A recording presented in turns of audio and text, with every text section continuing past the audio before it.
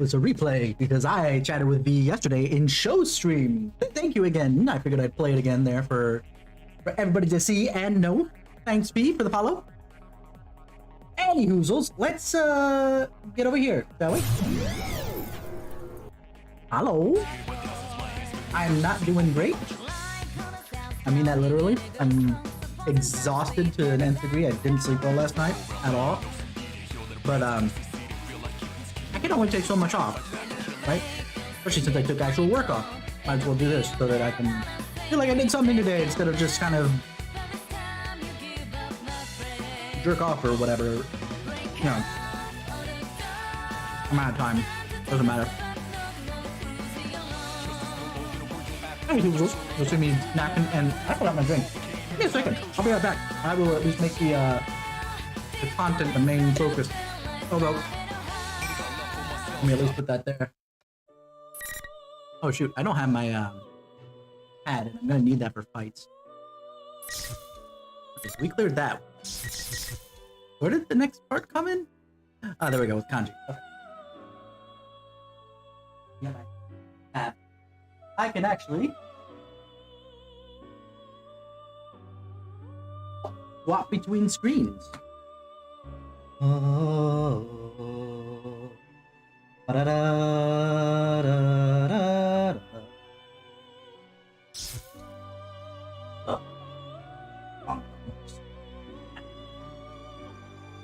Okay, doesn't like that.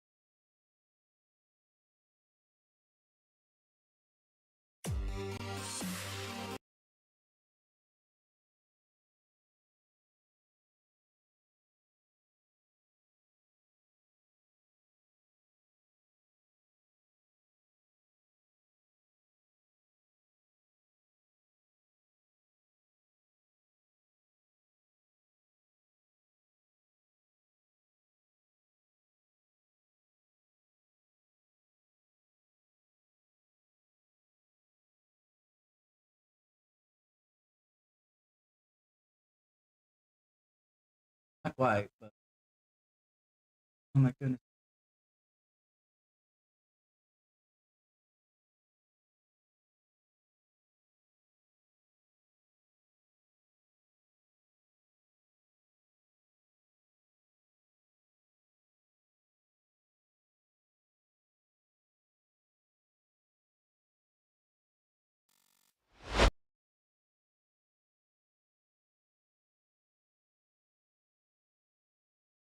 I'll end up using this if I need to. At least it'll be functional. Capture game.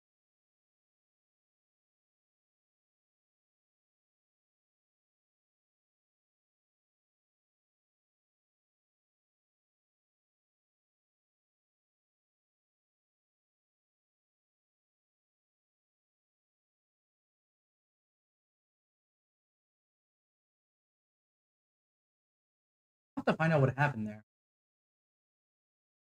Oh, I know what happened. When I pressed the button, well,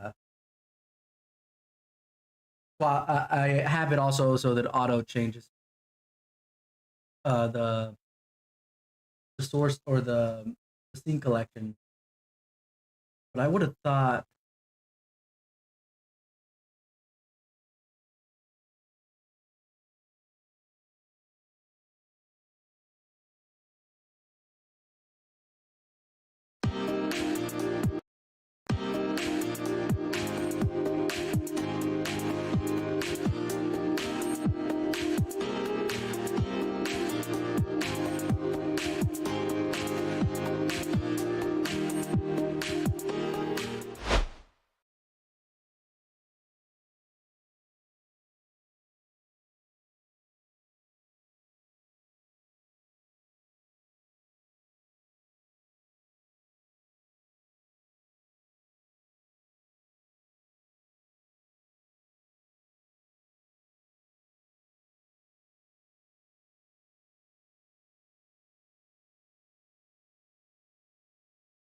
Point.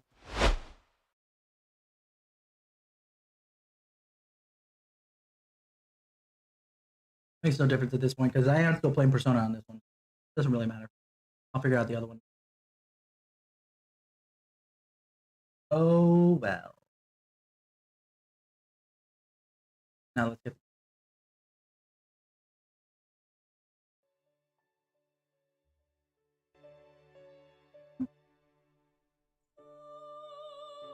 Everything else should be okay, I think. Gonna go get my drink? Yes, maybe. Oh, there's only one other thing I need to check, but I can do this. Boom. Little screenies.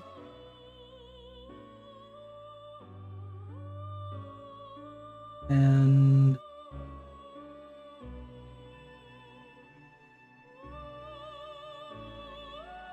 right.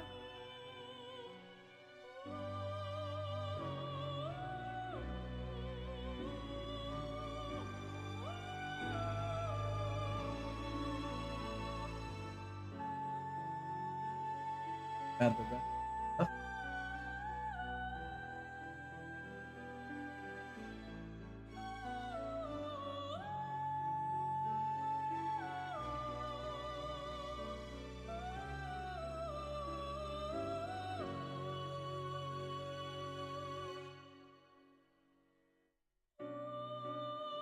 I know it's kind of snapped.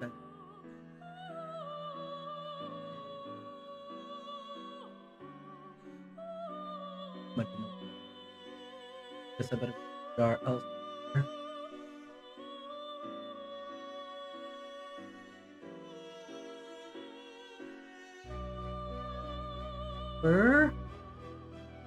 Right below it.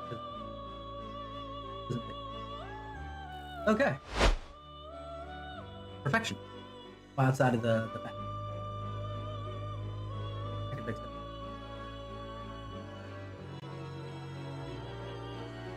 Ooh.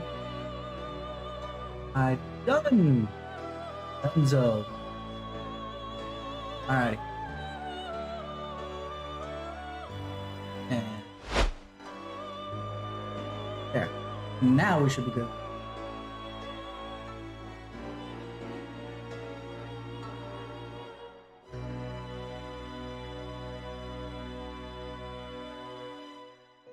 Moving.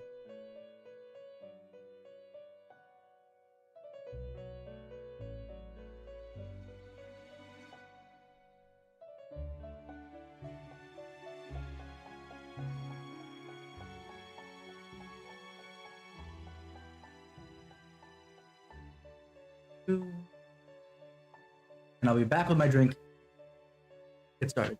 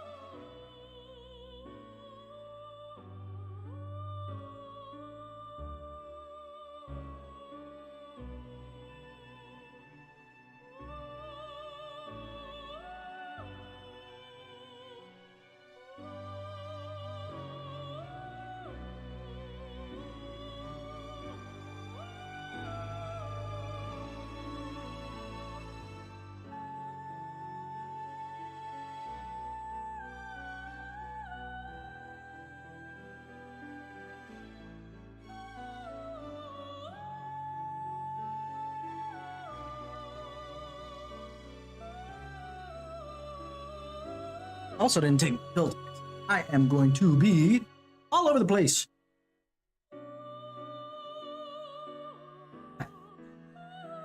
My ADD will be in full force. I didn't take my... Heck, I was still raging about a bunch of different things to myself as I was going to pick the thing up. That I was going to pick up. Alright. This is going to take a hot minute and a half to get through this stuff. Let's go. That way.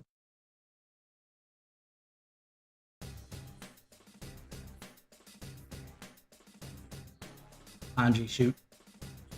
That's right. I forgot that that's why I stopped, because I knew I was going to have to force my voice a little bit.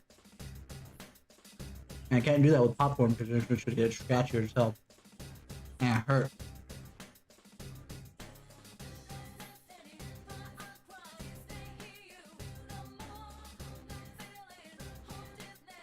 Alright. So.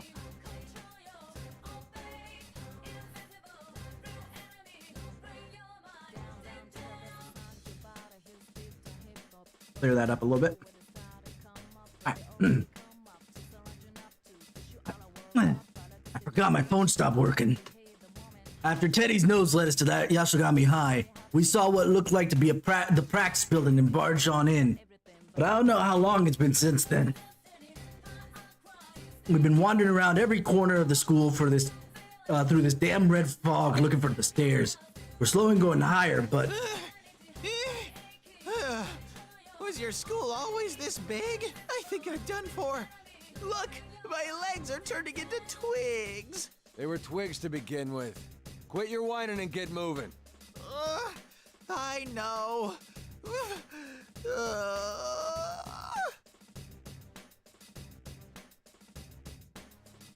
Yeah.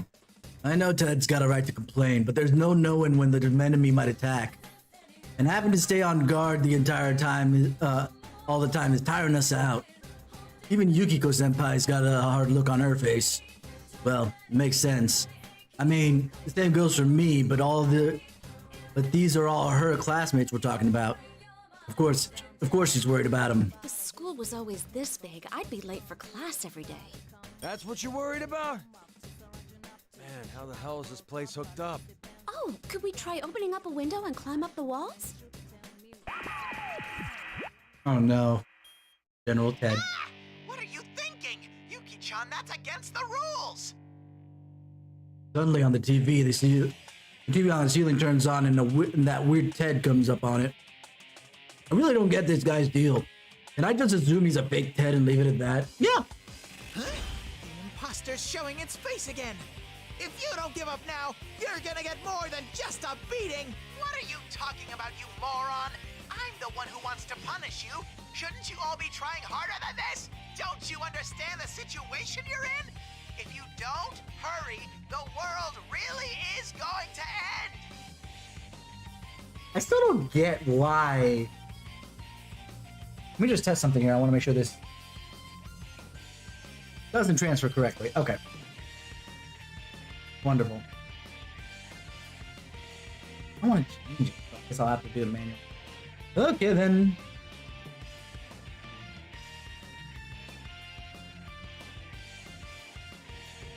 Yet you keep dallying around and wandering all over.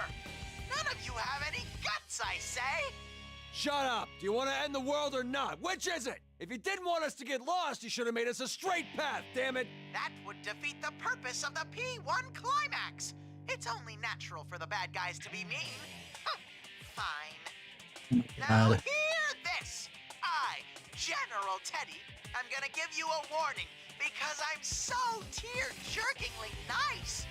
Open up those tiny ears. If you don't hurry up at once, the lives of the captive princesses will be in danger soon. Wait, Akihiko was there too. Is Akihiko a princess? What? That ain't good. Thinking about it, it's been a while since the first Midnight Channel broadcast. If Mitsuru-san and her guys are already strung up at that point, it's no surprise they'd be exhausted. God damn this fake Ted. What a dirty trick. Oh! Yuki-chan?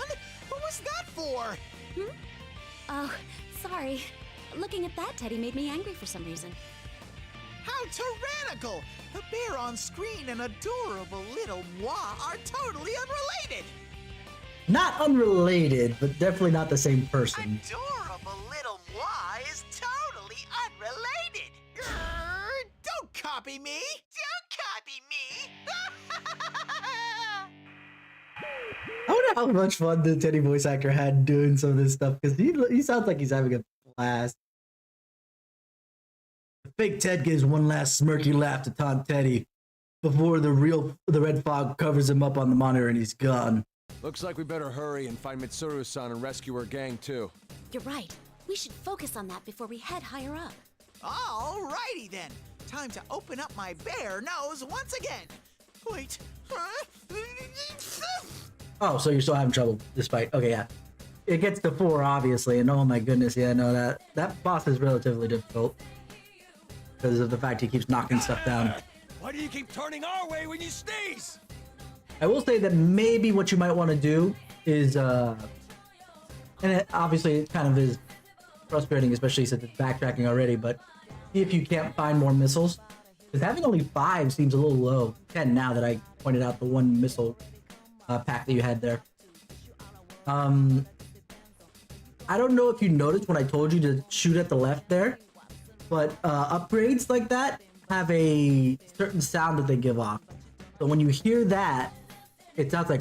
When you hear that, you know that there's an upgrade nearby, and you can kind of track upgrades that way. It's no use. The red fog's been so thick ever since we I got really into want to play this Metroid Prime building. 2, but I My don't have any nose money for isn't that right now. working at all. I'm having a lot of financial issues at the moment. Try harder, Teddy. Well, if Yuki-chan gave me a big fat kiss, I think I could try harder.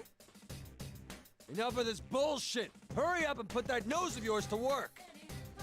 You know, as much as Morgana was all up in An's grill, quotation marks, wanting to date An and all that other jazz, at least he's not as bad as Teddy with trying to get into all these girls' pants. Jesus Christ.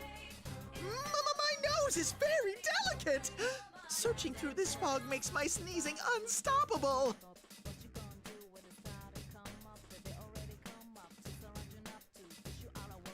It's more like a word than a beeping.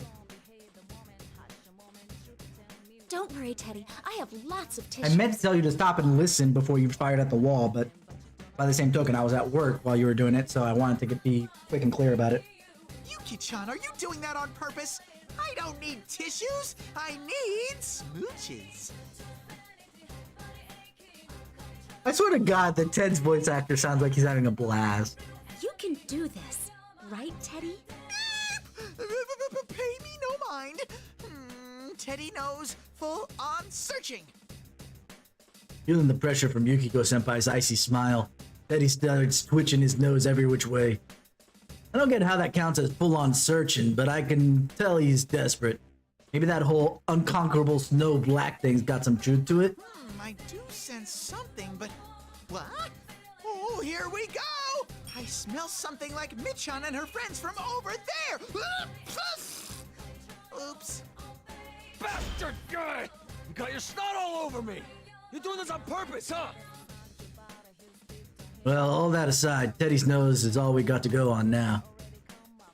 Well, when we go in the direction he pointed out, we could sort of barely see the door to the music room at the end of the hall. Nice! That means that someone from Mitsuru-san's crew is there.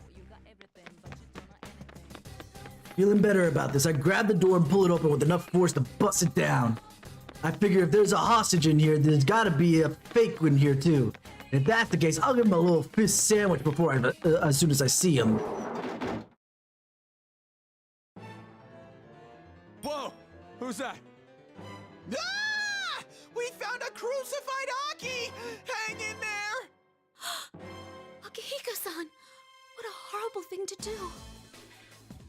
Damn it, Akihiko-san's up on a cross, just like they showed up on the Midnight Channel. This is the second time he's had this situation happen to him. He's limp like he's unconscious, and seems pretty out of it. Damn, I remember this guy being pretty strong too. If they could do this to a guy like him, then whoever we're up against might be tougher than we thought. The goofy mood from a second ago goes away in a snap, and we start inching back to back while we check out our surroundings. That's when I notice another guy in the corner of the classroom. Never seen him before, which means... Hey, Pops! Are you the goddamn culprit? Pops? You mean me?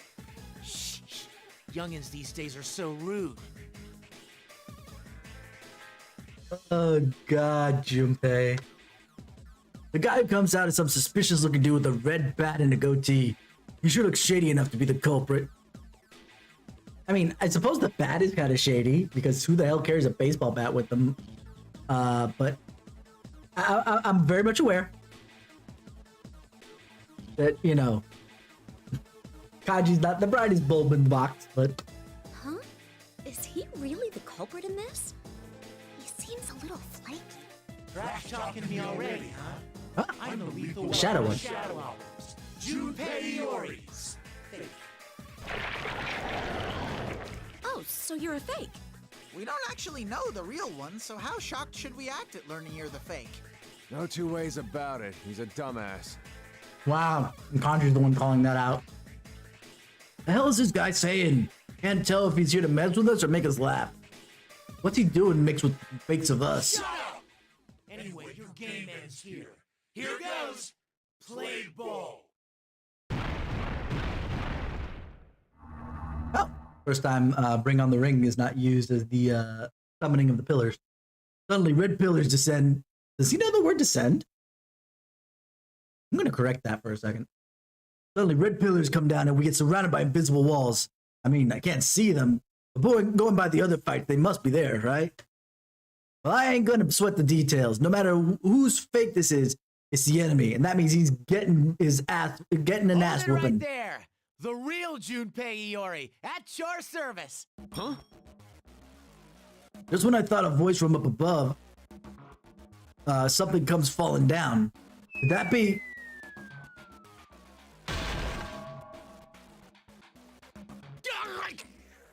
Oh, he fell on it. He's not moving at all. I guess he's out cold. Oh boy, Junpei. I knew it. A dude who looks just like Fakey here is stuck on the invisible ceiling stretched between the red pillars. He's caught in one hell of a pose. Oh man, so lame. That's the original me. Even the fake is crumbling. That dude's an ordinary guy either way. All the tension from a second ago is pretty much shot now. Well, that's good for us since it helps us relax. All we gotta do now is beat down this fake. Enough of your damn mumbling. I'll crush you like an egg, so let's get to it. Mm-hmm. We need to make him take responsibility for doing such a horrible thing to Akihiko-san. I don't really care about Aki, but I never forgive an evildoer. You do realize, Ted, that at the very least, if they did this to Aki, they also did this to the other girls. And you can still care that they did it to Aki! Oh, they're totally pissed. Good thing the rules say this has to be one-on-one. All right, youngins, feel free to come at it. So not Junpei, but let's see. Okay, let me play around with kanji. For funsies, let's play around with kanji.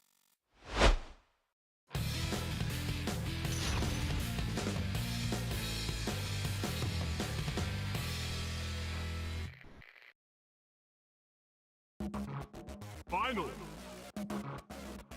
Afraid to let loose. Break in half! Finish you off! This is a really nice battle. You ain't got it! Nothing! What's the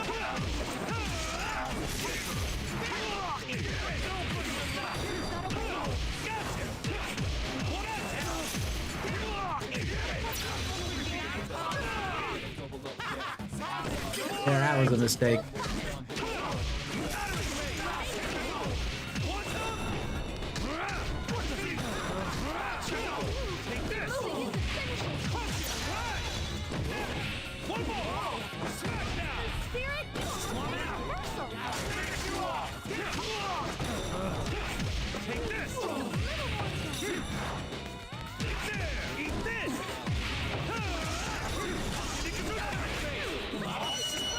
close.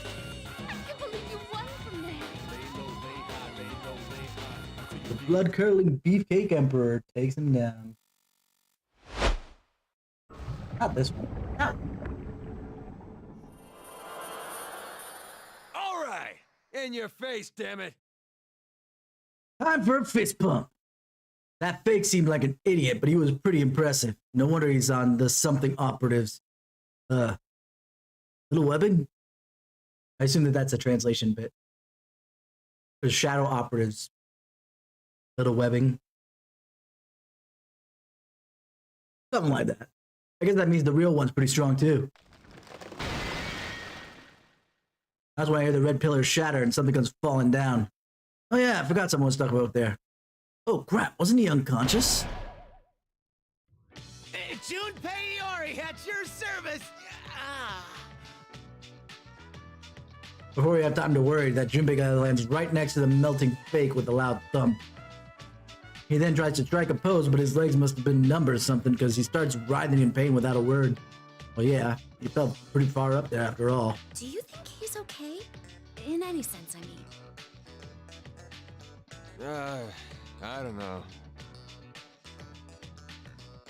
Anyway, we explain quick about our fakes and the other crap that's happened to Junpei-san. Who seems to be doing okay. It's more popular. He says we came to eat him up because he heard Mitsuru-san's crew went missing, but he got lost in this school. He happened to spot Akihiko-san and us from the connecting passageway and jumped down from up there. But he had the worst timing. That's would have been pretty great comedy stunt. Anyway, we hurry across to get Akihiko-san down quick, but he doesn't come to straight away. Looks like he's pretty drained. Akihiko-san! Are you okay, Akihiko-san? Damn it! Who did this to you? Wouldn't it be senpai? I mean, like, usually that doesn't change even though you graduate. You're one of the shadow operatives, right, Junpei-san? Huh?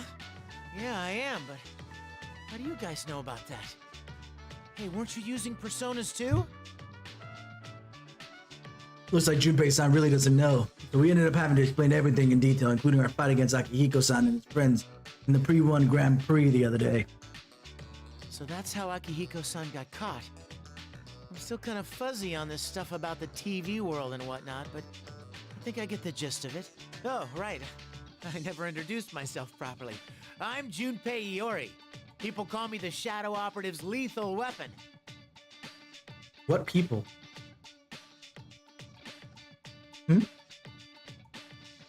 Are you only saying that because nobody can actually countermand that at the moment? Thanks for sticking up for Akihiko-san earlier. I'm Yukiko Amagi, a third year at Yasagami High. Oh, right, because this is next year. You would be a third year already. That's right. Sup? I'm Kanji Tatsumi, the second year. And, who's this blue Daruma doll? That's not a bad estimation, if I'm being honest. Who are you calling a blue Daruma doll? I'm an Adora Bear. Adora Bear? Oh, is that one of the monsters that shows up in Featherman? And he would know at least a little bit about Featherman. I mean, like, I feel like he would have been a follower of Featherman as a kid, if not up to, up to P3. But he would have continued following it since Yukari's part of it.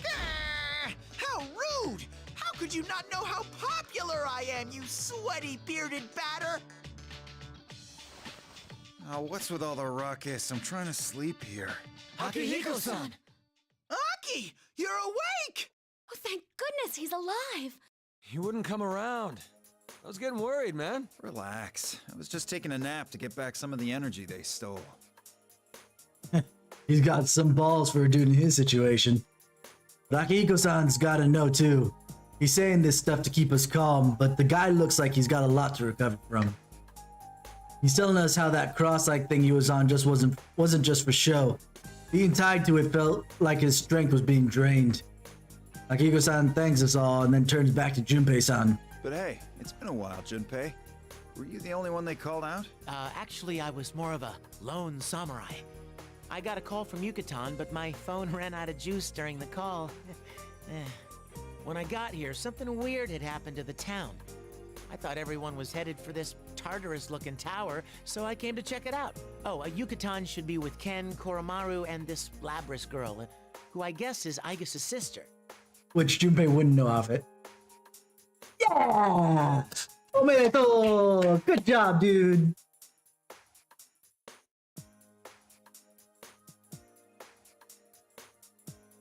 That's probably the first hardest boss. I will say, let me think of the other bosses that drove me nuts. There's one in the snow area. But that was more an annoyance because he kept moving his weak point around. I'm trying to be vague on purpose.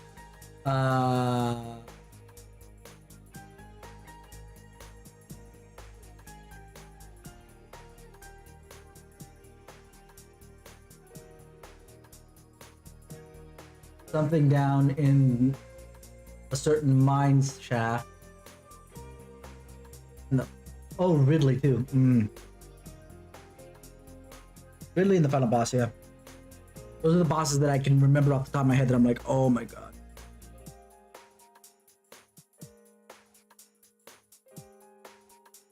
The other ones I don't remember very well, but that probably shows that they weren't as bothersome. Either that or those are the only bosses. I want to say it's the other way around. I never met her, though. Even Ken got called up? Oh man, I'm ashamed of myself. Yeah, because Ken's the youngest of all of them. He's a... Show, is Ken a first year at this point, or is he a second year? But why did you come to Inaba? Did you find out something about Labris's case? Well, we heard that the shadow presence had ramped up in Inaba. We were headed here to look into why that happened. But while we were on our way, our car got ambushed and... well, you know the rest. Damn it. That culprit's one sick bastard. How dare he torture you? Huh? They didn't torture me or anything. They didn't? But you're wounded all over, and your clothes are all ripped up. How long has it been since you last saw him, freaking Junpei? God dang. My clothes? What about my clothes? What are you saying, Junpei? Aki always looks like... God damn it, Ted! Shut your damn mouth! Huh? Oh, I get it. Yeah, never mind, Akihiko-san. Sorry for talking weird like that. Phew. Damn it, Ted, that was too close. All guys got stuff they don't want people to know about. It ain't a matter of hiding the truth or not. There's just a time and a place to bring it up. You don't bring it up in front of other people. Oh, that reminds me, though. This feels like that other thing we know all too well. Is it just me? So, you noticed too. I mean, it's like, this is the dark hour, right? Dark hour? What's that? Basically, the dark hour is a hidden time that ordinary people don't know about. We fought once to get rid of it, but that used to only last about an hour every night. What's happening to this town doesn't seem so simple. That reminds me, General Teddy mentioned something like that.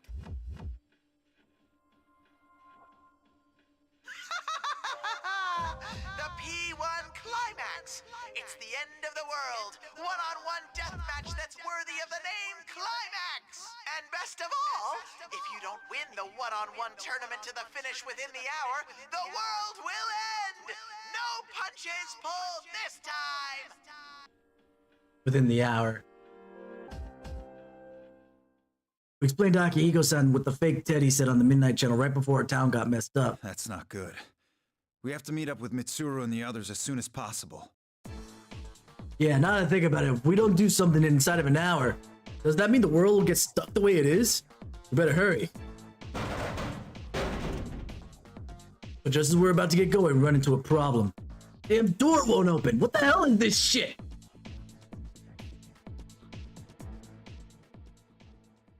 Oh. Is that where we're stopping? Really?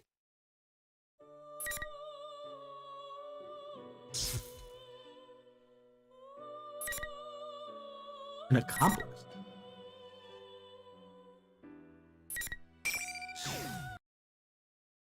We'll fight with Chie. That's my choices here. No matter how much we climb, the scenery remains the same. We should have gone up a number of floors by now, but my limbs have already gone numb. I'm not surprised that my friends have gone so quiet. There seems to be no end to this labyrinth. Ah. Hey, Yosuke, you haven't said a word all this time. Stop being so quiet and say something fun. That's your job too, GA. Dude, you're asking too much. I've got no energy to spare for that right now. Yeah, but being quiet gets me all anxious. Don't you have anything? Some inside info on discounts at the Junes Deli? Of course, the deli, because you want meat. God damn it, GA. You're proving the carnivore part right. Thank you for shopping. It's always Customer Appreciation Day at Junes. Wait, just talking about meat boosts your spirits? Of course it does! Oh, meat. That tender juiciness makes me so...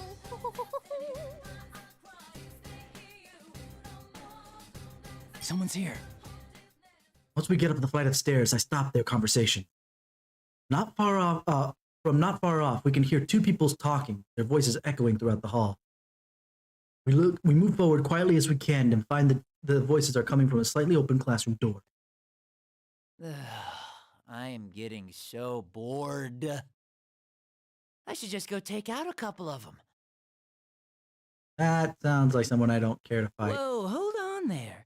There's no need to get hasty when the plan's going so well, right? It'd be easier to just sit back and wait. I have to fight him regardless, whether I'm fighting the real one or the fake one, because they're both there! These voices. Is that Adachi-san and Sho? Wow, they sounded very similar.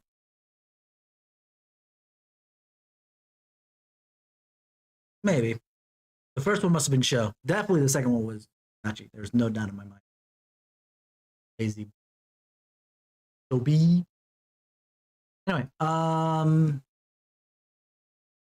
signal to Yosuke and Chie with my eyes, and we quietly peek into the classroom where the voices are coming from. Huh? Where is this? Was there someplace like this at our school? Oh. I noticed this in the, I thought that was just for the sake of like, hey, you know, let's have a P3 reference in here since we have a lot of P3 characters and such. That's the bottom of Tartarus. He is right. That eerie light and the bizarre things there. Disturbing enough scene to make anyone who's seen it deeply afraid. Where are we? There's no room like this anywhere in Yasogami High. So where in the world's this scenery from? What are you talking so big for? Want me to stick my sword through your ears?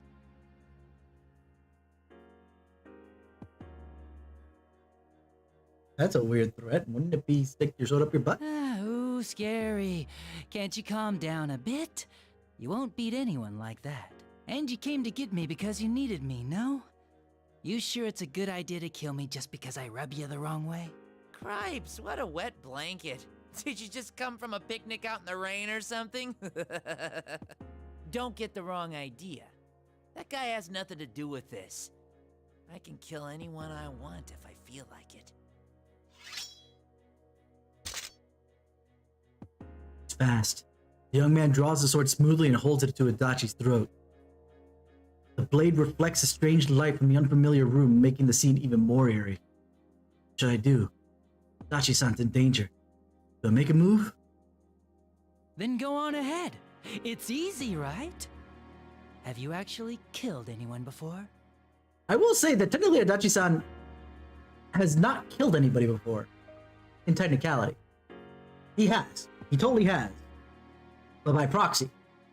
Once he realized that by pushing someone into the TV, it kills them, the second hit obviously was intentional. And obviously every adjustment after the fact became intentional. So he definitely did kill somebody, but he never killed anybody like outright. Like put a gun to their head and pulled the trigger. A massive chill runs down my spine.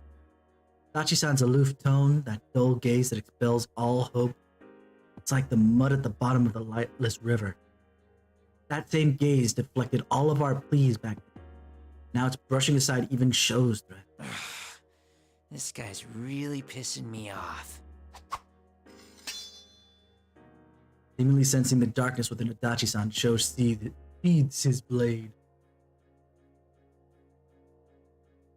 He seems pretty irritated. Having someone get the upper hand must really offend him. Hey, is that show guy insane? He's laughing and joking one second, and then the next, he pulls out his swords. Are they bickering with each other? And what was that about that guy? That man? Oh, sorry, that's a wrong franchise. I'm thinking of Guilty Gear. I heard the same thing. We thought up to now that everything we'd faced was all Show's doing. But it seems that he at least had one accomplishment. Not only that, but they summoned Adachi-san here because someone with talents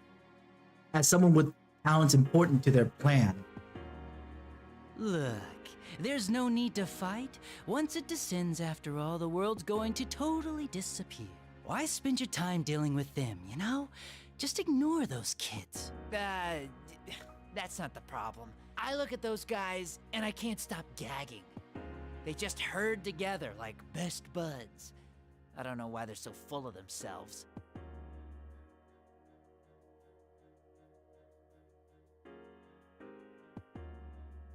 It hurt my brain. He says that they're full of themselves when they're just, at worst, having fun with each other. Holy shit. It makes me want to beat the shit out of them. Get them to cry like babies. You get me? Do you?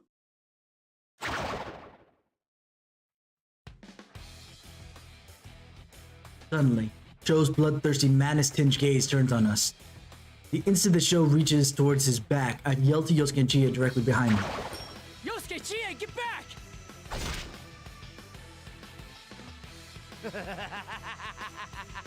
You're so lame. Such a freaking irritating bunch. I hate to even look at you. I just want to see you completely destroyed. No sense hiding any longer. I give Yosuke and Chie a look before slowly stepping into the classroom. They follow close behind me. We face Sho with the bulk of the classroom between us. Show me Nazuki. What are you planning? Huh? Weren't you listening? I'm gonna get rid of all you disgusting pests and make this a world I can stand to live in. But if the world's gonna disappear, what's the point? What? Don't be ridiculous. That won't help anybody but you. Yeah? So what? Of course. Oh, sure, you got your shoulder pads too. You didn't want to lose that. That's a good you're move. Disgusting, so you should all just die. This isn't funny anymore. You're totally nuts. Are you saying that nothing else matters as long as you're satisfied? Aha! Well, duh! Friends? Bonds? You worthless pests aren't accomplishing anything but licking each other's wounds! And? Shitty pests in this shitty world have no goddamn call to give me their shitty lectures. I'm telling you, I'm gonna get rid of every shred of everything! Little. You really are a piece of shit that's not worth saving. You've got no right to do that! The world will be much quieter soon. Just like here. A wonderful place where there's no one else. It's all for me! Adachi-san. What? A world with no one else? Who, Sho? Ugh, shut up, shut up, shut up, shut up, shut up! Just hurry up and get smashed to pieces! Ah, yeah, I was thinking that actually while he was saying that. You're not wrong. Whoa, what are you getting all worked up for? You really shouldn't do that. How you doing, Trex? Nice to see you, dude. And you shut up too, you piece of shit! Come get me! I'll beat the life out of you! You'll be begging for mercy! Red pillars in the four corners of the room light up, and Sho readies his two swords in a stance I've never seen before. It looks preposterous at first glance, but then I see it's actually very efficient and focused entirely on offense. This isn't some amateur style. It's the art of murder instilled into him to guarantee a kill. There's no way I'm gonna let him win. I can't believe our town is such a mess because of that guy. There's no way I'm sitting back and letting it happen. I'm with you. We'll show you with our own fists how strong you can be when you have something to protect. Show strong. Don't let your guard down. Which, yeah, because that is my best character right now.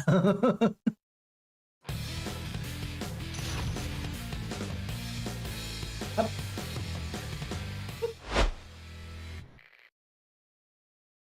Yes, this is Ultimax. Finally.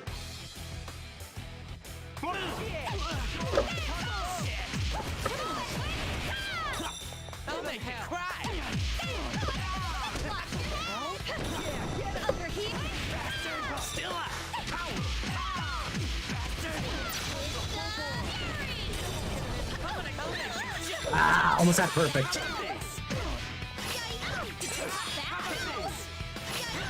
I'll try to counter, but... Ooh.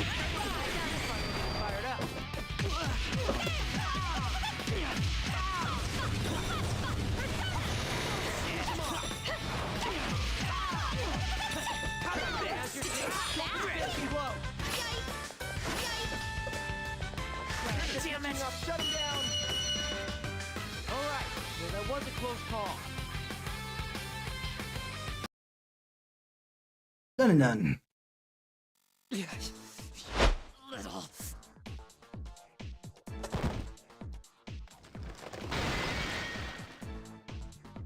The final strike, show collapses. The shining red pillars in the corners of the room shatter all at once, and the invisible wall surrounding us seem to go with them. Joe had beat us on everything from power, speed, and physical stamina, but we managed to win. It's because he never used his persona.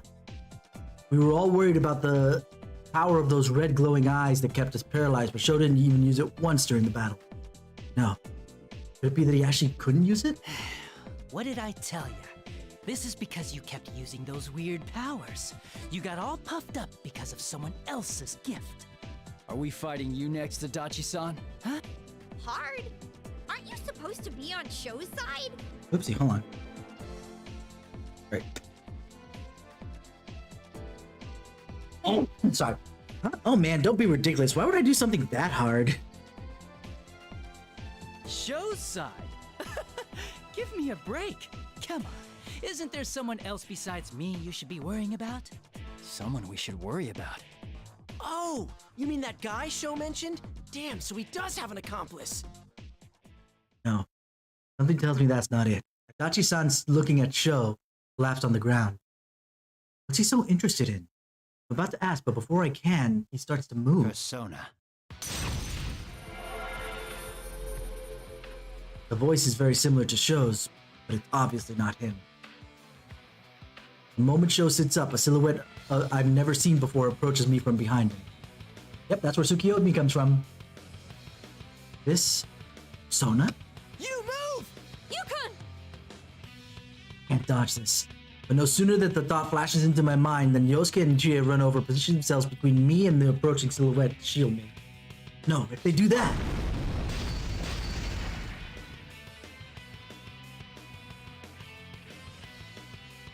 Yosuke! Chie! Sho slowly gets to his feet. Wait, but is this even him? He looks the same, but his stance and bearings are completely different from the Sho that we fought a moment ago. What is and isn't Sho turns towards us in a ghostly manner and slowly raises his head to fix an almost mechanical stare on us. Who in the world is this?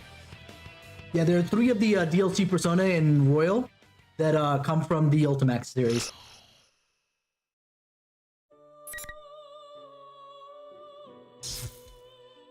It's Tsukiyomi,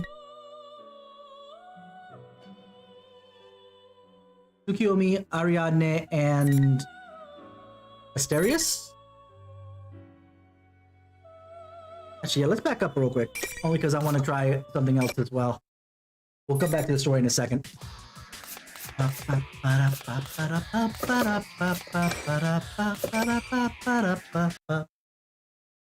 should play the opening for you just because. Welcome to the Velvet Room.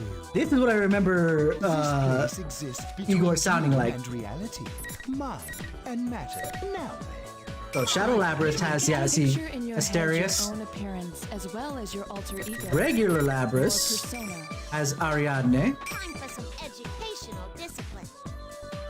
And then as you saw, Sho Minazuki has Tsukiyomi.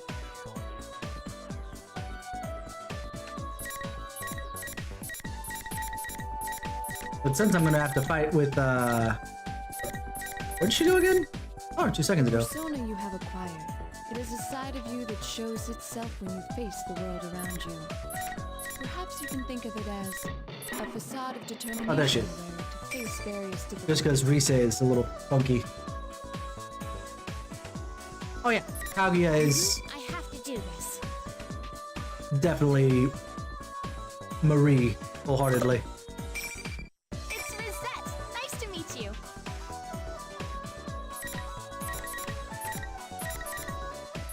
Yeah, let's give her her glasses. And then random. Oh boy, Teddy, sometimes. Yeah, see, this game is the one that kind of confirms that I wish you good luck. nobody's persona has evolved, period, from E4's gang.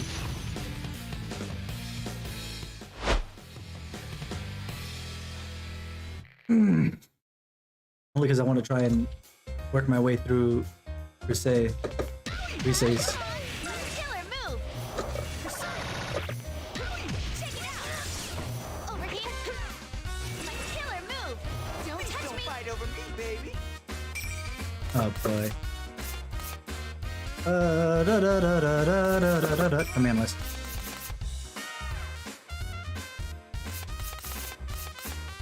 Oh, I haven't seen Reset's instant kill move. Hold on.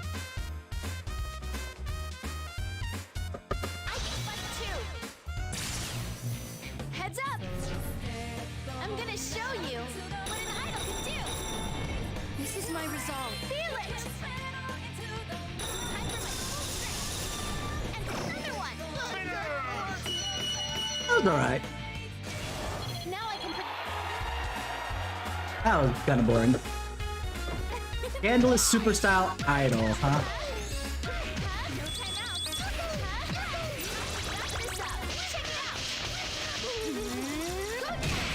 That should do it! Please don't fight over me, baby. Who do you want to take a look at, Trex, out of curiosity?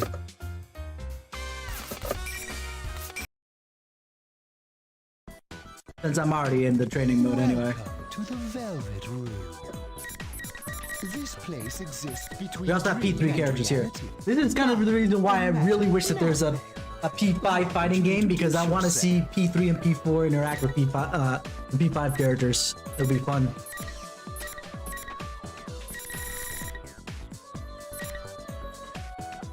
You want to see Marie? Marie's interesting. I played a little bit with her in arcade mode the first day. Your own appearance as well as your alter ego. I don't understand why her glasses is an eye patch, but you know, whatever. Oh, hold on. Well then, let's go. Mitsuru, does she have glasses? Oh, she has baller glasses. Hell yeah. Very well. And Margaret? Okay. Actually, my favorite of the Velvet Room attendants, and I don't count Marie as a Velvet Room attendant, but she just happens to be in the Velvet Room, but is Elizabeth, actually. The antisocial poet of the Hollow Forest. Hey! Are you serious?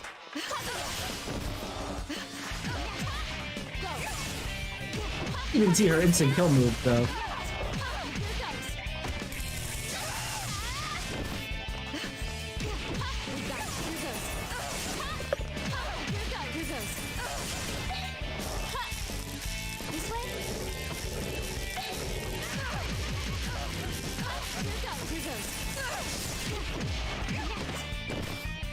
Oh yeah, all of them have titles. And they're all titles that they don't like. So obviously you see Mitsuru is the Imperatrice Queen of Executions. Let's see Marie's instant kill. I'll show you who I am.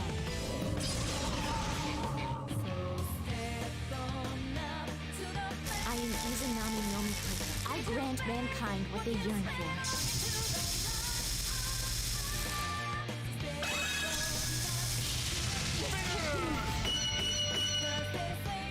What is your wish? Let's take out Margaret. So let's see if they're on this main screen here.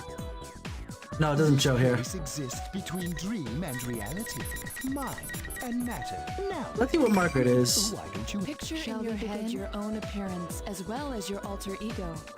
Your persona. That surprises me. Because Elizabeth, who's the other, you know, attendant of the Velvet Room, only has one. It's just Thanatos. She has 3. Yeah, what the hell? And I would say, okay, you wanna know why? It's because she has the Shall compendium, we begin? right? Because she has the compendium, she can summon multiple personas, so that makes sense. But again, so does Elizabeth. She has the compendium right there, but all she summons is Thanatos. It's really strange. It is a pleasure to meet you. Does she have glasses? I mean, fair. Philemon mask, sure. And who do we get this time? Junpei! The base is loaded. I'm up to bat. Very well. With Trismegistus! It probably depends on the move that you're doing. Okay. The move that you're doing on which one is, oh yeah, no, that remix of, the Song for Everyone's Soul? Okay. So, Junpei is the mighty strikeout slugger, and Margaret is the sadistic stud-keeping secretary. I never finished Margaret's freaking, social link, but that kind of makes me want to go,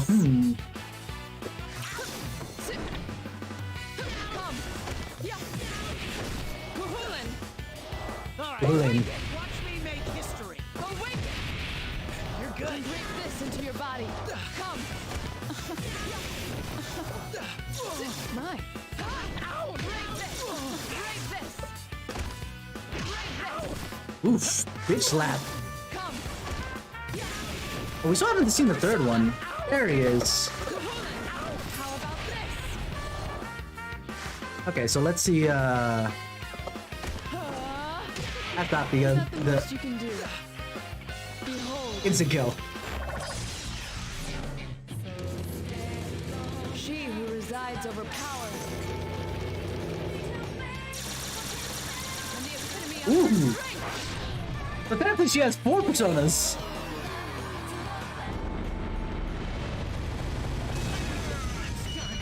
I believe is that Satan? Is the highest Or Lucifer?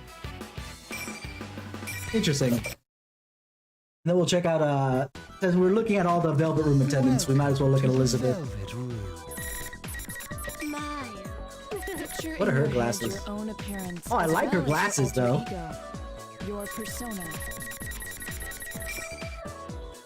And Koromaru. It's nice to meet you. Actually, hold on. Oh, no, hold on.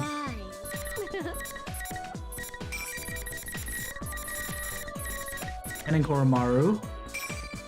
I'm sure I can do this. I'm trying to see what year Ken is at this point.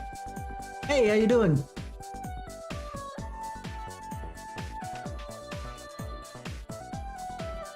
That makes sense. After we finish Ultimax, I might do, just to still have a change of pace, but not exactly the same, do PQ.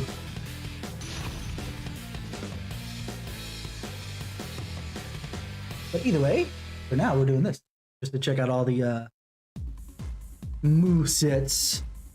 Lethal elevator attendant. I'll prove to you that Consi- I know how to fight. Considering that she's the hidden boss, or the, you know, the special hidden boss, yeah, no, that checks out. And pretentious tenderfoot duo.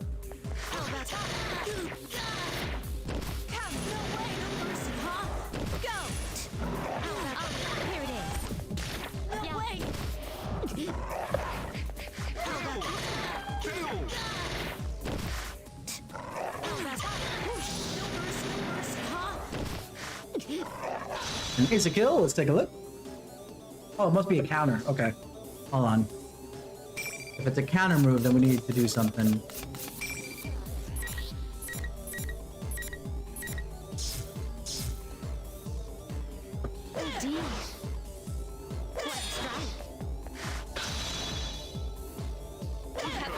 Are you serious? Oh?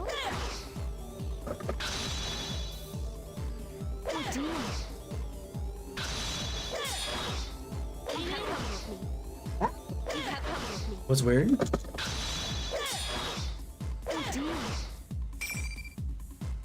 It struck directly at it. What the hell happened?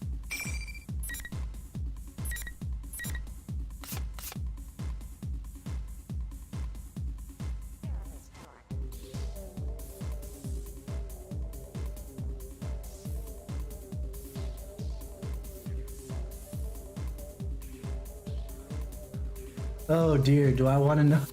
I actually haven't watched through the entirety of the anime. I think I watched all the way up until Kanji's dungeon, if I remember correctly.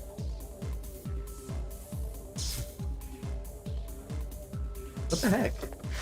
I'll prove to you that I know how to fight.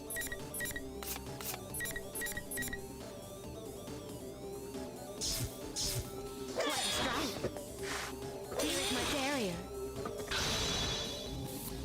No.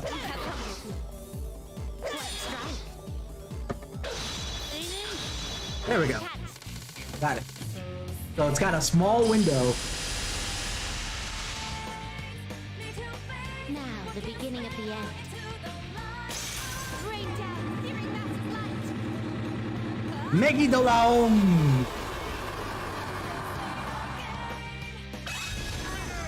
Dead. You saw those 4-9s too, right? Yeah, I probably should finish that up. All right. Welcome. Like I said, next to the Reaper, This place exists. Elizabeth is the hidden boss, the hidden major boss. So her calling her the deadly elevator attendant is, you know, that's legit. Oh, favorite best girls from each game. Let's do that next real quick before we go back to the story. Oh, okay, we'll do you, and then we'll do the two best girls for Experimenter and Trex, because I know who show's best girl is.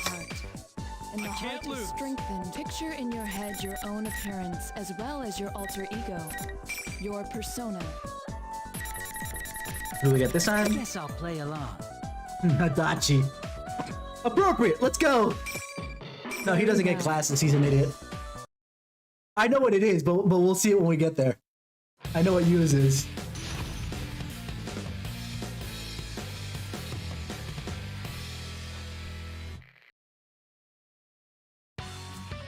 So Yu's title is oopsie. The dummy is still on the attack. Yu's title is the Sister Complex Kingpin of Steel. And Hitachi's is the egocentric police dick. You're not wrong. You'll really have Not wrong. Yep, Sister Complex Kingpin of Steel. Mm-hmm. Obviously reference to Nanako and his protection thereof.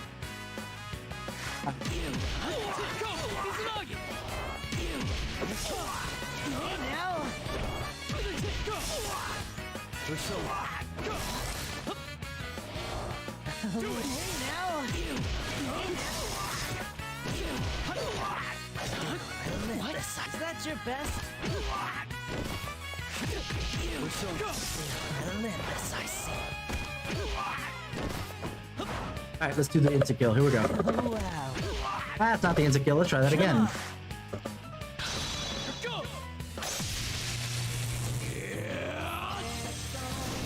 Because the bad guys are the ones that came up with them for it. For them. That's why. To make them uncomfortable. And get them to not think. This is how it ends. Because if they don't think, then they just act. And if they act, then they don't properly defend themselves. Alright, waifu time. To the Velvet Room. We'll do mine first. Only because, why not? Dream and reality. And picture in your head your own appearance. I love as her well as instant your kill. That's the alter other reason ego, why we're doing that. Your persona.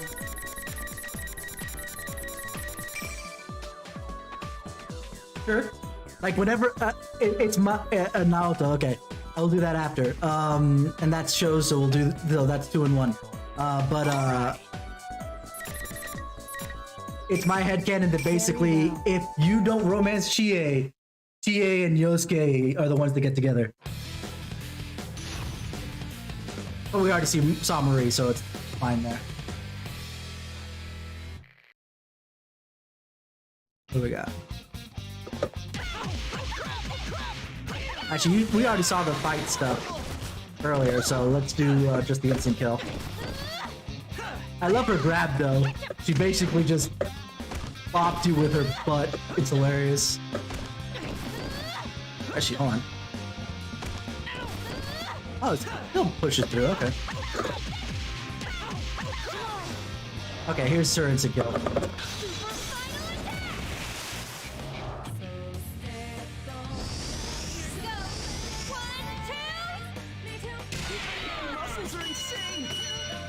Ah, I love it. Oh, I love it so much.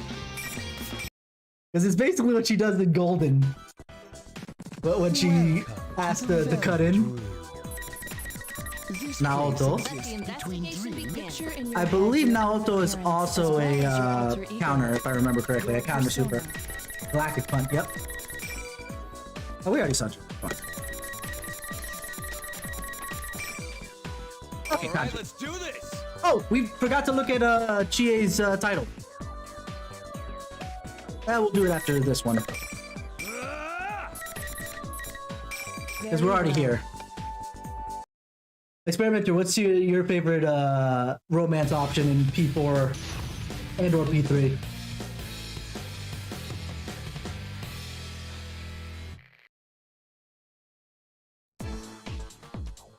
So, Naoto's is the 2000 IQ Killjoy Detective, and Kanti's is the blood-curdling Beefcake Emperor. Hey, fair enough. Each to their own, right? You just enjoy the characters, that's it.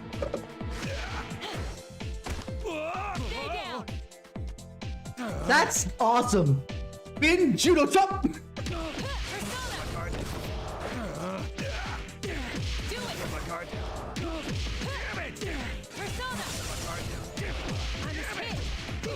Okay.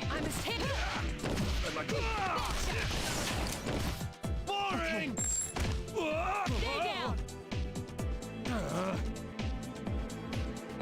Nothing seems amiss. No. Absolutely fair enough, because I know it's between Naoto and Chie for me, and it's really hard, and Murray to some degree. Alright, let's do her instant kill. Let me just double check that I'm correct and it's a counter.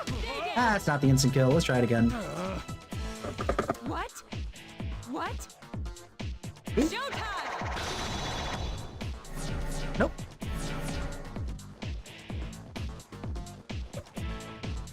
Ah. I think I have to line that up, though.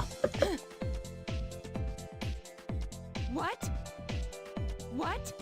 Don't make me strangle you!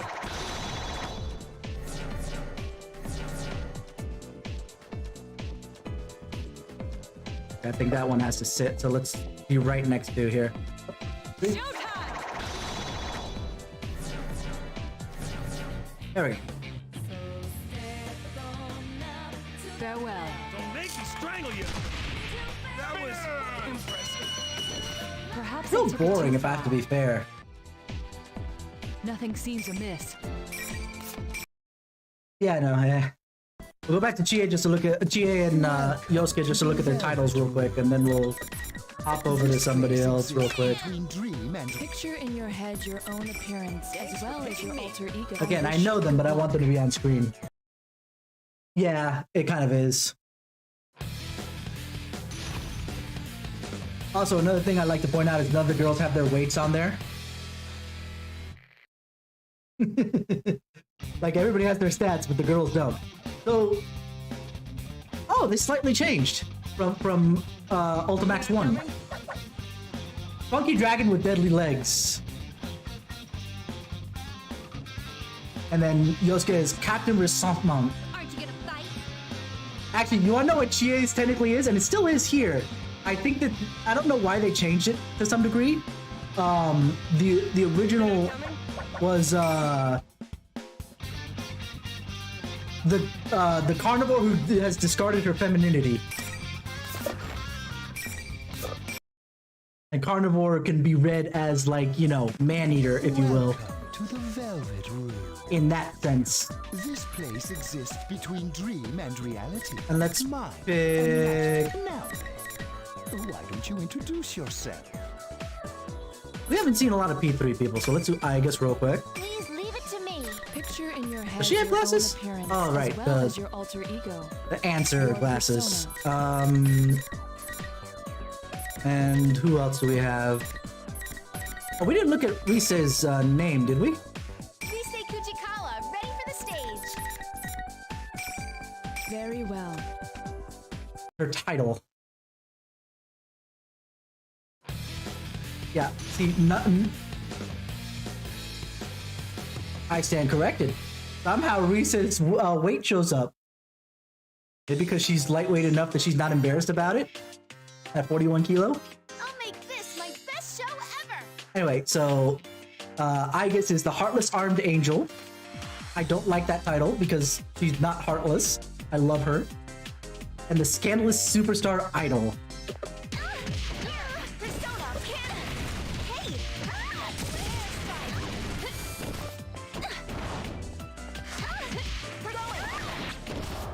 Like, if I had to say, you know, there was a waifu in P3, it's definitely Aigis for me. But I'm not really a big fan of either Yukari or Mitsuru. Now, her instant kill I love. Because the gun. No, you want a cannon! And to quote, Helping a Bridge, bitches love cannons. I failed. 1, 2, 3. I failed. Come on.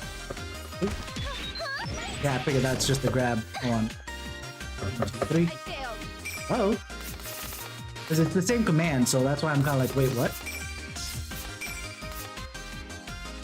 Oh, it's in midair, that's why. Okay. I failed. I'll make this my best show ever. Palladian number. Bitches love cannons. Maximum charge. Fire. See, that's the way to do a freaking gun move with impact.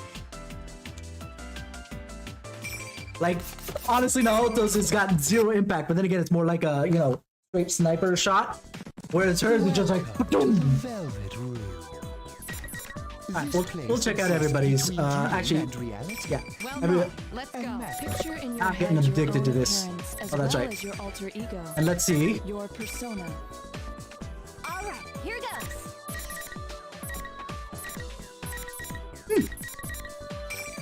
I wish you good luck. Exactly, right? Which, by the way, yeah, see, wow, Yukari's site's not there either. Trex, in P5, you know Featherman, of course. Yeah, so Yukari's actually on the show. That's why she's wearing that outfit. We have the Imperatrice Queen of Executions and the Unsightly Pink Sniper.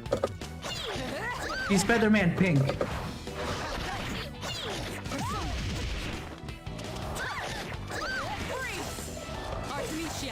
Yep.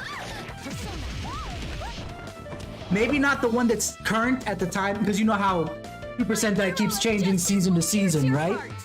So maybe it might not be the current version of Featherman, but she's at least one of the versions of Featherman. Let's get her instant kill. 1, 2, 3. Nope. Is that just to make sure? Is this another midair one? No. Nip line.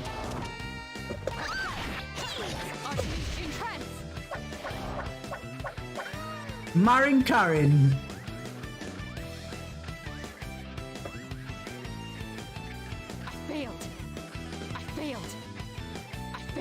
Do I have to grab for this one? My arrow of justice will pierce your heart. Oh, that's just the grab. Hold on. What am I doing wrong? 2, 3. Jeez. There we go. It's time for the execution.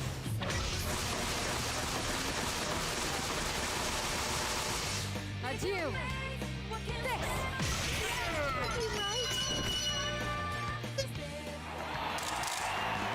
No, those, but not terrible. Featherman, it's just Power Rangers in the Persona universe. That's all it is. My arrow of justice will pierce your heart. It's the Super Sentai of this universe without having to hit copyright. To the Velvet Room. This place exists between dream and reality. Picture in your head feather your change. own appearance as well as your alter ego. Your persona. What? He's just part of the show. Not sure. Who else haven't we seen? Oh, here we go. Yukiko. Very well. Like, Yukari is from P3, but how she became Feather Pink? Just because, you know, she grew up. She graduated, because this is a number of years after P3. She was...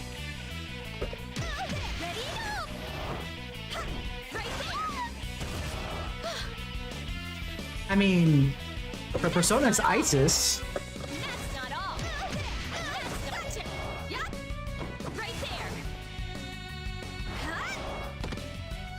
What was that? Oh. Ah, too floaty. So, the unconquerable Snow Black, by the way, with, Yukiko.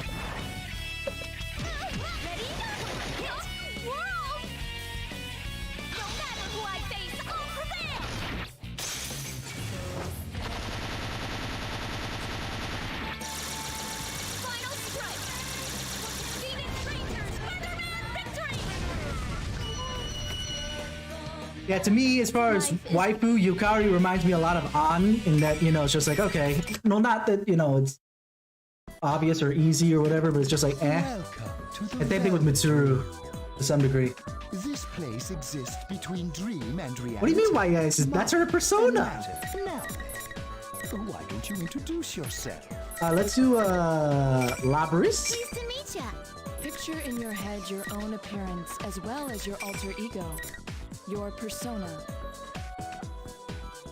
Oh, fair enough. Fair enough. And then, who else are we missing as far as waifus are concerned? Most we've seen everybody, right? Yeah. Actually, let me see this. Here I come.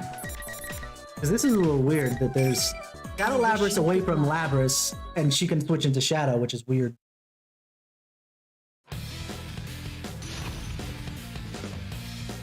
Because you can actually have the Shadow version of anybody else. I just keep flicking through that particular selection. But her Shadow is completely separated, as well as being Yasogami's Steel Student Council President. And then the Raging Bull of Destruction.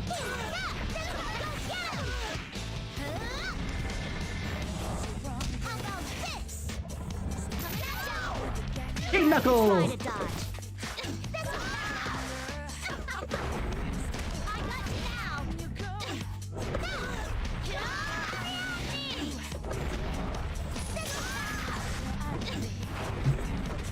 Big axes.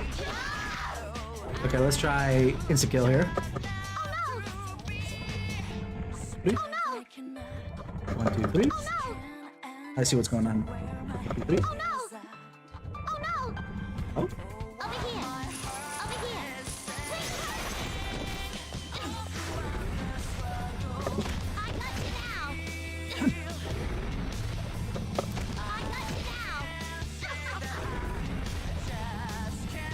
Oh no. Oh no.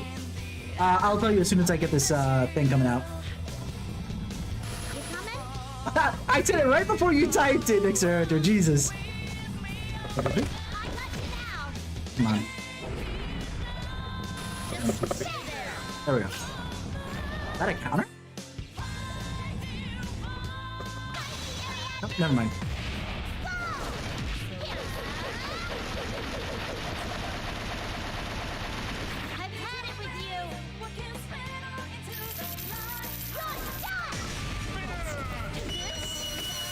So her story comes from the initial Persona Ultimax. She is Aigis' big sister, essentially. She was kidnapped and then convinced that she was actually the student council president of I've had it with you?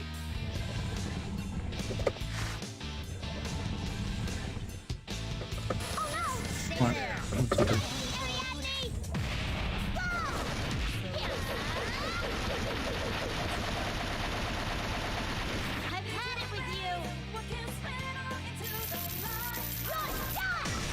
Yeah, I've had it with you, you're done.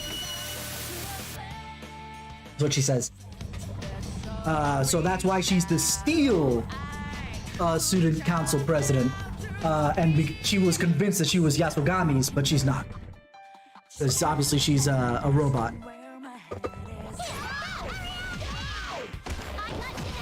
Like, actually, if we play her story in the original P4 Ultimax, it's actually one of the saddest pieces of storytelling in this entire thing. I was about as heartbroken as some of the stuff that happens in P4 and P5 out of that story. Not Texas, it's Brooklyn. The Brooklyn accent.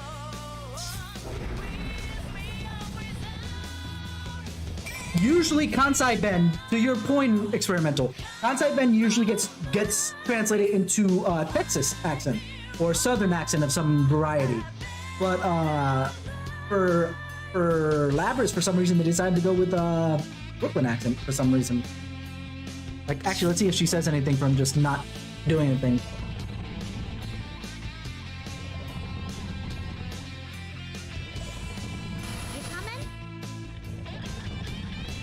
It's not enough.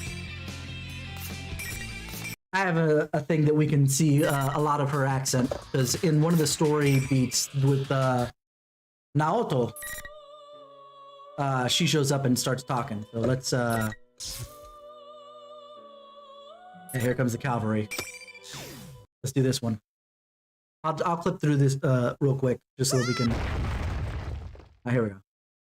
Labras? Don't worry now, Takun. I gotcha. Labras, don't this guy? Our guests of honor. Who are you? Why are you doing all this? See? Who am I? What? But first, No! Yukari-san! Kenkun! Persona! Yukari-san, he's... Going through this just to get more evidence, basically. Whew, that was close. Now Toshiro... Also, I can't hear... Yeah, because Brooklyn accent. By the way, Trex, Yukari's voice actress is freaking Kawakami's voice actress, and sometimes I'm just like, I hear both. Labras, I'm trusting Naoto-kun with you. Gotcha.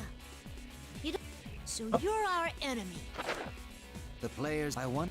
What's he talking about? Who knows? I have no intent. I'll be heading back. Don't get the wrong idea. What the? What's going on? Another Naoto-kun? No, I didn't. Don't be deceived. An imitation? Huh. I hate to waste time. So let's simply begin now. Everyone, get away from me! Yukari-san! Trying to get her to talk more. What's going on? Wait, what the? Where's the culprit? What? Wait, when did he? Don't so gentle. Invisible walls. That's just ridiculous. No! This is just like the last P1 Grand Prix, except we're in the real world. Hello! General Teddy here. Long time no see, Labby-chan. Okay, you're gonna make me look this up, aren't you? Jesus. Ta-da!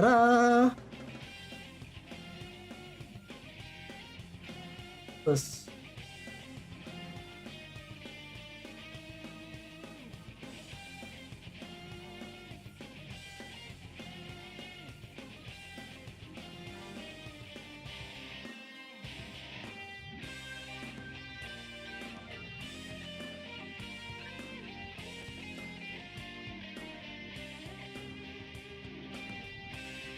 They just came out with a makeup kit for Phantom Thieves? Really?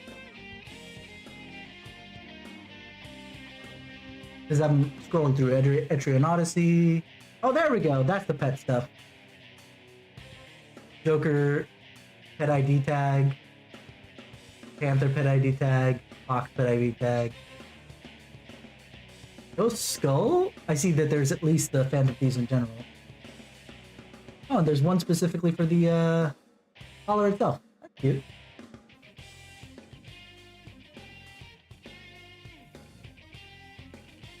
Wait, is this?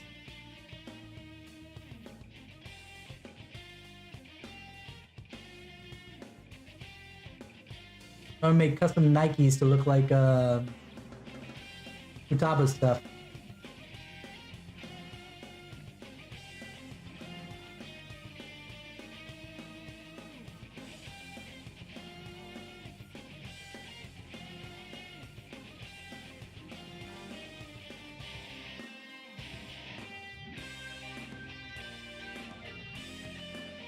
Interesting. And no Koromaru, right? You would think that they... Well, it's probably because it's all the Phantom Thieves stuff, and Koromaru is part of, Thieves and then the Shadow Operatives. Oh, don't know! Is that Inaba's persona user, Teddy? He doesn't look like a bear to me. Like, that line especially made me go like, oh my god, I hear Kawakami in there, stop! He just looks like... You there! Crap, he heard me. This is your last chance to... So... Will you shut up? Fine, let's do this. I'll go in and... No, please move on. Huh? You can't... Okay, let's just skip through this. Okay, Labras, Just so we can get to the fight, because I can't get out of here now. Well, I probably could, but I don't want to.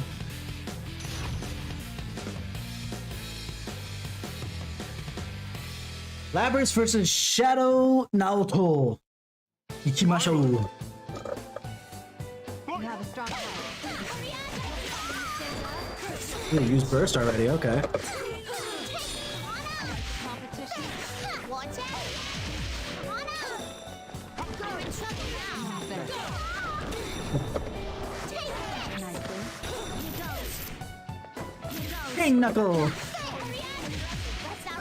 Like Rocket Punch! All right, this isn't good. Oh, she broke. It's close! She broke my persona, that's not cool. Congratulations. That was a superior performance. Yeah. I'm playing it on PC, but you know.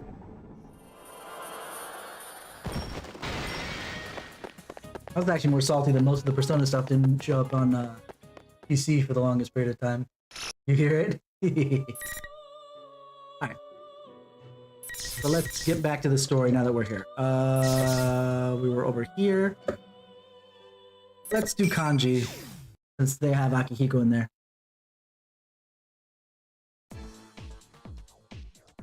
It really isn't, considering the laziness that they did in particularly P3P.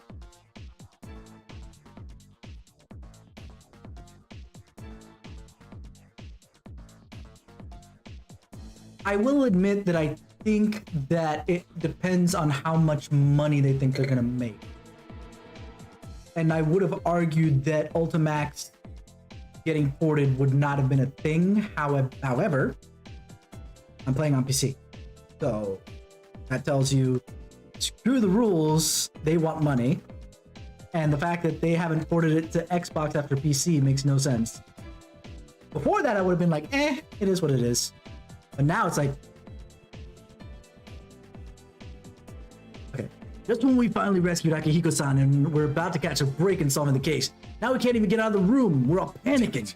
What the hell's going on? All except Akihiko-san, anyway. Who's just thinking calmly to himself. Does he have some kind of plan? Yukiko, how many doors are there in the music room at your school? Huh? Oh, right. There's the door we came through, and...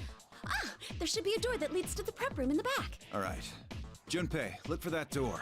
It should be around here somewhere. Huh? Actually, is this it? Junpei-san looks around and finds a little door that was hiding behind some stuff further in the room. Will you look at that? Man, I guess I should show up at the school more often so I notice stuff like that too. Anyway, Junpei goes up to the little door and opens it. Easy as that. Whoa, what is this? That's kind of creepy. Nope, not yet. Well, yeah, that's why I said to be continued at the bottom. we were just doing that because I wanted to do something a little bit different and show a couple things off to Drex, who's before he started joining me in my more recent Persona 5 adventures, had only played Persona 5. Now he's played at least Persona 4 Golden as well. Oh, shoot. I'm not even on the right screen for this thing. Quotation mark. At least what I'd like to be. Labby-chan, are you doing okay right now? I'm really worried about you. Teddy. That reminds me, Ted called himself Labrys's Knight and stuff like that. So maybe he was the first one to make friends with Labrys during the P1 Grand Prix. Guess it's only natural that he'd be worried about how she's doing now. Still. Ah! Stupid kanji! What was that for? Toughen up, Ted. What good is it gonna do you to mope like that? Yeah, I'll point out the dolls in the background of this thing, pointing to Labrys's, you know, internal strife. You're Labrys's buddy. She said herself that she was gonna do her best. If you don't believe in her, who will? I love Ted's English voice actor. He has so much fun with this role.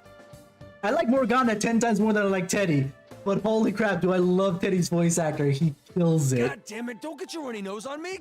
Ugh, you're so gross! Ted comes jumping at me with his face streaked with tears and a runny nose. This little... Wait, sit. I just washed my damn uniform and he's already getting it all dirty. While we were fooling around, Akihiko-san comes towards us and smiles. You guys get along really well, huh? But we're running out of time. Let's get moving. Honestly, I enjoy both. I played Persona 4 Golden. Initially, I played it in English. But then I kind of fell off the bandwagon because I had played it because not this show, but the show that everybody else knows is spoken with actually sent me a PSTV because after I played P3 Fest, he wanted me to play Golden. They sent me a PSTV to play Golden. I started playing on this, but then I kind of fell off the bandwagon. I don't know what it was that I wasn't getting into it. But when it came out on PC, I started playing it, and I played it in Japanese at that point for the most part. But I'm very much okay with both voice actors.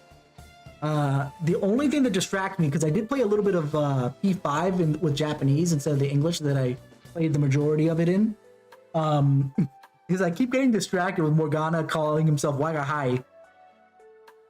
Because the only other person that I know that does Wagahai is freaking Laplace Darkness from Hololive.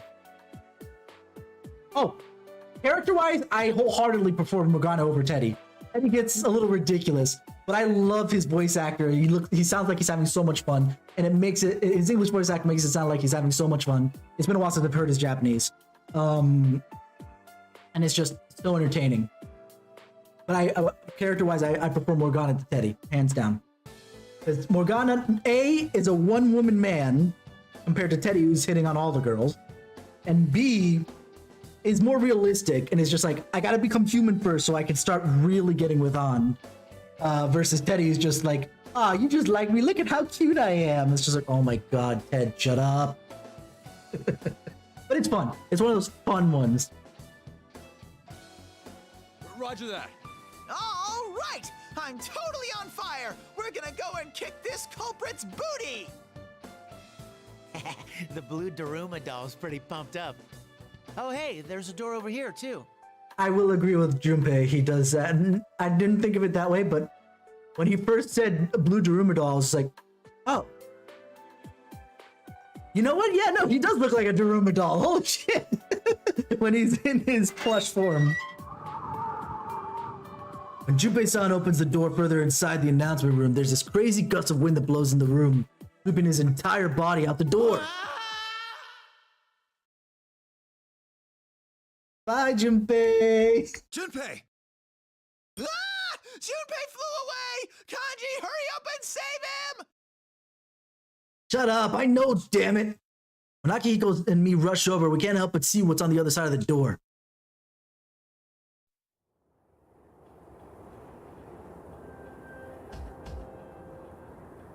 If you've ever played P3, you know what this is. That's the bridge on Tatsumi Port Island where lots of stuff happened, to say the least. We're supposed to be inside the school, but is that outside? Giant bridge fills the space, and there's some translations here, or I don't know if translations or writing, because I don't feel like that's a kanji thing to say. There's a giant bridge that fills the space. Sounds weird for kanji to say. I don't know. I corrected one that was a little bit earlier, but well, it doesn't matter. It's just that route that we've been taking so far is all messed up. I assume that the door got connected somewhere weird. I look around for Junpei-san and find him clinging onto the bridge's handrail for dear life. He's seriously one hell of a guy. That's like the most cliche thing that could happen. It's starting to make me wonder if he's doing this on purpose. Place. It's the Moonlight Bridge. He really should have. And it shouldn't have been done by freaking Maruki. He should have actually had a body. I agree. But I do agree to some degree. He's not that annoying. He just has his moments where you're sitting there and you're just like, why? Teddy, stop. You know? He's not as annoying as Sho had made me believe. Especially with the bear puns. It's just like, it's not that bad. He doesn't do it that often. He'll do it rapid fire and it's annoying in the moment, but then he gets over it. Huh? That huge bridge in the city? Why is it here in Inaba? Wait, is it that? Hygus! Whoa! There's this totally out-of-place cross on top of a pillar at this highest spot of the bridge. I can kind of see someone crucified up there. When I squint my eyes and get a better look, I can see it for sure. That's Aigis-san. What kind of insane eyesight does Akihiko-san have to spot her from this distance? Yeah, I could see that, but he doesn't change that much. And honestly, him disappearing makes more sense than when Morgana got all salty and left, by comparison. So if I had to give Teddy points on one thing, when Teddy left compared to when Morgana left temporarily in the middle of the game, Teddy's made a little bit more sense. Morgana was just like, oh my god, we just got back from a vacation. Let us do something, dude.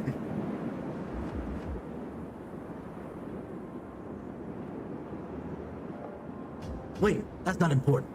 I can tell even from here that Aika-san ain't in great shape. We gotta hurry and save her. I'll go. I might be able to reach her with my persona. Can Konohana Sakuya actually fly that far? Agreed. Nope. I'll be the one to rescue her. I'll set Ai-chan free and get a kiss of thanks. Oh. Just as Teddy slips past Yukiko Senpai to dart outside, he gets knocked back like a rubber ball and goes rolling on the announcement room floor. This is more of that invisible wall crap. When did this happen? You're going nowhere. If you think that things will be that easy, you're greatly mistaken. That's Ken, isn't it? That's a guy's voice, is it though? I know this voice actress, and to me, in my mind, growing up, I recognize her as Izzy from the original Digimon Adventure. So it's kind of bothersome that she's still Ken at this point. Like, back when Ken was in P3, and he was actually before high school, it made some sense. They should have aged up his voice a little bit at this point. That's a guy's voice. Quiet and kind of higher pitched. We turn around to see those red pillars in the four corners of the announcer room. Yeah, thought so. Who's fake we find now? Look a little closer to see some kind of kid and a dog. But we better not let our guard down. None of us notice him coming after all. Ken? And Koromaru, too. Long time no see, Sonata-san. You should say hello too, Koromaru. A dog with a shadow.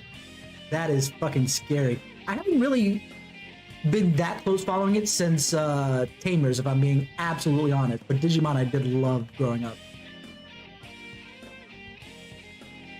Like, Digimon and Pokemon were the shit for me growing up, and I was okay with, you know, people playing, oh, Digimon's just a rip-off of Pokemon, which, A, technically it wasn't. Looking at the historical, Digimon technically came out first. Not in the same sense as Pokemon did, but, you know, its little digital pet stuff came out first.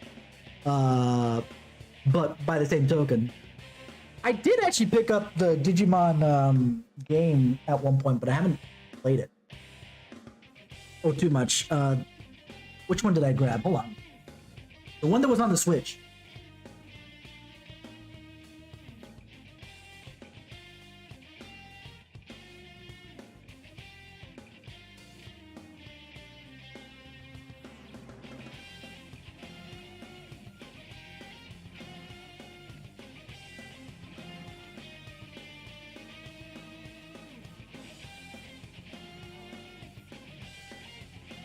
Yeah, Digimon Story Cyber Sleuth. Yep, you got it. Cyber Sleuth. I did pick that up, but I haven't played through the entirety of it. I only did the, I forget what it's called, but the bottom one in particular. And part of it, not the entirety of it. But I was having a little bit of fun. I did see the announcement for that new open world Digimon World, though, and that actually caught my eye. And I kind of want to play that, but again, broke.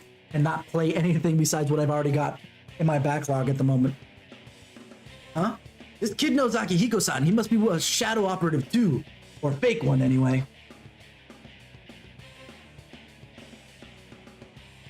Whoa, don't tell me the same goes for that scary looking dog too. You think I'm just a child from the way I look, don't you? But let me make one thing clear. Don't underestimate me. I played Digimon World way back in the day, the first PS1 one, but I didn't have that much of a fun time with it. Okay, so personally. that's what's going on here. Stay back, you guys. Ow. Akihiko-san! In the blink of an eye, Akihiko-san stepped forward and the kid closed in to swing a spear. Actually, the kid might have been a little faster. He's using the spear's flexibility and balance to cover for him being so shrimpy. Akihiko-san's not in peak condition right now, so maybe I shouldn't let him handle this one. By now. Decide who'll be representing you. If possible, I prefer not to fight someone who's injured like him. I'll probably get back to that at some point. But I haven't had the opportunity to play a lot of different things. But finally, just to make this absolutely clear, I know I put it up on Twitter, but our raid group in Final Fantasy XIV is taking a break because we're all kind of frustrated. I might not even go back for a long time. But I'm gonna hold off on that until the next tier comes out. We'll see what happens at that point. Wow, he's not cute at all. Well, I'll have a lot more opportunities to play a bunch of different other things other than 14 during the usual Tuesday, Wednesday, Thursday. Yuki-chan, I think your snow black side's showing itself a little. Hey, little punk. What gives bringing the mutt into a one-on-one fight? Huh? Oh, this thing? Don't worry about it. I should get a handicap, right? I mean, since I'm just a child. I mean, your uniform shows that you're, at the very least, a first year in Gekkokan High. And you have a second year and a third year. You guys aren't that far apart. That's a cheat.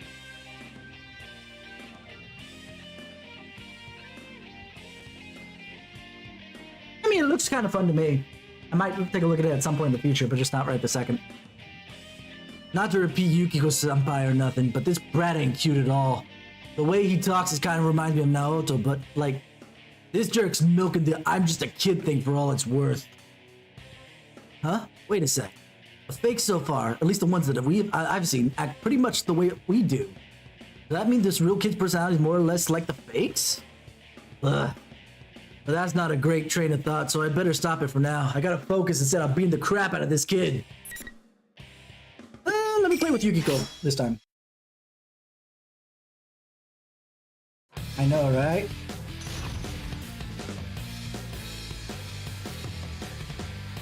If we finish the story today, I might reinstall a cross-tag battle just so we can play around with some of the interactions between the Persona cast.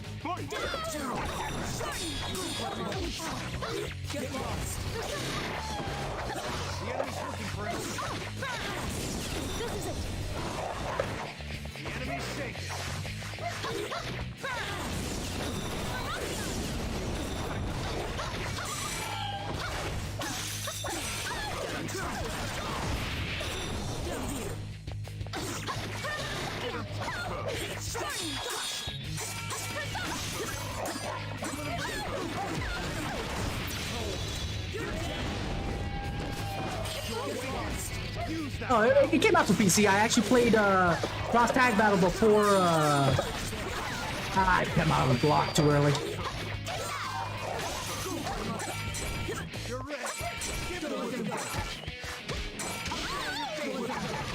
I might lose this. Shoot. Oh, just barely. I actually played Cross Tag Battle before I played Persona 4 Arena, Ultimax 1 and Ultimax 2. So, that was. I'm not used to Yukiko, to be fair.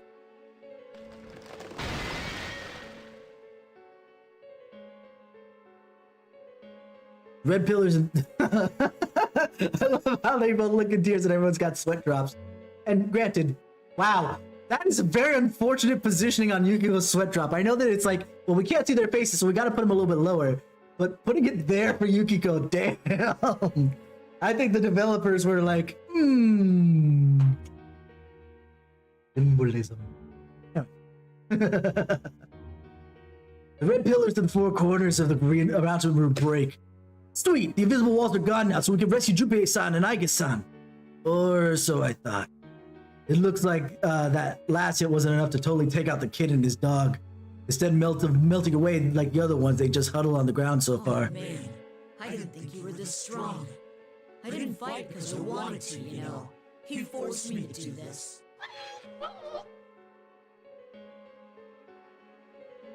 The hell? This kid was a real damn brat until a second ago when he got all soft-hearted and started crying. Even his dog is drooping his ears, giving a pitiful whine as he looks at us.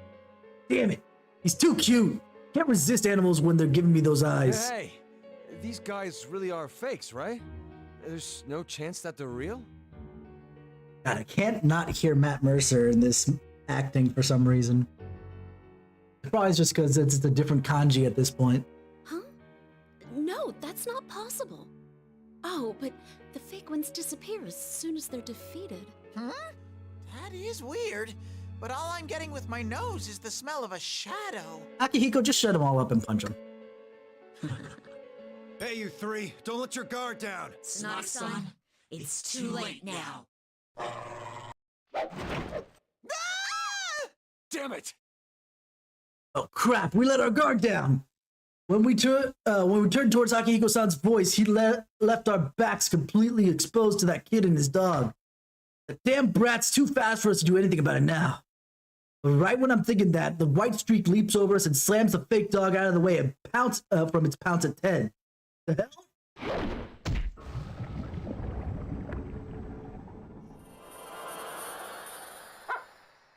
What? You're... The real one? Does that mean Yukari's here? At the same time, a spear comes flying from behind, missing us completely, but really nailing the fake kid. It was thrown so hard the kid goes flying back and gets nailed to the wall behind him. Holy shit. As we watch it happen, gaping like dumbasses, two voices, one human, one animal come from behind us. Honestly, aren't you supposed to be the adults here? You let your guard down much too soon. Okay, Akihiko deserves that. The other two are still in high school like you, Ken. Shut up! The new arrivals look just like the fakes we were fighting. Actually, this kid looks even brattier than his double. And standing proud next to him is a pure white dog. Several of you I don't think I've met before. I'm the real Kanemata, and this is Koromaru. Oh, you're the real Ken-kun. It's nice to meet you. Oh, and you too, Koromaru-san. Watching you was pretty nerve-wracking. Do you understand what you were doing? It's unbelievable not paying attention during a fight. I actually completely forgot how bratty Ken is. Like, even when he was younger. Oh my god. Yeah, no, I'm a little bothered that by this point, since he's in Gekkokan High, he should have had a different voice. Like, this is, I think the reason why it's the same voice actress that gave him his voice when he was much younger, and it was appropriate. He was in, middle school. So that made sense. But when he grew up to being in Gekkokan High, at least first year, if not second year by this point, then Lavok. I'm sorry. Don't apologize, Yukiko. I'm very sorry too. This kid's even brattier than the fake. Usogaki. You've stepped up your game, Ken. That was an impressive strike. It's good to see you again, Sonata-san. As you can see, Koromaru's been well too. Best boy. He's so cute. I love Koromaru. I've heard about you all from Labra-san. A real talking costume, huh? I'm not a costume. I'm an all-natural, totally adorable raw bear. What the hell's a raw bear? Look, I'll let you touch it a little bit. Wanna feel my fur? We know that Kanji does. That's all right. I'm not interested.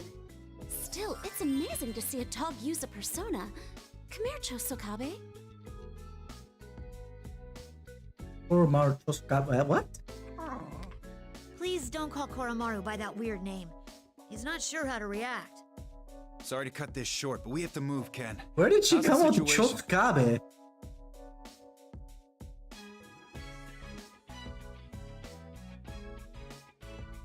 I assume it was a different reading for the same kanji, but I don't think Koromaru's name is not even in kanji.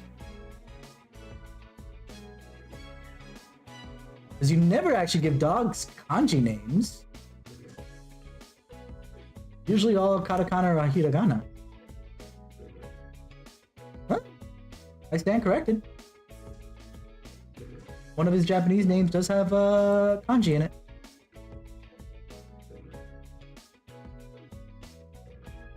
Fair enough.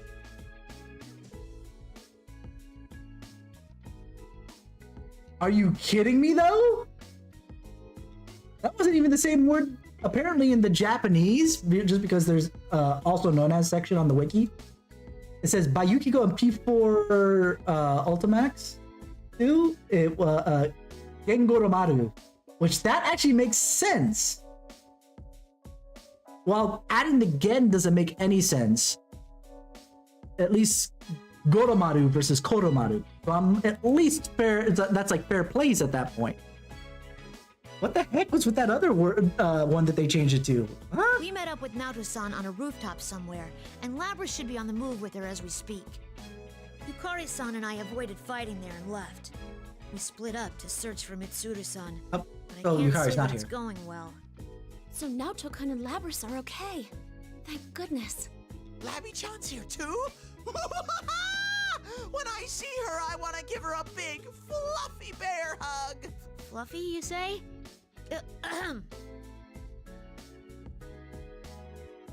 That was like kanji couldn't letting it live. It's like, can I pet you? Oh, so this kid's into Teddy's fur too. I guess he does have a childish side to him. Either way, I'm relieved to hear our other friends are safe, but am I forgetting something? Hey, that reminds me. Where's Junpei? Huh? I can't believe I forgot. I have to rescue Ai-chan. Crap. I only remember now that Junpei got thrown out out to the Moonlight Bridge, and I go running toward the look out the door. Huh? But they're both gone. Where'd they go? Then I see Aigis-san coming down from above while holding Junpei-san bridal style. Because Aigis is that badass. Hell yes. Oh, he's actually flying. Thank you for rescuing me, everyone. And Oh, also another voice actor reference. Aigis' voice actress is also the same voice actress for Nanako. Ken-san, Koromaru-san, it's been a while. Aigis-san, I'm so glad that you're safe. Yes, Koromaru-san. Junpei-san climbed the bridge and rescued me. I'm a guy who gets things done when it comes down to it. Yeah, because Junpei is basically the equivalent of Yosuke and Ryuji in the next two games. He's, the best bud idiot, right?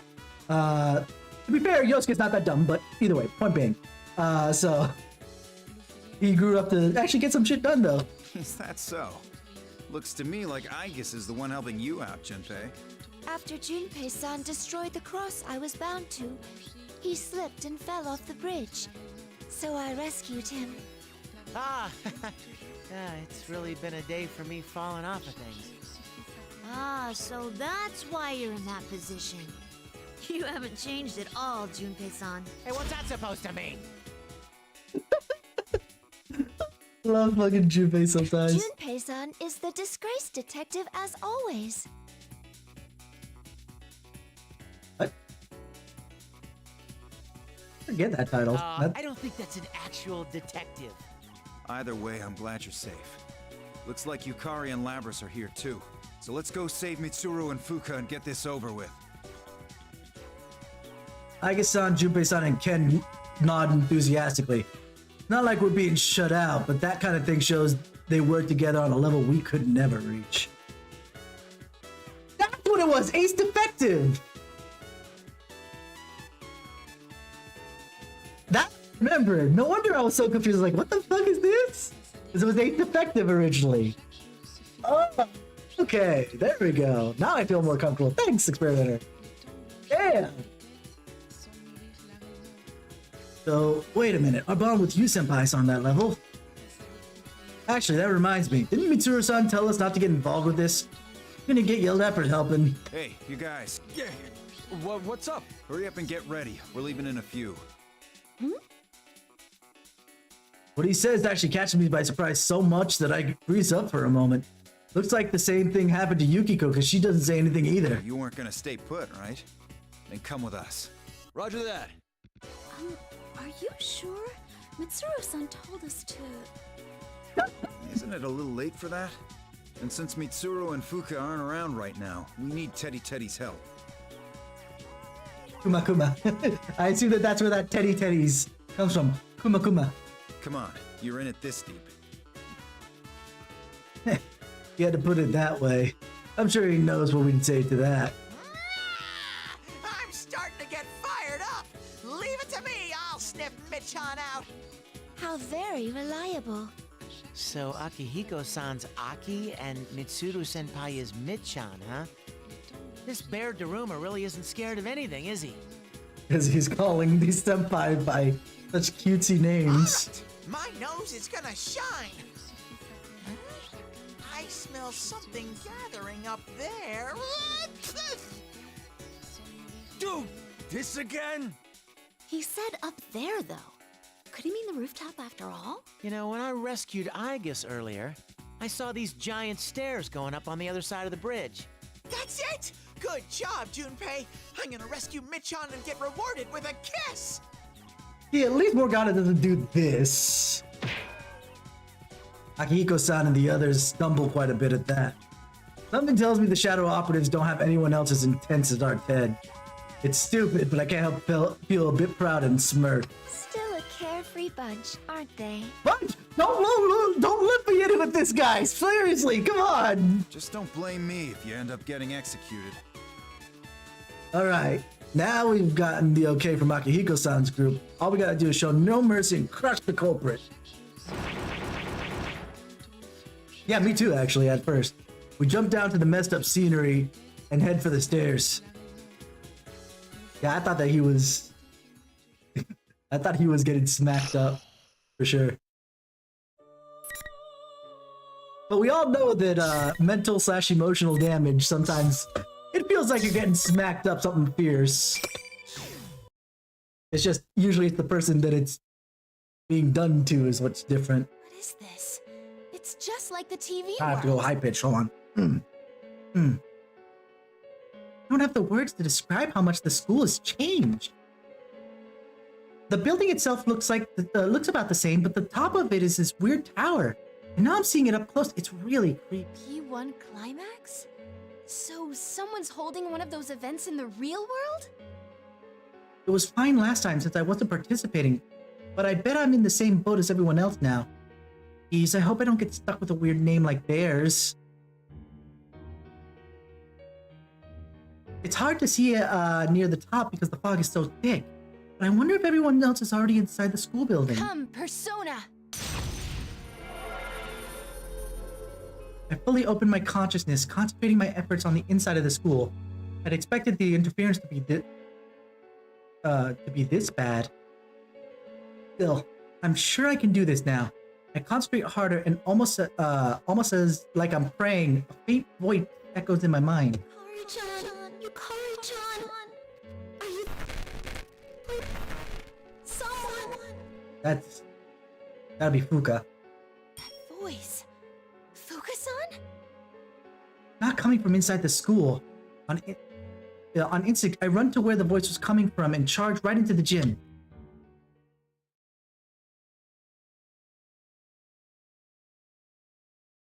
The total mess in here.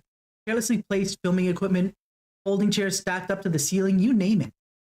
I look towards the stage in the midst of creeping red fog where I see an even more shocking sight. Fuka-san!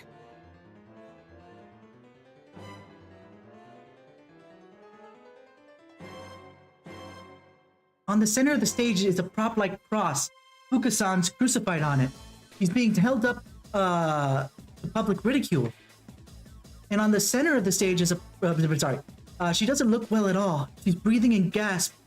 Who would do such a horrible thing to her? Near the cross is a person in pink clothes collapsed on the ground. It seems like she's the one that Fuka-san's calling to so desperately. Fuka-san, hang on, I'll come free you! Rise-san? No, don't! You have to stay back! Huh? After Fuka-san notices me and cries out, I sense an odd presence and stop. Soon afterwards, a number of arrows pierce the ground in front of me, giving off sparks. That's close. What's going on here? Huh. Looks like you have a good sense for these things. No wonder you're their backup. Can't believe my eyes. It's from that live-action show on the air now, called Featherman Victory. There you go, Featherman Victory. What? Feather Pink? I don't get what's going on here at all. But actually, taking a closer look, there's something about the stage Fuka-san's on. It's the stage from that club escapade on Port Island. On top of worrying about a girl collapse on the ground, now I've got some kind of costume hero attacking me? Is this the hidden camera thing? No, Rise-san! That's... Fuka-san, take it easy! Fuka-san's brow creases in pain as she tries to explain something to me. I really don't understand, but I'm getting a nasty feeling about that cross. Well, it wasn't just her. Because that place used to be a adults only place. Because they sold beer and stuff. Obviously, by the time Persona 4 came around, it wasn't that way anymore, so. But all I know is that Fuka-san's in a lot of pain, and I need to rescue her as quickly as possible. But when I try to approach the cross, Feather Pink gets in my way. Please move aside! I need to free her! Then that makes us enemies. I hope you're prepared, Shogun's fiend. I, Feather Pink, shall strike you down! Also, I can't remember. Does Naoto also get affected? Because I believe it was all the girls. I don't remember the guys getting affected. But I don't remember if Naoto was at that point in time. Since she wasn't part of our group and we weren't aware she was a girl. Rise-san, please, run! You have to get help! No. Thanks, Fuka-san, but it's okay. I can fight now. That's why I have this power, so I can be useful to everyone. Oh, you're not running away. Then we may as well get started. Bring on the ring! When Feather Pink raises her right hand, a costume hero's finishing move, glowing red pillars descend around us. At the same time, the gym's red curtain falls, hiding the escapade stage. Can't hear Fuka-san's voice anymore, or even sense her. Peace and quiet at last. Now, are you ready? Persona! Wait a second. She can use a persona? Isn't that a little on the heavy side for my first fight? Ready? And action! Didn't you fight Elizabeth for your first fight? Who not only had a persona, but was an attendant in the freaking Velvet Room? Feather Pink attacks right on cue. It's not a practice attack like in shows, but a full force move meant to kill. I shrink away, managing to dodge. It's really showing no mercy. Once again, I feel the fear an actual battle puts in you. But my senpai fought through these feelings. I get a little twinge in my chest from the guilt. I'm different now, though. I can do this too. Persona! Hey, are you sure you should be here? Why not leave this stuff to us and do your thing from a safe distance? Isn't that all an idol's good for? You're more like a mascot than a member of the team, so you really shouldn't be out on the front. Oh, bitch, that's the last thing you should be saying to Rise right now. Hurt. Because I know Feather Pink is right. no matter how much I say that's not how it is, and that I don't want to be like that anymore, the truth is the truth. My ideals aren't easily understood by others. All the same, I'm past pretending my flaws don't exist. All I can do is accept them without letting them defeat me.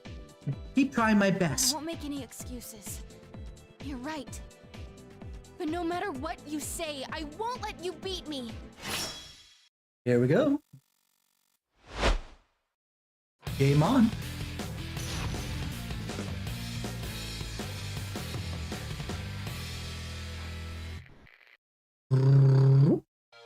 Final. Fight!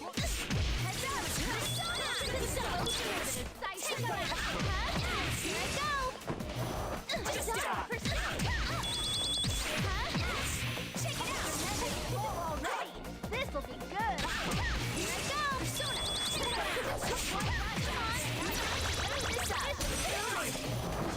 Here I I must have missed. But I didn't get punished. That's weird. Over here.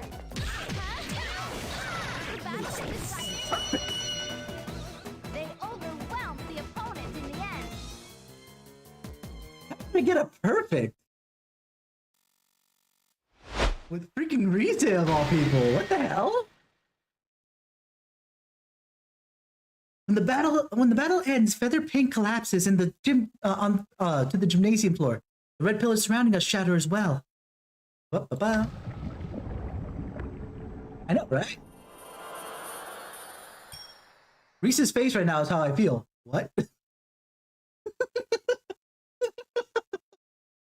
Soon afterwards, what used to be the Feather Pink melts and disappears, spitting out some kind of shining powder. It disappeared. Was she Shadow? Stand there at the side of before me. The curtain rises again without a sound. That's not without a sound. I heard the whirring of the gears. Is this kind of like that faint sound of the helicopter blades when it's going? Right, Fuka-san. I clamber up onto the stage and use my persona to release her from the cross. Fuka-san, are you all right? Mm-hmm. Thank you, Rise-san. So you can fight with your persona now? That's amazing. Oh, that's right, Yukari-chan. Rise-san, she needs your help more than I do. She guarded me and... You mean that lady in pink? Okay, one sec. Fuka-san seems really exhausted. Speaking at all is hard for her in this state. I help up the person in pink who collapsed a little ways away, and I'm surprised at what I see. Wait a minute. This is Yukari-san? But she's the same as Feather Pink I just defeated. Huh?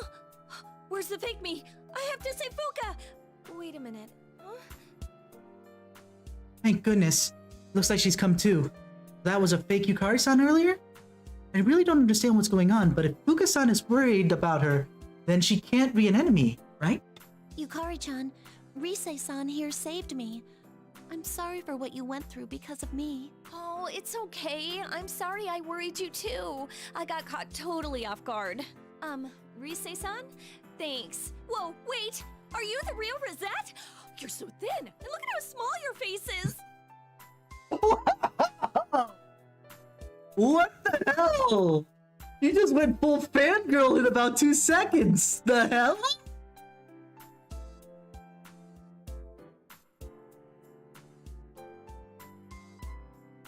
That went from like 0 to 100 like that. I'm gonna get something to drink while I process that and leave that on the screen. I'll be right back, guys. Hold on. Holy moly!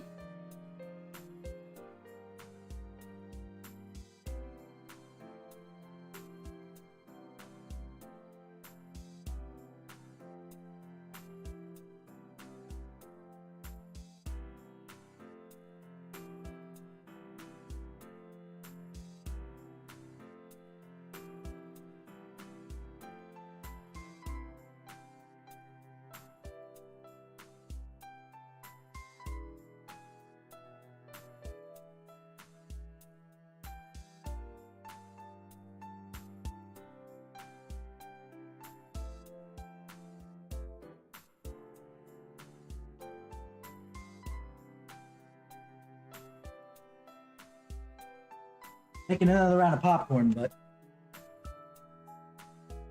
that was just like, wow, you're so thin, and look how small your face is. That last compliment is a very Japanese thing to say. They just direct translate it, because that here in the US, that kind of compliment is like, what the fuck does having a small face have to do with anything? But in Japan, that's a very praise, especially for a lady. Oh, yeah. I still don't really understand what's going Is on. Yukari seriously a Risachi fangirl? Which, again, I'm actually kind of wondering why they changed the nickname there from Reset to Risachi. Or, strike that, reverse it. From Risachi to Reset. Because they are already adding all the subtitles or the Chang-sang senpai stuff. I'll be right back.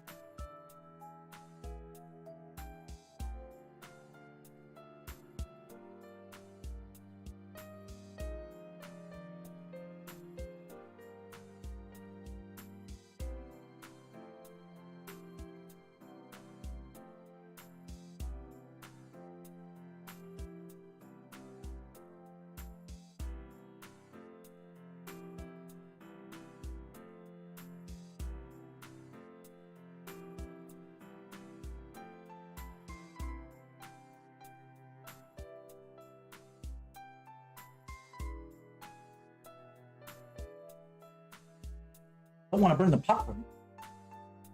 Don't want to burn the popcorn. Damn it. She likes you and full fangirl. What's the question mark? The question mark was why I was popping up again already, or was the question mark for the nickname for Reset?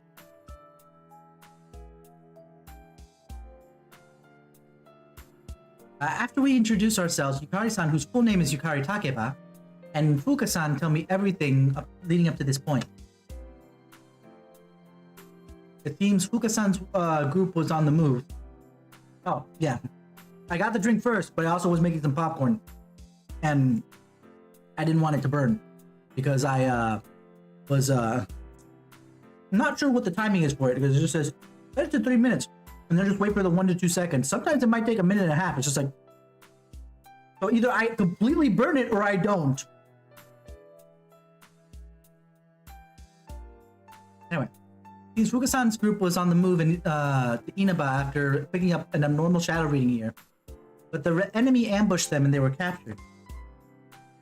Yukari-san is a shadow operative too, so she rushed to Inaba with Labris and some other to rescue Mitsuru-san's group. Sounds like the enemy is using shadows to make fake versions of us and forcing us to fight them. Nice. What kind of bread?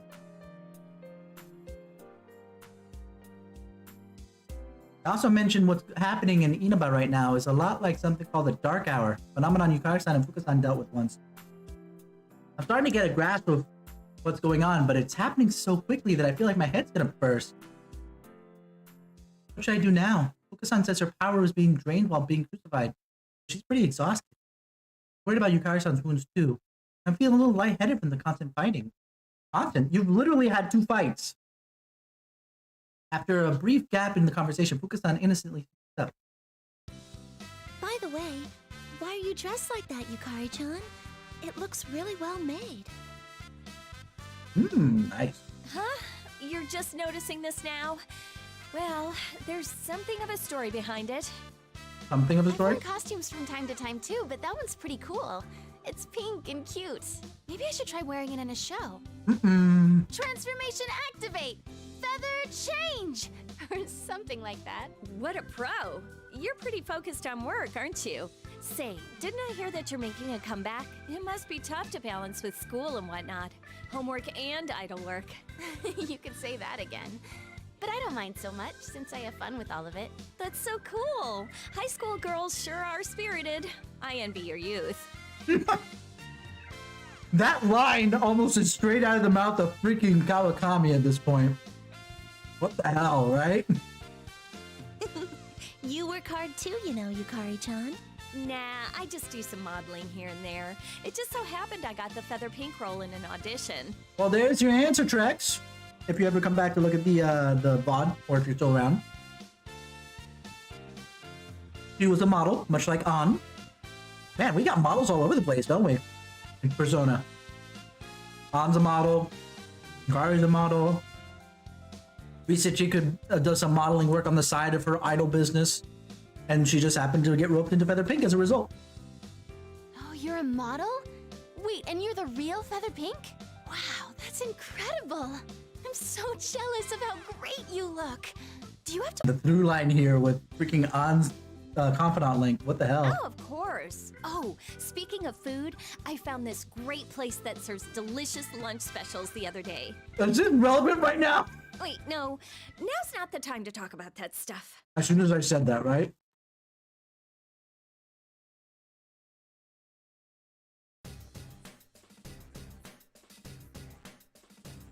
I come to my senses and we can't help but laugh. This isn't the place to have fun and indulge in girl talk. But I think it was also a good distraction in a way. I can't be indecisive about what to do next. If Fuka-san and I are here, then what we need to do is already I'll decided. try searching around here. Fuka-san, will you help me out? Mm-hmm, of course. I'm all right now. Looks like Fuka-san couldn't use her persona while on that cross since it kept draining her strength. Maybe that cross can rob us of the strength of our heart, a part of our personas to draw on.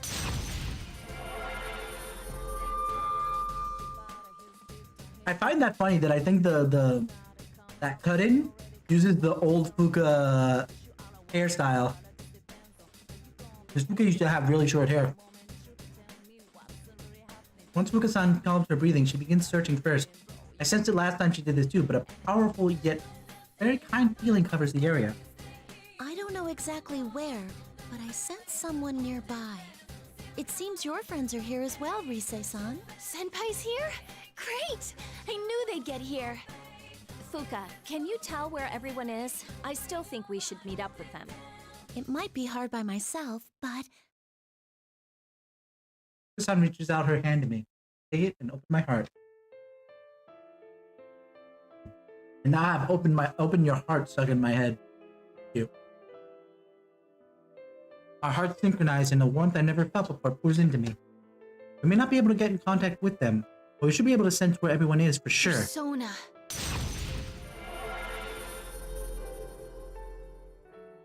I found you, Senpai! And Yosuke Senpai and Chie Senpai? Yikes, who's this? It's not Teddy. I sense a familiar presence near Aigus and Akihiko Senpai. I think they'll be okay. Let's see where Mitsuru Senpai is. He's the only one who's not rescued at this point, right? Amazing. I sense it spread over the incredible distances compared to usual. I'm picking up on presences one after the other, both familiar and not. Hey, what's this one? Something. I don't like that one. That one, no. Big nope. It feels like a sharp blade hits us, and Fuka-san and I let go at the same time. What is that? What was that thing? Something terrible here. Are you okay? Yes, I'm fine. That startled me, though. It came from further up. From the top? What could it be? Something weird something out of the ordinary is happening above the school. The top of that weird tower. We nod to each other and begin running for that place at once. To be continued. Everybody says. Man, I'm so good at that timing. Oh.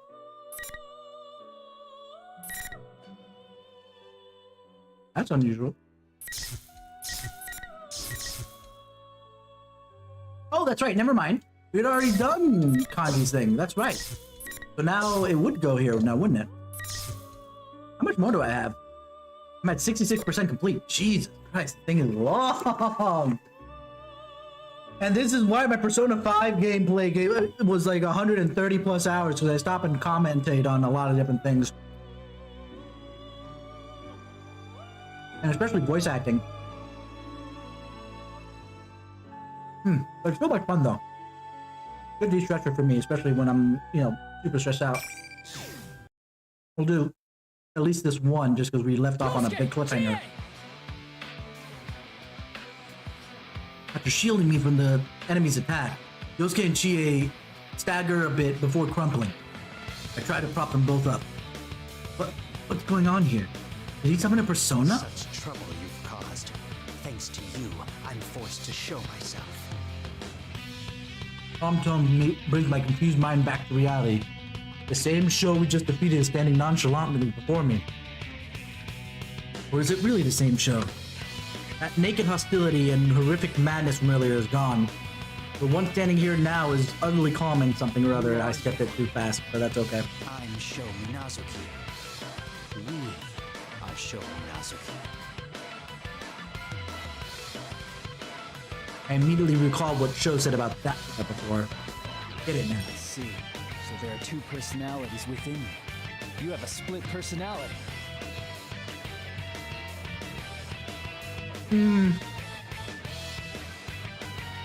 There's a better term for that nowadays. No way! Seriously? That isn't strictly correct. Thank you. I awakened within this child, and I exist to grant his wish. That's why I'm using that thing. That thing? Well, it doesn't seem to be about Dachi-san. It's hard to believe that what we've been through up to now was created by a human being acting alone. Most likely some other worldly being is involved in this, just like last year's case. This child's heart was warped due to great suffering at the hands of man. I must eradicate all that lives to win back peace for him. Wow, what kind of backwards talk is that? Impossible, he's gonna win back peace by wiping out every living thing? Minazuki is serious about this. Go so far as to destroy the world for Sho's sake. What good will it do to make the world that way? Humans can't live on their own. That's your perspective. He's unlike you, though, and requires help from no one. Are you that scared of a world with no allies?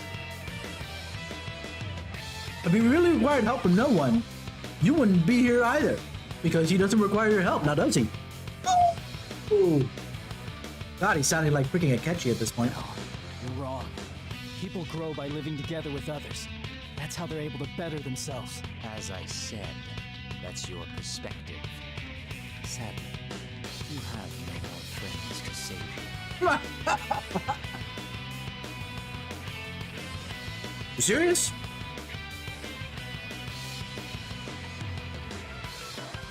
Seeing as none of them are rushing in, your other friends must have fallen somewhere along the line. Or they're taking their time because they're saving other people. Shut up! Can't help my voice from trembling.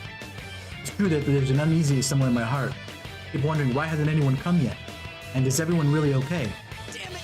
You don't listen to that guy! Yeah, we're fine. You shouldn't try and act tough. You're on the brink of death. What use would you be? Actually, perhaps you were a hindrance to begin with. Isn't that right, Narukami? Since you seem more accomplished than them. I hate this kind of guy. Oh my god. Yosuke and Chie are at a loss for words. Yosuke, Chie, don't listen to him. I swear. Only Adachi-san continues to gaze upon us quietly as we struggle to retort from Minazuki. Why not cast them aside? Then you'll be able to fight freely. Or are you unable to fight properly without these bonds you speak of? Your weakness is propped up by others, as is the rest of yours. Protecting your wounded comrades will result in your death.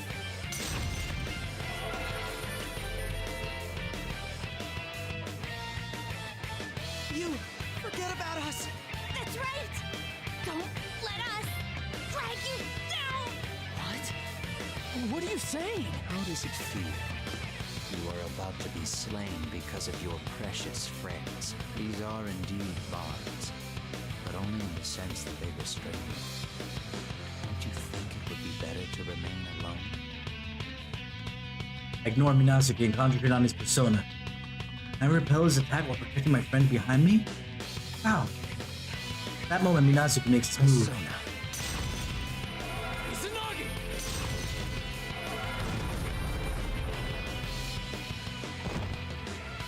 Muster all my strength to send my persona at his, but it's easily repelled, and I fall to my knees from the force.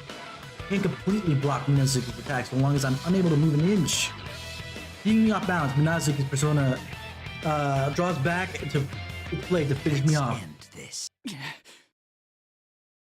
I jump back now, I could dodge his blade, but then I would leave Yosuke and Chie open. Damn it, what do I do? Will my legs keep, I will my legs keep from reflexively dodging. Strangely, I don't feel afraid. Leaving them. Even if I fall, my friends will protect this town. Yeah, about that. Persona! Ooh! Persona!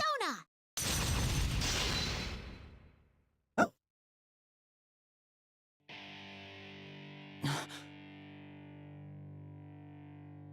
Two personas appear before my eyes as if cutting through the red fog. They block the incoming attack from Minazuki's persona. The sound of running footsteps draws near. Before I can even turn around, I hear two voices. Yukon! Senpai, are you alright? Yeah. That's right. My friends aren't a burden to me. I made it this far because they were with me. I'm not strong at all, but as long as I have my bonds with them, I can do whatever I have to. So, why can't you see that? More Right, Sho? Why can't you see that, Sho? Doppelgangers made from shadows wasn't enough. Don't move. Get away from Yukon, or I won't show any mercy. No need for histrionics. I'll concede now without them. Though, should I at least get rid of Narukami first? No. They look exhausted from their battles so far, but Minazuki doesn't seem to be suffering at all. Ignore me and save Yosuke and Chie. Sounds like a bad plan. Haven't you ever heard the saying, the cornered stag is most dangerous? I don't think you have time or energy to waste. Naoto was standing at the ready, her eyes open wide at the voice that interrupted us. It's a natural reaction for anyone who was involved in that case. No. Why are you here? Ah! Whoa! What is this shaking? It's begun. I'll be taking my leave. All that's left is to see this through. Minazuki looks up at the creaking ceiling and then turns his back to us, as if we hold no interest for him. Hey, hold it! Naoto and Labris deciding they can't let him escape, fan out to flank Minazuki. I'm not sure now's the time to fight him, but it's too late now. I ready my own sword again, and we all surround Minazuki. You truly love to swarm, don't you? You find your strength by herding together. It's almost like it worked! But there are enough persona fragments now. I have no need to deal with you anymore. What is this? My legs. This again. Minazuki's eyes begin to shine blood red, and we lose control from our bodies. It's that power that held us down at the school gate.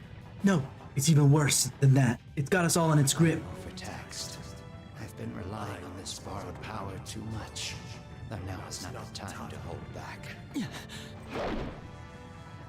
Minazuki's expression seemed to harden for a moment, but the next instant, he takes a great leap farther than humanly possible and descends before a giant door.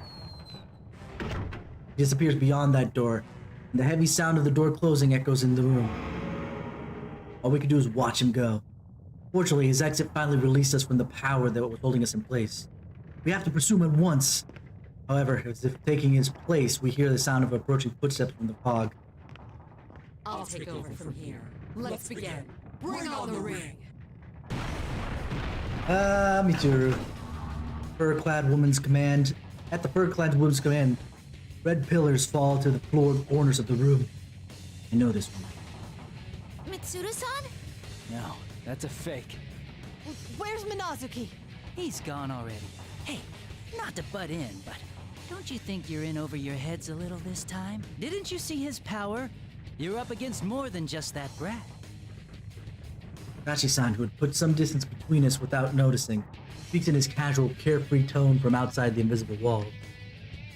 True, the Minazuki's power is not normal. Does that mean that Sho received his power from something beyond human understanding? Just like Adachi-san did once? I mean, don't you think it's a little late? He said he has all the persona fragments he needs. So all that's left is to summon that thing, and then jam the fragments he's gathered into. That might have hurt. What was that for? You speak too much, imbecile. Should I deal with you instead? Whoa, no way! Where'd you get that idea? All right then. I did try to warn you guys. Dashi-san waves to us while leaving the classroom. Before I can even consider the message he left us with, the fake Mitsuru-san points a rapier at us. Now it's time for your execution. I'll send you all to the afterlife, one after another. I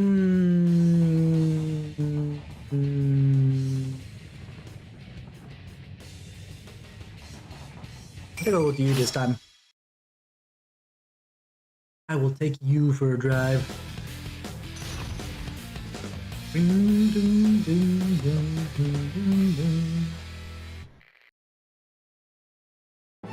Finally. Ooh. It ends here. What? Persona. Keep pressure up.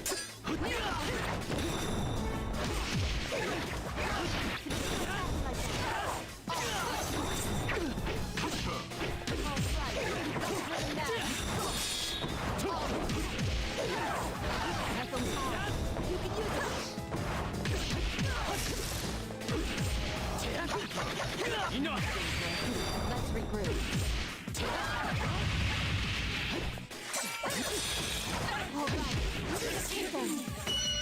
Not bad. Whew. Even I was excited. Congratulations. What do you mean you is also available? Of course he's available.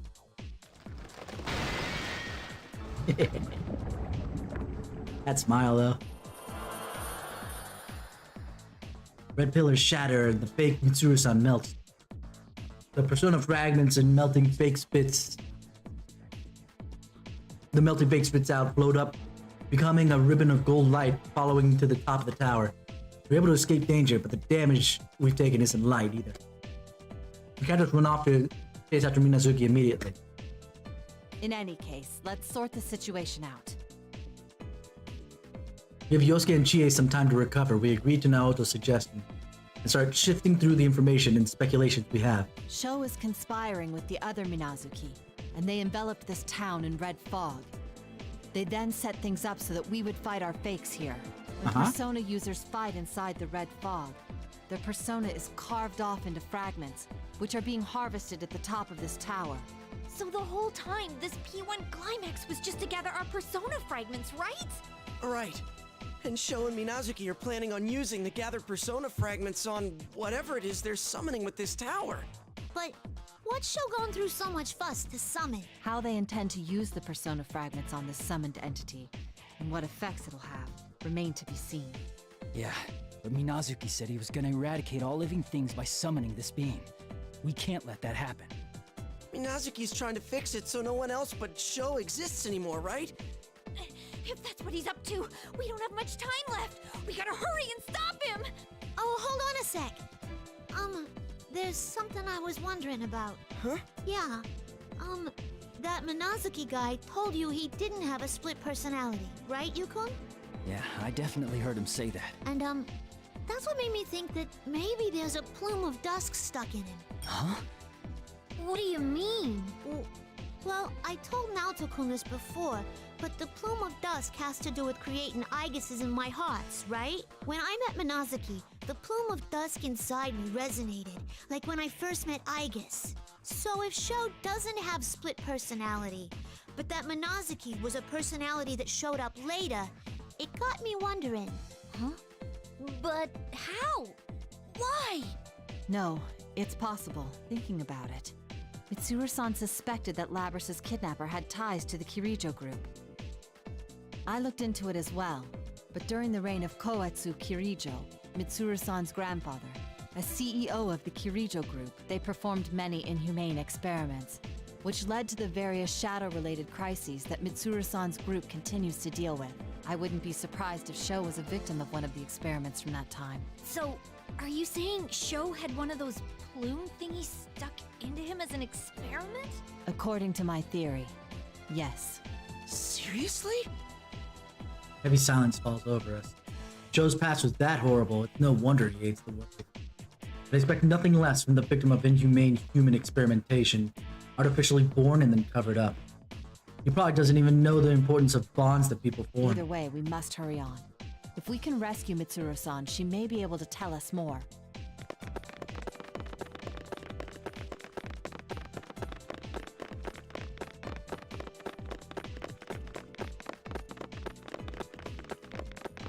I don't want to read anymore, or read out loud anymore at this point.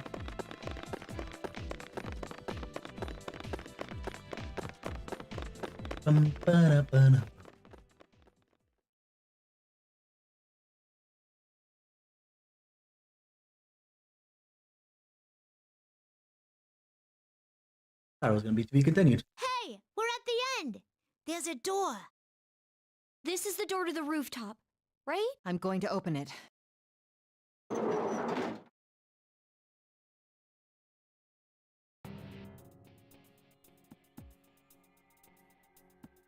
This looks like a mix and match of things from Persona 3 and 4 in here.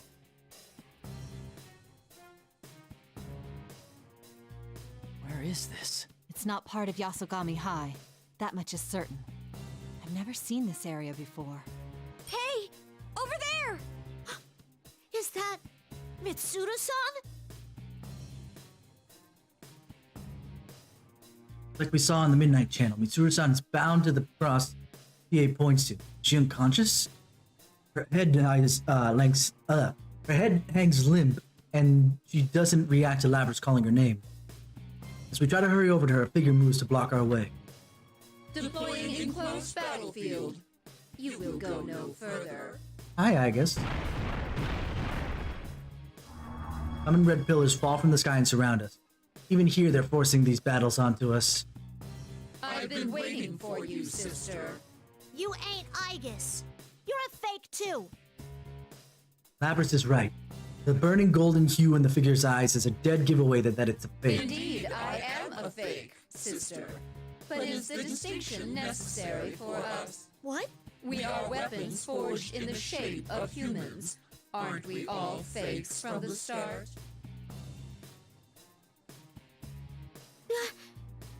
Fakes of humans. Have you forgotten? We have no comrades. You even fought and killed your sister units, no? Bad memories, bad memories. Don't bring that up again. Damn it! Labras, don't listen to her! Labras' past, filled with gruesome memories of battle. Her makers advanced the product line by having their prototypes fight each other. She was forced to destroy her sister units, basically kill the rest of her family. But it's okay, Yosuke. What? But Labras will be alright. That's right. In P1 Grand Prix, Labras faced the shadow within herself and faced it and accepted it. Our Labras, standing with us now, shouldn't be swayed by such a cheap trick. What's wrong, sister? Do you not hate humans? Yeah, I do hate humans. Then? But not like how you mean it. Sister? As much as I got a grudge against humans, it was humans that saved me. Yeah, the ones who made me did horrible things to me. To all the ones in my model. I'm gonna freaking fight with Labras if she's available for this, just because it's perfectly in line with this. And Mitsuru-san, and all the rest of them. It ain't right for you to destroy the world they all live in. How unfortunate. I would have thought that you could understand my master, Sho Minazuki's desire for solitude. His solitude? Don't waste your breath. I will see you die here, sister. Fake Igus-san charges towards Labras at high speeds. This isn't good. Labras is tied up supporting Chie and is in no position to fight back. I have the same problem propping up Yosuke too, which leaves the only one person who can deal with this right now. Dang it. Naoto, I'm counting on you. You don't have to tell me.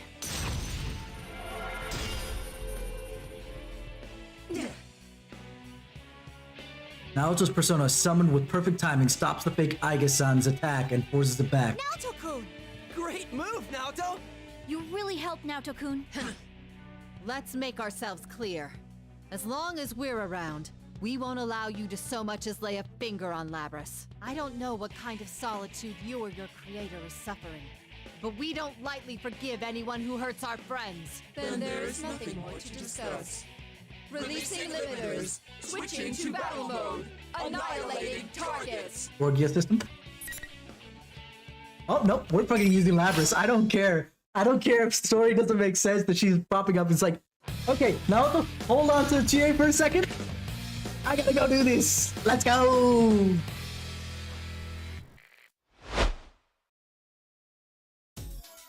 Final.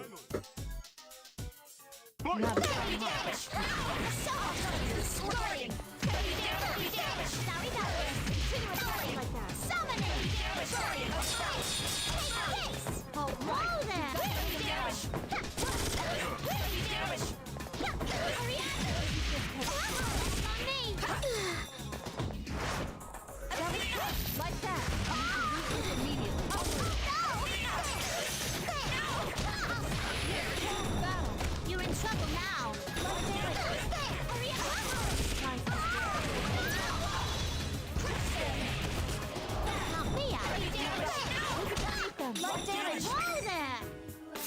One second here. Weird does chain knuckle. Ooh, hold on. I didn't know that was a thing. I feel power. You can use it. I didn't know that I could close the distance with the chain knuckle. That was nice. Whew. Even I was excited. Congratulations. That was nice to know. Close the distance with the chain knuckle.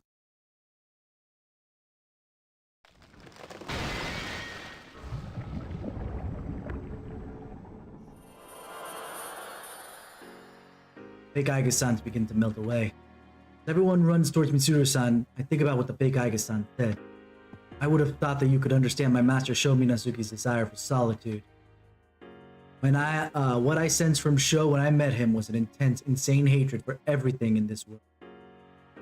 What could have pushed him so far that he would decide to pursue an outrageous goal like destroying the world? Mitsuru-san! Where am I? Labras, you came. Mitsuru-san, are you all right? Yes. But aren't you all a bit too close? Mitsuru-san comes to, and we all looked into her face.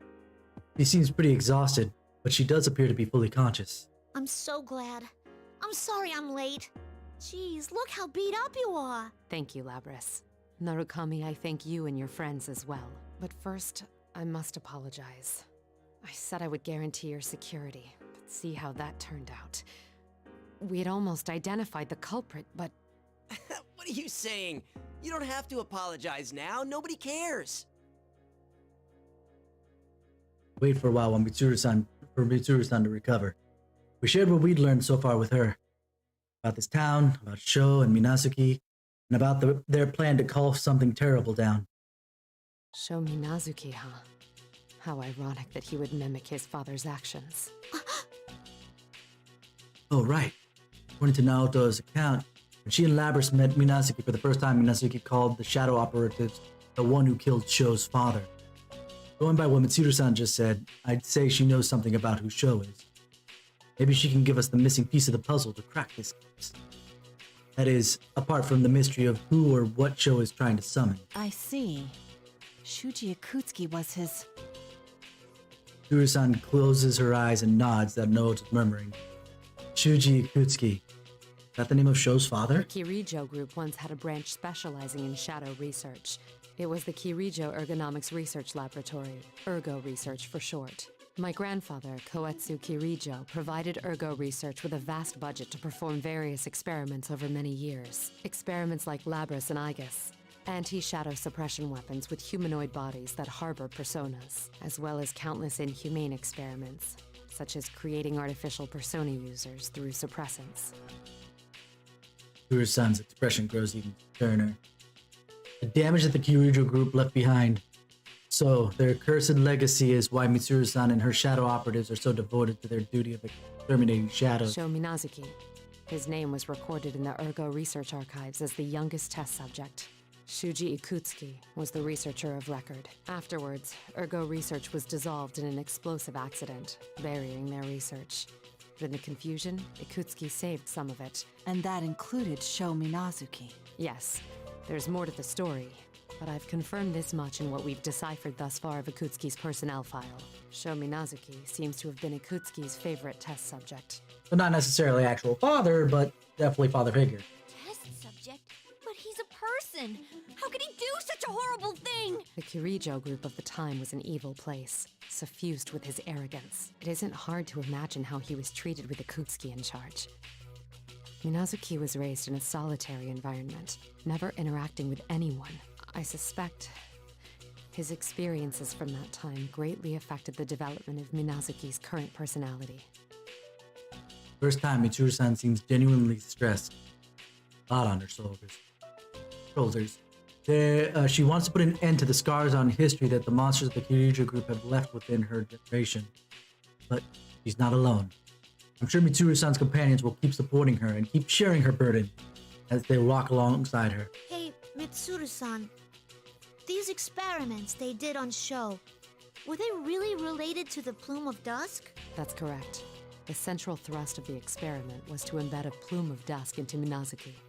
No way! So that's what the Minazuki personality is? Just as Labras and Naoto had thought, the Plume of Dusk was implanted into Sho's body, which seems to have given birth to a new self within him. Shuji Akutsuki's experiments were... that's one mystery down, though it's not hard to imagine how cruel Shuji Akutsuki's experiments were, since he didn't care at all about what was sacrificed for them. The thought must be reminding Labras of her own past, since I noticed her meekly lowering her gaze. Yosuke hastily speaks up to lighten the mood. Can I ask you something? Do you have any details about whatever it is he's trying to summon? No, I know nothing about that. But if it's similar to what we encountered at Tartarus, it's nothing welcome. That's the least That you was could say only about to that. be expected, since Sho's desire is to destroy the world. As we all share in a sinking feeling from that ominous prediction, a familiar voice echoes in everyone's mind. Persona communication. Senpai, I finally got a hold of you. I'm so glad you're safe. Voice. Rise, you're all right. Mitsuru-senpai, are you okay? I was worried, you know. Is that you, Yukari? You came. I'm sorry, but no. Thank you. You're always such a help to me. Yeah. I'm fine too. Kikuno-san has evacuated to safety as well. Yamagishi, thank goodness. It seems I've also put you in danger. As we finish confirming that we're all okay, Rise raises her voice as if remembering something. Since we have no volume control over the Persona comm, everyone flinches at once. Oh no, I forgot to connect you to Kanji and the others. Senpai, Teddy and Igus are safe too. Just a sec, I'll put you in contact with them. You forgot something that important? After some time, we hear the familiar voices echoing in our mind again. Yay! Yukiko? Is that you? I'm so glad. Mm-hmm. Kanji-kun and Teddy are fine too. What about you, Chie? Are you hurt? No, I'm okay. I got a few scratches, but it's no big deal. Huh? Are you sure you're okay? Yo, Senpai! Sorry we're late. Sensei! Damn it, Teddy, I told you to quit rubbing your runny nose on me! They never change. Even in a situation where we can't communicate properly, the rest of them are still in our thoughts. Because we've all believed in each other's. We're gathered here now without anyone telling us to do so. That's when I recalled what the fake Iga-san said to Libris. I would have thought that you could understand my master, Sho Minazuki's desire for solitude. If what Mitsuru-san told us about Sho was right, then not only did he never meet anyone who could understand the burden of his solitude, he never even had the chance to form a relationship with anyone. So in that respect, there's not much separating Sho from us. Even if one person had reached out to him, couldn't he have had the chance to change too? Sister, you came to rescue us. Thank you. I'm all right. Igus! Whew. I was really worried about you. Man, it's getting crowded here. You guys really know who's who? Everybody has such distinct voices, Junpei, shut up! You're the only one who doesn't, Junpei-san. Though there are a few I haven't personally met yet either. It seems everyone's all right. You have the devil's luck. After both of our investigation team and Mitsuru-san's shadow operatives are done being relieved that the others are safe, we have a big round of introductions. But the more I learn about them, the stranger their group seems. Costumed hero, a baseball coach, a middle school student. Oh, so he's not in Gekko-kan yet. Okay, even though he's wearing the Gekko-kan uniform, which is kind of strange. And a dog? It's already surprised to see so many other Persona users, but these ones are, well, unique. That's the guy who was talking to a fox, okay? He may not have been a Persona user, but at the very least, the fox was very useful. On top of the fact, you had also, you know, Teddy. Quite a spirited crowd. But don't let your guard down yet. The battle isn't over. Mitsuru-san smiles upon saying so. It hasn't been long since we met Mitsuru-san and her people, but I can tell just by overhearing their exchanges that they're bound by a strong trust, just like we are. With battles behind us for now, everyone naturally starts having a friendly chat. I decided to take the opportunity to bring up what I was just thinking about with Mitsuru-san. Mitsuru-san, I'd like to talk to you about Sho. You wish to save him yourself. Is that what you were about to say? Oh, she knows him. He's just as good as Dorkun in that regard. It's written all over your face. It would hardly be a surprise to hear you say it. There are many things to sympathize with regarding Minazuki's past. He too is a victim of the Kirijo group's dark side. Still, that does not give him license to endanger the world or hurt people. It doesn't change the fact that he is an enemy who must be defeated. Yet, you still wish to save him, correct? Yes. Sho wished for the world's destruction because of the solitude forced on him, and we know how to save him from it. Mitsuru-san lets me finish, then fixes me with a solemn gaze. Either way, things must be settled with Minazuki. We should brace ourselves. Right, we can't lose this one. Indeed. It's true that our enemy is powerful. And no matter how far apart we are, we keep believing in each other, we'll always come back together. And that fact gives us great strength.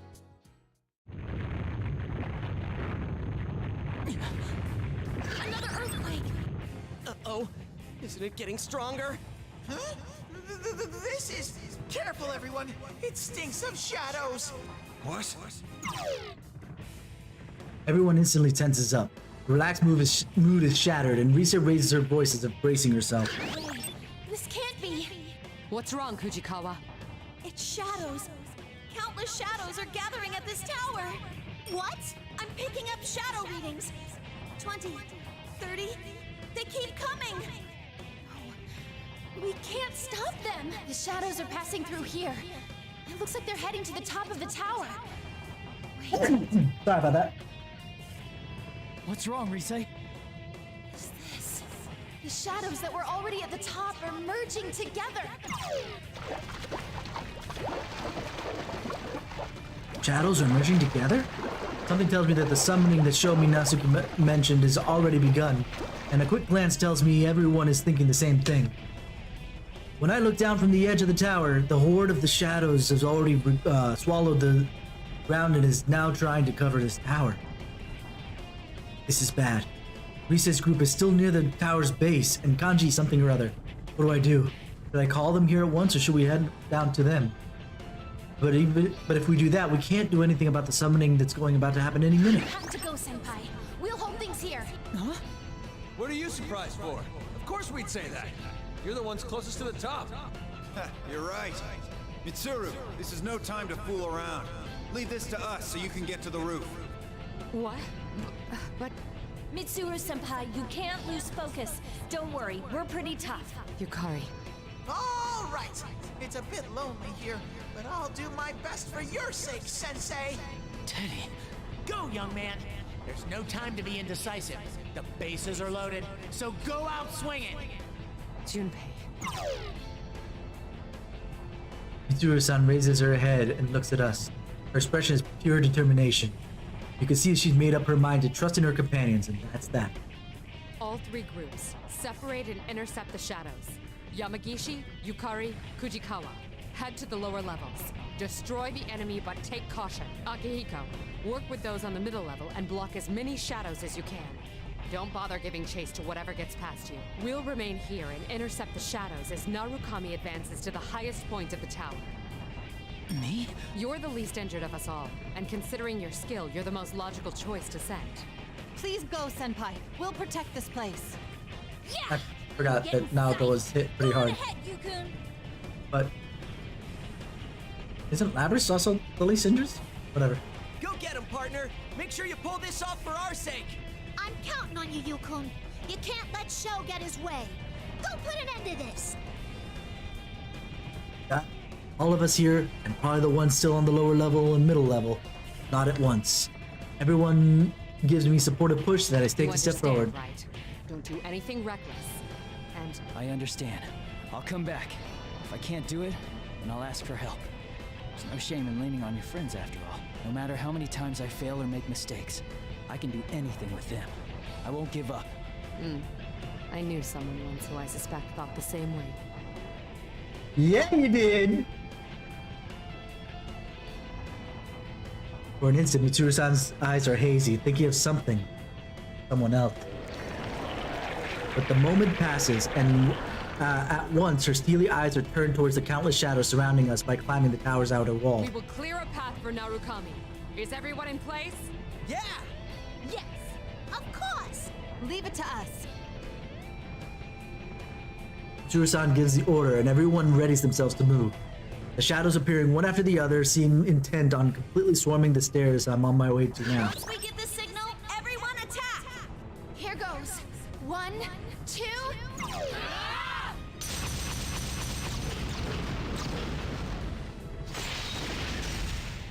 On Fuka and Risa's signal, everyone dashes towards the whirling torrent of shadows. They perform powerful shockwaves that come together, pushing back the limitless mass of shadows, mowing them down. A path clears in the center of the black wave, and I run towards it as fast as my legs will carry me. We're all counting on you. Not just everyone in the investigation team. Right now, the hopes of Mitsuru-san's shadow operatives are pinned on me too. I can't waste the opportunity they gave me. There's no time to hesitate. Wait for me, everyone. Yeah, at least you're right, but by the same token, I feel like Labris is also not very injured, but it's fine. If we're like right at endgame, I don't mind pushing forward to what the? Oh, okay. I thought that this line was gonna go all the way to this, like we were gonna sidetrack, but no, we're going more. 75% complete. Seems like it's gonna be a straight line from this point on. Alrighty then. Try this out, shall we? So I run through and I just end up in the velvet room. What? As I'm running, I fall and sit down into a limousine. Huh? When I come to, I'm surrounded by blue. Seated in the usual place in the usual room. Why did they summon me now? Actually, it's probably because of my situation that they summoned me. There's no need to be impatient. I already know this place exists outside of time. You seem surprisingly calm. Your third ordeal has arrived. Do you think you can overcome it? Don't answer. Whether I can do it or not is not the question. I have to do it.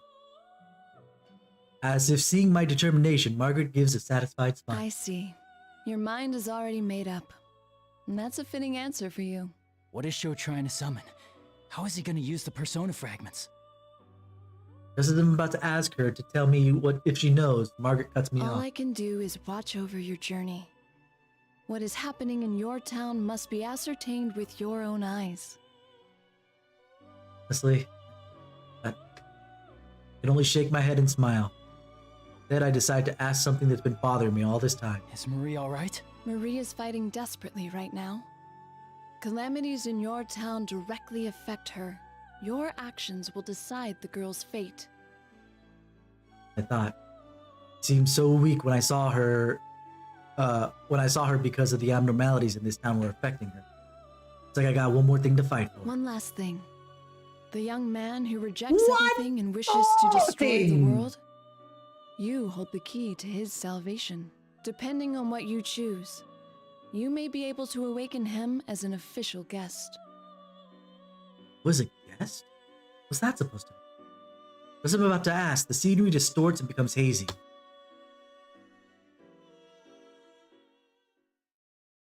I come to again. I'm by myself, standing about halfway up the stairs to the top of the tower.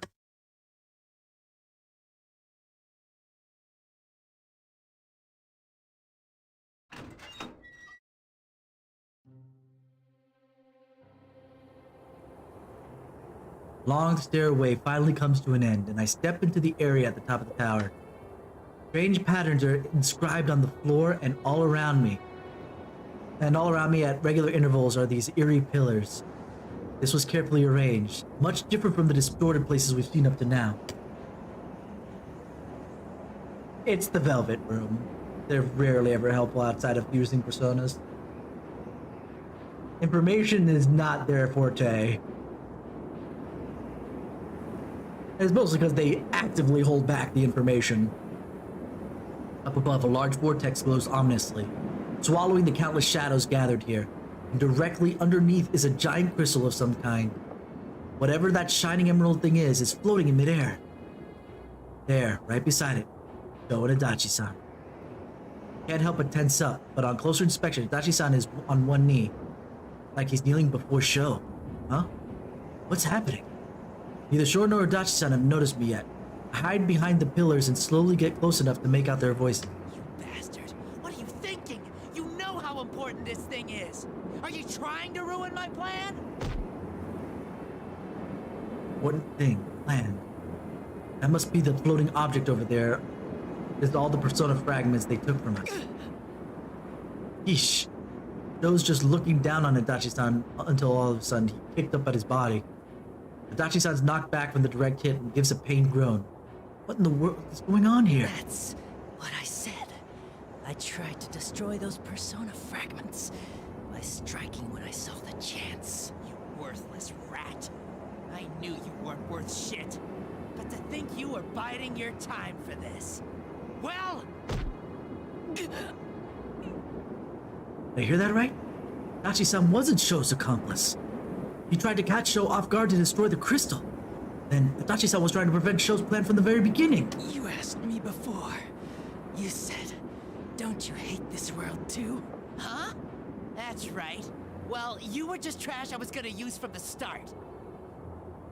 That sounds like an excuse. Once everything was ready and I cut up the rest of them, I was gonna kill you slow. Still, I at least gave you the chance to have some fun, you piece of shit. I was gonna let your crap slide until I showed you the end of the world you never got to achieve. Why not? Right?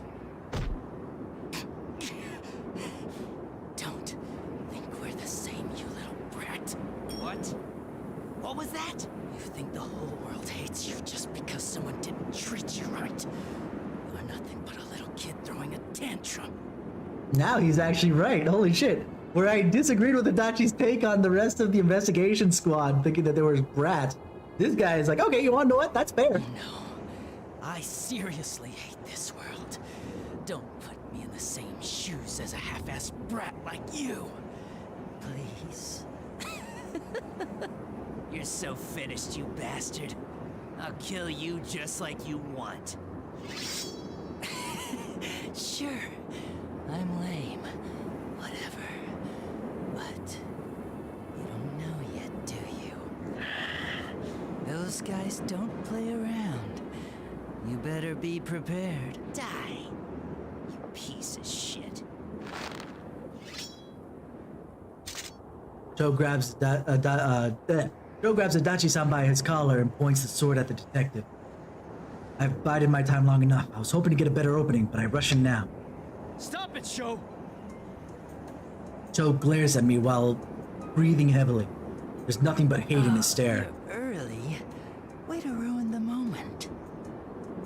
Adachi-san's safe? Glance to check on him and I feel a slight bit of relief. He's hurt badly from the beating he took at the hands of an agitated Sho, but it doesn't seem to be life-threatening. Just to be clear, I didn't do it for you guys. I just wanted to set things right for myself. I know. You're not that type of person. Adachi-san came here to honor his promise in his own way. Finding that out was more than enough for me. The load on my chest that's been here all this time is gone, and I actually feel pretty good now. It's not very attractive. Kakune. Kakuikune. I assume it's what he's trying to say, like, not very cool. With that typical bit of sarcasm, Adachi-san falls unconscious. That's when Sho suddenly barks a strange laugh.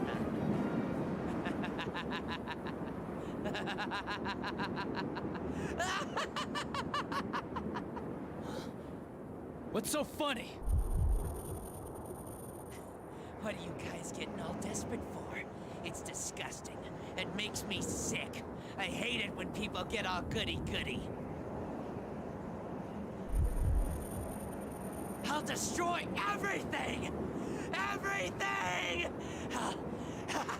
I'll destroy every...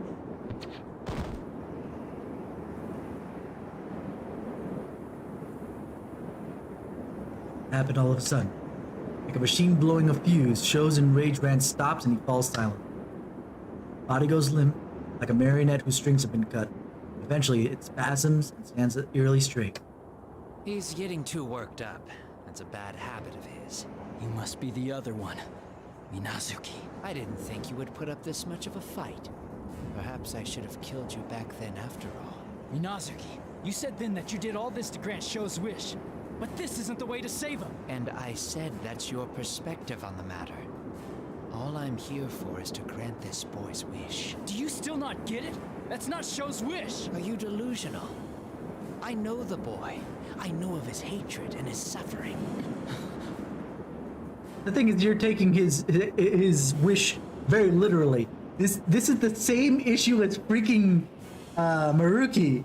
Saying, okay, you want this? I'll give it to you. Just straight up. I don't care if it was good or bad. If I think it's good enough, I'll take it. His father, Shuji Yakutsuki, abandoned this boy. He used the child for his own desires and then discarded him when he was as good as dead. Shuji Yakutsuki.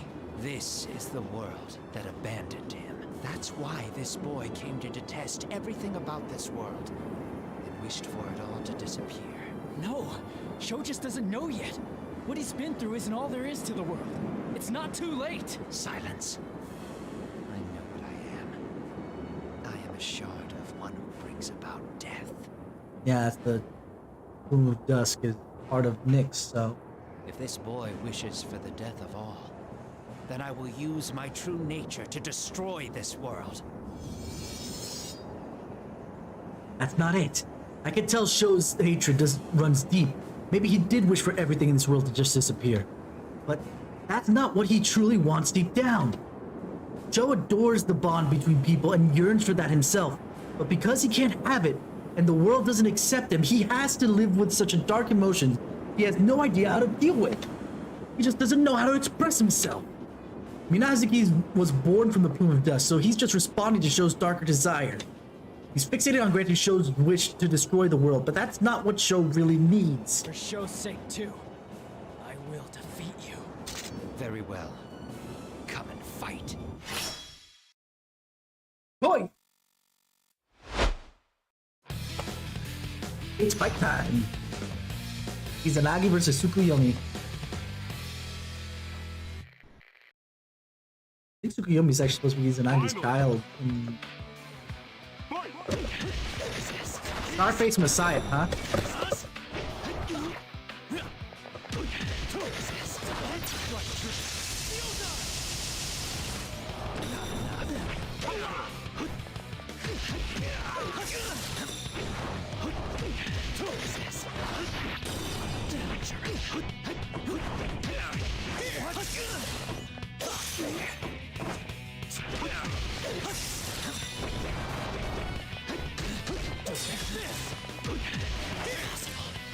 Done. Done and done. We got it all set.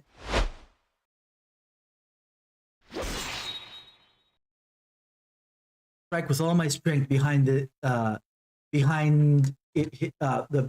strike with all my strength behind it hits Minazuki and he hunches over. Take my sword back in hand and swing it with all the power I can bring to bear. Minazuki's knees buckle and he falls to the ground. So it seems. What? Minazuki won't fall. He supports his trembling legs with his own arms. He keeps glaring at me as he tries to ready his sword again. I'm not done yet. Minazuki, why are you trying to grant Show's wish? A foolish question. I awakened within this boy. It's only natural for me to grant his desires. Though he kept a cool head thus far, Minazuki barks his response at me. He keeps trying to stand despite his injuries, and I see all the strength of will of someone determined to protect what's important to him. Minazuki, you don't understand? Just like us. Minazuki, You are strong, but you don't realize it either. Your strength. Founded on the strength of your bonds. On the strength of your bonds. It's only bonds with a singular other person. I don't know exactly what you are.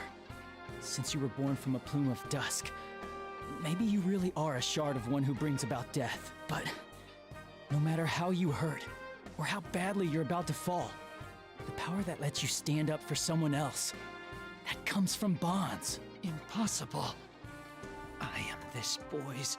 No one lives alone. You protected Sho and supported him all this time. You should know that by now. Like in actual, I forget what the actual MS5 thing is, but for split personality disorder, I know I'm saying it incorrect, so I apologize in advance. But that's the whole point of it, is that to protect the psyche, you kind of develop a different side to yourself in order to face that, you know, difficulty that you have. So this is almost literally exactly that.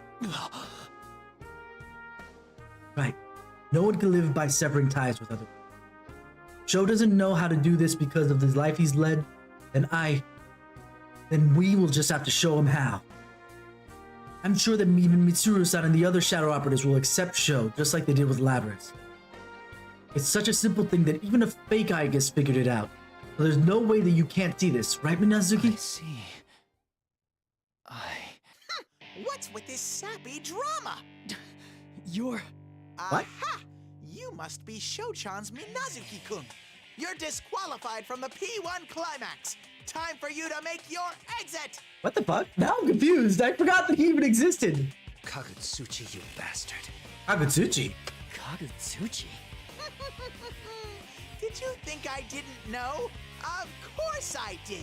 I knew from the very beginning about your idea to use the power left inside Adachi baby to suppress me! So you deduced even that. Oh, and... General Teddy before us. No. This thing Minazuki called Kagutsuchi gives me a look and makes some unexplainable fear rise in the pit of my stomach. You, Narukami! You defeated this fool, so you're the champion of the P1 climax! Congratulations! Your prize is your execution!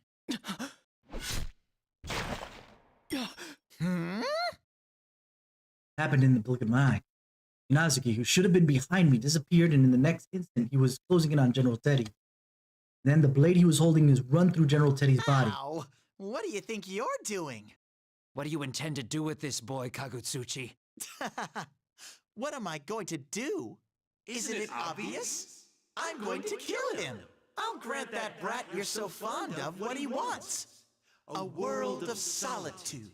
But I'll be the only one there. It will be a world all for myself, where only I exist.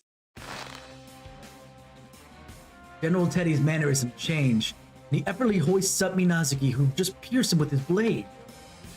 This ominous, hate-drenched voice sounds like it's coming from the depths of hell. What in the world is that thing? This body had reached its limit anyway. It's only a fake made with shadows, after all. It was never meant to support itself for long. Fortunately, a horde of shadows to create a vessel, and persona fragments to control it have been gathered. What? Well done, my puppet. It is thanks to you that everything came together so splendidly. All that's left is to fuse that brat with the shadows as a base, and then devour the persona fragments to inhabit my new corporeal form. You, Narukami. I was born when this town was enshrouded in fog. I have quite the connection with all of you. What? I pay no heed to others. I am the collective will of those who abandon all connections and strive to live only for themselves. Those selfish people. Gotcha. I will incinerate everything. I will rob, murder, trample, and cast you humans down into the depths of despair. My name is Hino Kagutsuchi, one who kills all who live in this world. what it called itself, Hinokagutsuchi. What called itself Hinokagutsuchi laughed, and then a scarlet fog incomparably thicker than before pours out of General Teddy's body. The fog enters the helpless Minazuki through his eyes, ears, mouth, and wounds sustained during the battle. You bastard.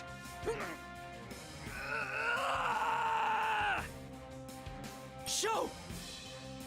As I try to rush over, General Teddy's body, which is now empty husk, turns into a black chunk of shadow and starts to bubble as it disintegrates.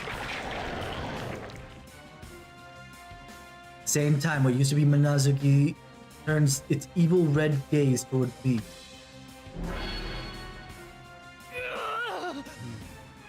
How I love to hear that cry, you Narukami. What do you think? I had lent this brat my power, but my full presence is a bit different. You're Kagutsuchi! Has an immense power far beyond what Sho used when I faced him. My entire body is being crushed against my will, and my joints scream out in pain. Even my lungs are compressed, preventing me from breathing normally. Don't worry. I won't let you die so quickly. You will live to witness my advent, and will be the first sacrifice to my power. I won't let you do this! Your nerve astounds me, but I wouldn't be so sure. Your allies are about to be overwhelmed by the flood of shadows. You all fought so long within this red fog, just as I planned, and you are exhausted to your very souls. You have no hope of defeating me now. My first puppet was quite useful for that purpose. I had directed it at you with the aim of harvesting your personas, but... You mean Labrys? Ah, is that what you call it? Had I taken your shadows for my own, their own wills would have made them less obedient than I required. I learned that in the previous battles. Thus did I prepare this fog and my new scheme to carve away at your personas. Personas are the suppressed strength of heart. Nothing is better suited to suppress the will of shadows than that. So that's why!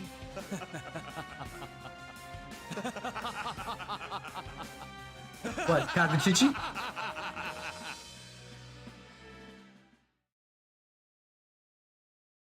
Nothing?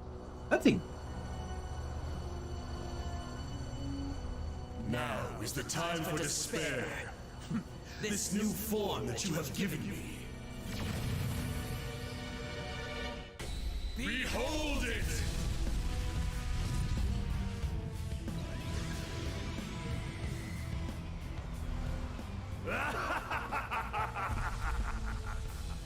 Oh.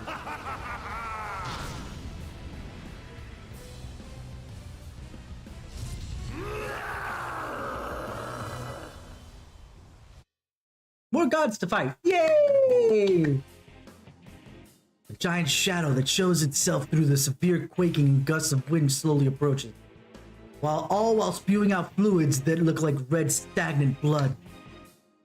This is the vessel we ended up giving Hino Kagutsuchi.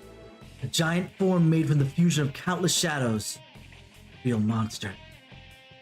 This is the body it was gathering shadows to put together, but... Everyone, lend me your strength. I will defeat this monster and return to you all. Game on, boys! Oh. Oh, hello.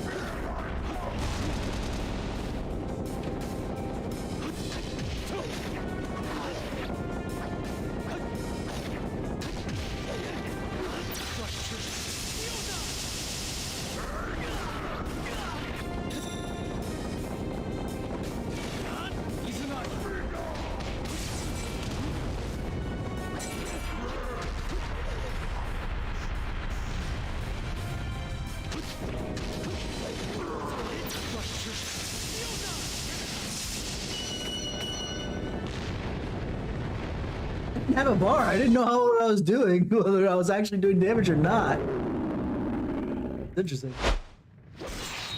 Impossible! What power is this? How can one human's power alone be enough to best me! Hino Kagutsuchi. That's what holds you back. The power I wield. The power we wield. It will never succumb to someone like you! Silence, pest! I will not lose! I am stronger than anything! Hino Kagutsuchi's giant arm swings up high into the sky. And good.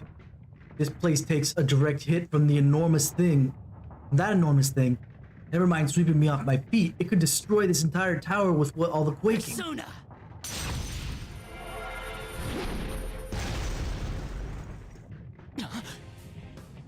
Faster than I can call my persona, the other Izanagi flies towards Kagutsuchi from behind, flashing at his giant arm and knocking it back. Tachi-san? What are you doing? I set everything up perfect for you, and you still didn't finish it off before I woke up. The way he scratches his head and rolls his eyes, without a doubt, that's the Isashi-san I know. He saved me? Up until now, he just dropped hints for us here and there, never doing anything to help us out directly. Seeing me surprised at this small change noticeable only to those who know him, Dachi-san throws his brow. He's displeased, never so slightly embarrassed way. Hey, what are you spacing out for? I don't have time to waste either. So let's hurry up and put it into this! Right. I can feel it. Two Izanagis respond to each other and melt into one. Never felt this fusion of conflicting powers before. They eventually coalesce into a sword, which launches itself towards Hino Kagutsuchi's enormous roaring form. Izanagi! Nagatsu Izanagi!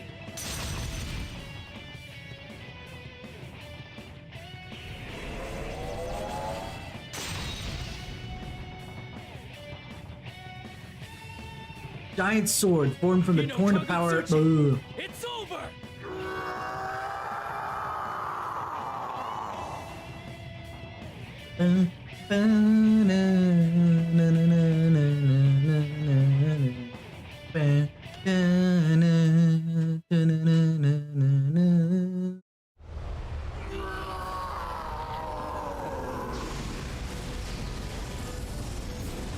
Impossible! How could I fall to this trickery of funds?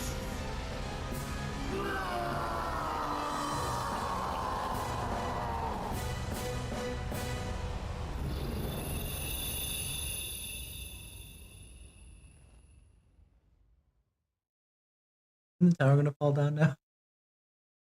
Isn't it kind of dangerous? After Hino Kagutsuchi's body crumbles away, the red fog disappears little by little from our sight, and the area is covered in silence. The night sky turns back to its usual color with a beautiful moon shining in the sky. My sincere congratulations on winning the P1 Grand Prix. Hi, Elizabeth, but this whole thing's falling apart. You mind saving us? Sudden voice surprises me, and as I turn around, standing there is a woman in deep azure-colored clothes. Dachi-san nowhere to be seen. Elizabeth? What are you doing here? Though what you just defeated now was different in form, it appeared to be another embodiment of man's consciousness that wishes for death. So another Ouroboros then, okay. And suffice to say, I had my own reason to witness its end. Your own reason, huh? That is correct. I really don't get it, but she probably means that she came to witness Hino Kagutsuchi's end. It's fine since it's over now, but couldn't she have at least helped us out a bit? Not that I'd ever say anything like that in a short fix. I've heard before that Elizabeth has her own wish. She's trying to grant it. That trying to grant it was why she left the room. Maybe she's cooperating with us in her own way. By the by, you. This tower will disappear momentarily. Huh? That's right. I completely forgot about that. This tower is a transient thing that appeared in the red fog, so now the fog's gone, this place will go back to its usual self. Yasugami High. Can I ask a favor, Elizabeth? A favor? Depending on what you ask, I'll have to demand payment. I'm not sure about that. But can you please send all my friends in this tower somewhere safe? Haha. If that is all you ask, it's as easy to grant as having an orange at a kotatsu. You've actually used a kotatsu? No, it was merely a figure of speech. I've never so much as seen a kotatsu. Elizabeth, she's my favorite. Oh my Very well, god. then. I will transport your favorite. friends to somewhere safe as you wish. Oh, Attendant, for sure. where would this somewhere safe be? Ah, yes, the perfect place has occurred to me. I shall send you all there. I wish you wouldn't decide things like that on her own. Be nice if she'd tell me where she's gonna send us. Before I can ask her, she raises a hand and my vision fills with such brightness that I forget to argue. Wait, where's she sending us? Well then, you. Hasta la vista, baby. Until the day we meet again. Farewell. I really do.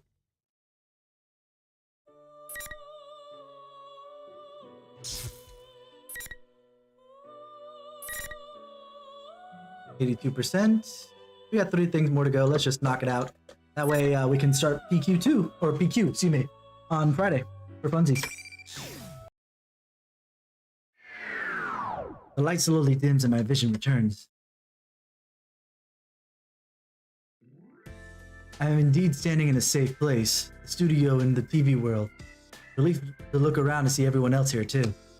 They all look confused as to what happened, but when I approach them, they break into a smile and congratulate me on the victory.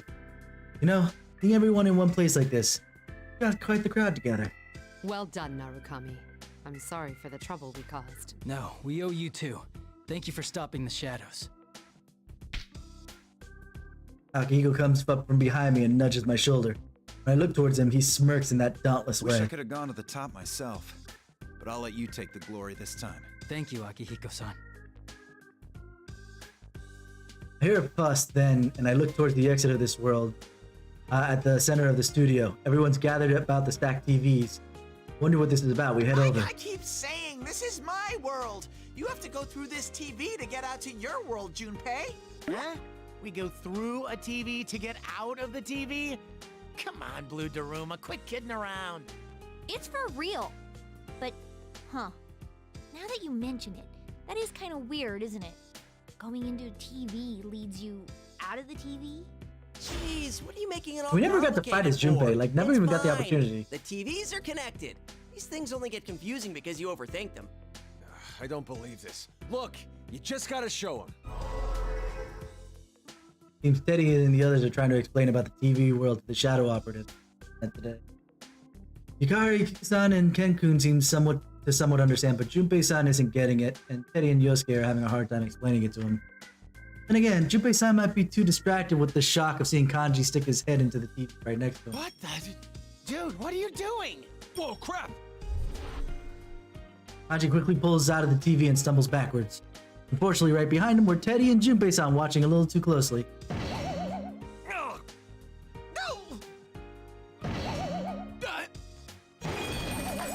Stupid Kanji, that hurt. Don't you know the saying, a head in motion tends to stay in motion? That's not the saying, but that's okay. Shut up! It's your fault for rubbernecking. When I stuck my head out, I saw a security guard making the rounds. Huh? Junpei, why are you sleeping on the floor? And just when we were trying to explain things to you. Teddy, that's not right. If I had to pick sides, I'd say Junpei was clearly the victim right now. Hey, wait a sec. Kanji-kun, did you just say there was a guard out there? Huh? Yeah. So? Then the town's back to normal. The people who disappeared must be safe now, right? Oh, that's right! Good job, Junpei. You did great! I'm not sure what I had to do with it. All right, it finally feels like we won. We saved the town our very own selves. We did it! A cheer erupts from all my friends on the investigation team at once. Seeing us in high spirits, the Shadow Operatives also come forward and join us as we all congratulate each other on the brave fight. So glad I was able to protect my friend. I sense someone looking at me, and when I turn around, I see a figure watching us from a distance. Red hair, the uniform jacket tied around his waist, sword in each hand. That's Show. Everyone turns around at this and tenses up, but Joe doesn't say anything. Just points the tip of his blade that he's holding at me. Must mean that he'll come to challenge me to a fight against him. Come at us however many times you want, but next time we'll fight one-on-one, fair and square. For a brief instant, it looks as if Sho's mouth forms a smile. Doesn't last long though, because he turns to run and quickly disappears. Am I seeing things? I doubt it. That boy. So he survived. Yes. Regrettably, he is a serious criminal who tried to destroy the world. We cannot leave him be. I understand. But I won't be so stubborn this time. I ask that you all cooperate with us in capturing Minazuki. I'm honestly surprised at this. After the P1 Grand Prix came to a close, Mitsuru-san clearly told us to not get involved any further.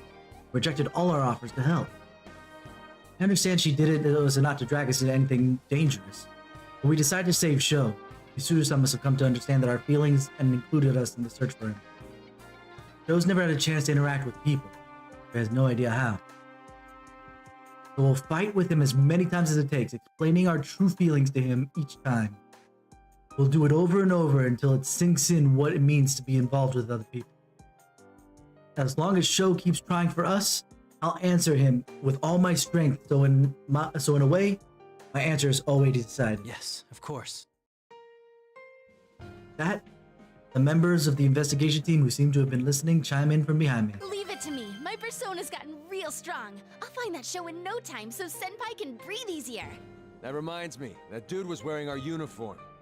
I guess we should start by beating the crap out of everyone at school? No violence yet, Kanji-kun. An investigation must be carried out based on thorough examination and confirmed evidence. Huh? Was he wearing our uniform? I didn't notice at all. I remember Minnie's smell, too! He can run, but he can't hide from Teddy's nose! Dude, will you stop giving everyone and everything those weird nicknames? Does your nose even work anymore? You've been sneezing this whole time. No, I haven't. That was because of the red fog. It was filled with a terrible curse and... Curses don't exist. Although given what Kagutsuchi was after, I suppose it did have an effect of that sort in truth. Why are we so scatterbrained? Can't you guys stay on one topic for 10 seconds? Oh, she... Good. Like always. Can't help but smile and join in with everyone. I'm not alone. Even if it turns out that I have to fight Sho again, my friends and I will handle it. For the investigation team.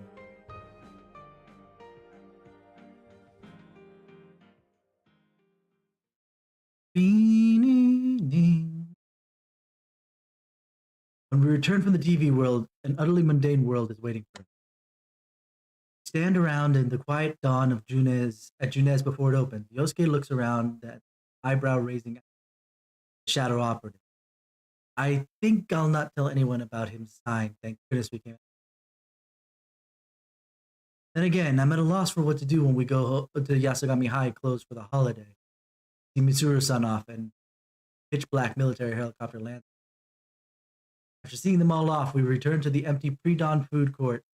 Take our usual seat.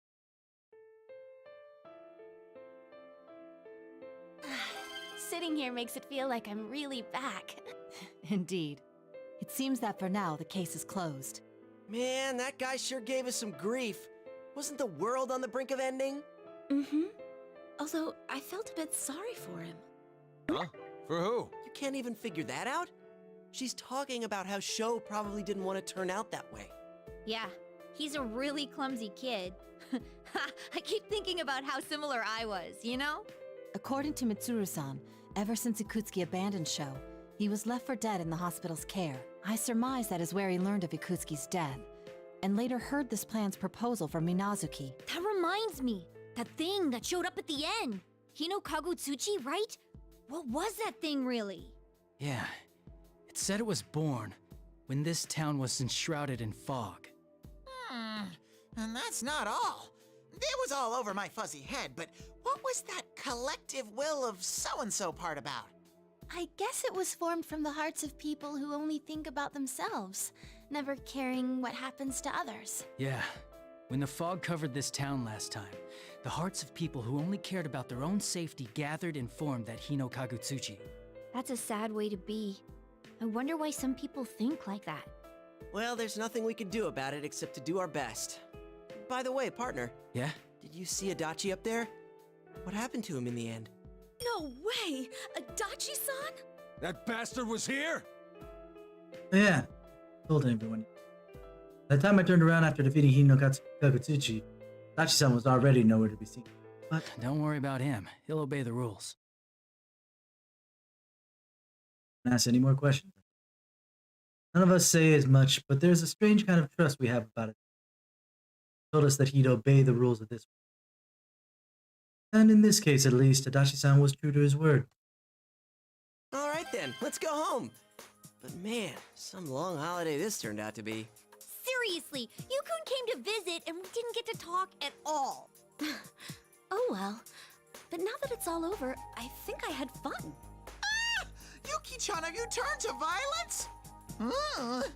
Thinking back on it, I did see some dangerously scary faces from you. Teddy, would you like to see me angry? Ah! There! That's exactly what I'm talking about! I somewhat understand what Yukiko-senpai means. Despite the lost time, we've gathered as a group again. I'm glad for that much. We all silently nod in agreement to this. Once again, today is over. We'll return to our normal lives and walk our own path. Even then, someday, no matter when it may be. Yosuke-senpai, I'm hungry. Can we go grab a bite yet? Oh, meat sounds great right now. It's the middle of the morning! I'm not treating anyone. The store's not even open. Stop trying to make me treat you guys every time. Things really haven't changed at all. Oh, Senpai, look! On. Look to where Reese is pointing and see the sun start to rise over the far beyond the town. Those thick thunderclouds that had covered Inaba yesterday seem to have disappeared along with the fog. Let's go, everyone. Gonna be some nice weather in Inaba today. We're not even gonna worry about Marie.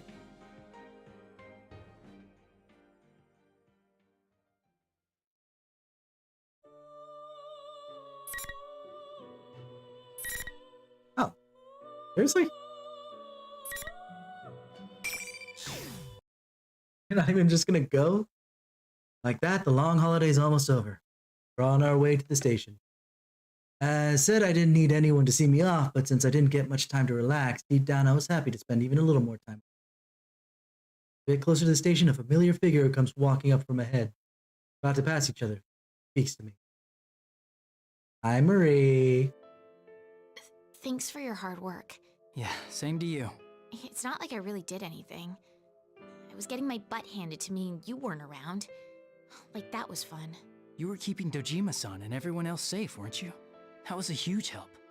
Stupid no-tact love machine. You're being too honest with me. Stupid. Love machine? What? Stupid no-tact love machine. Kawaii.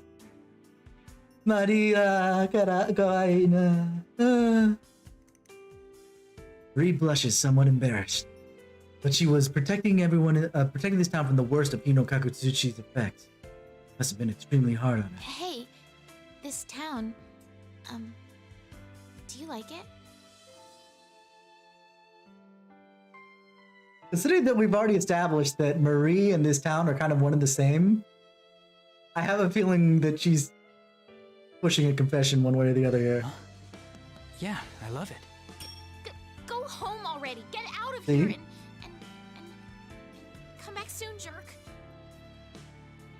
The strongest of tsunderes. Jesus Christ. That was an even bigger outburst than usual. I wanted to express my thanks to her more, but well, seeing her in good spirits again relieves me. I'm sure she'll continue to watch over everyone. As I watch her run off, I hurry to catch up to my friends who have gone. When we reach the platform, Dojima-san, who is already here, hands me my belongings. Thanks for bringing my things all the way here. Don't worry about it. Man, you seem pretty busy. So, if you're headed back, does that mean things are settled? Yeah. The hint of reproach in Dojima-san's eyes. Detective's intuition is an impressive thing. I tell he still trusts me since he's stopping short of grilling me for details. Wish he'd stop with the drill-like stare. Yes. Take some more time off the next time you come. She seemed pretty lonely. Come here! Nanako looks away sadly as Dojima pushes her forward. He's pouting a little. Feel real bad that I couldn't spend more time with her. Oh, Yukon, it's almost time. Well then, time to disband the investigation team for real this time. There's still one more game that I've already played for the investigation team. I've already done the dancing game. I just haven't done again because Show lent me the PSTV. I was able to do P4D, but I haven't played P3 or P5D. I feel a little Or down when P5S you for that actually matter. come out and say it like that. Yes, but disbanding means that the case has been solved. We should take pride in that at least. Investigation team? Oh, crap. Chie's dog went missing, so... Huh? Really? If you had told me, I would have rushed to help in a jiffy. Why are you falling for that? Just stay quiet.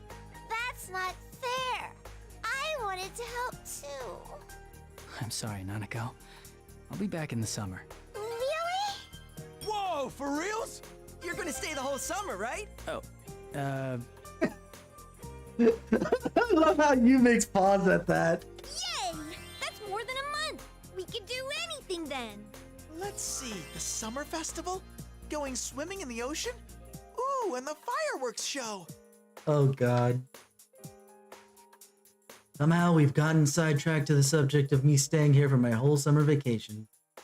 Actually, I hadn't decided myself how long I'd be here then. Right, Kappa. Biggest Kappa, for real this time. We're disbanding forever. Like, even for ignoring P4D, we've got that. Plus, we have the golden ending that takes place after even P4D, so... Actually, you know, I'm surprised. After P4G's golden ending that takes place so long after the original game, I'm surprised that P5 Royal didn't have anything like that. Not during that time, no. It's actually before the golden ending, because the dancing game for P4 takes place in Tokyo. Because you're all visiting, everybody's actually going to Tokyo to visit and help with actually Rise's re-debut, her comeback concert. That's where P4D takes place. So it's basically after this, but before the golden ending. In spite of myself, I glanced towards Sojima-san. We wouldn't mind at all. Nanako would love to have you around. The train will be arriving shortly. Please step behind the white lines for your safety. Big bro! I lift my luggage, Nanako rushes over to hug me. She was pouting before, but it looks like the sadness reached its limits. I don't want you to leave. I want to play with you too. Nanako. You really didn't get to spend much time with her. I blame you guys. Nana-chan, I'll play with you. Teddy, you are far and away from an acceptable substitute for Narukami, okay? Just hands down. I know. Nanako-chan, come over to my place. We have a dog. No, I want Big Bro. See, at least PA is a little bit more realistic. Nanako, if you keep saying such selfish things, I'll tell you a scary story before bed. Dojima, don't you dare! Don't you dare! Even if she's being selfish, don't you dare make her scared right before bed.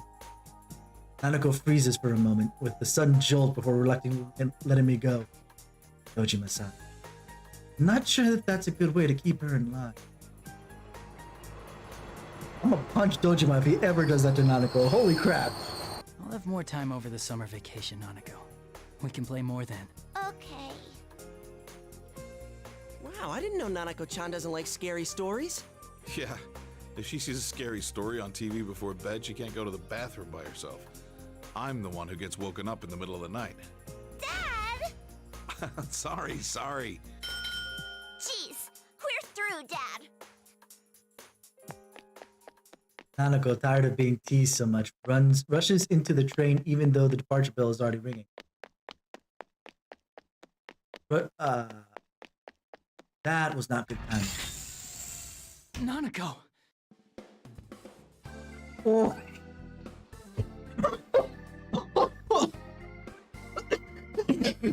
Oh shit. What the fuck? That's not good. After I chase Nanako and rush onto the train, just as the door closes behind me, Dojima-san and my friends are left behind on the platform with dumbfounded expressions. As the scenery begins to slowly move, they all start chasing after our train. Nanako looks back and forth between me and the others outside and seems a bit panicked. Oh boy. I grin and then look around outside the train for a seat where we can both sit down until the next station. Oh, hell yeah. I was like, don't you freaking dare do that, Dojima. This is a good punishment for Dojima. Broken? Eaten?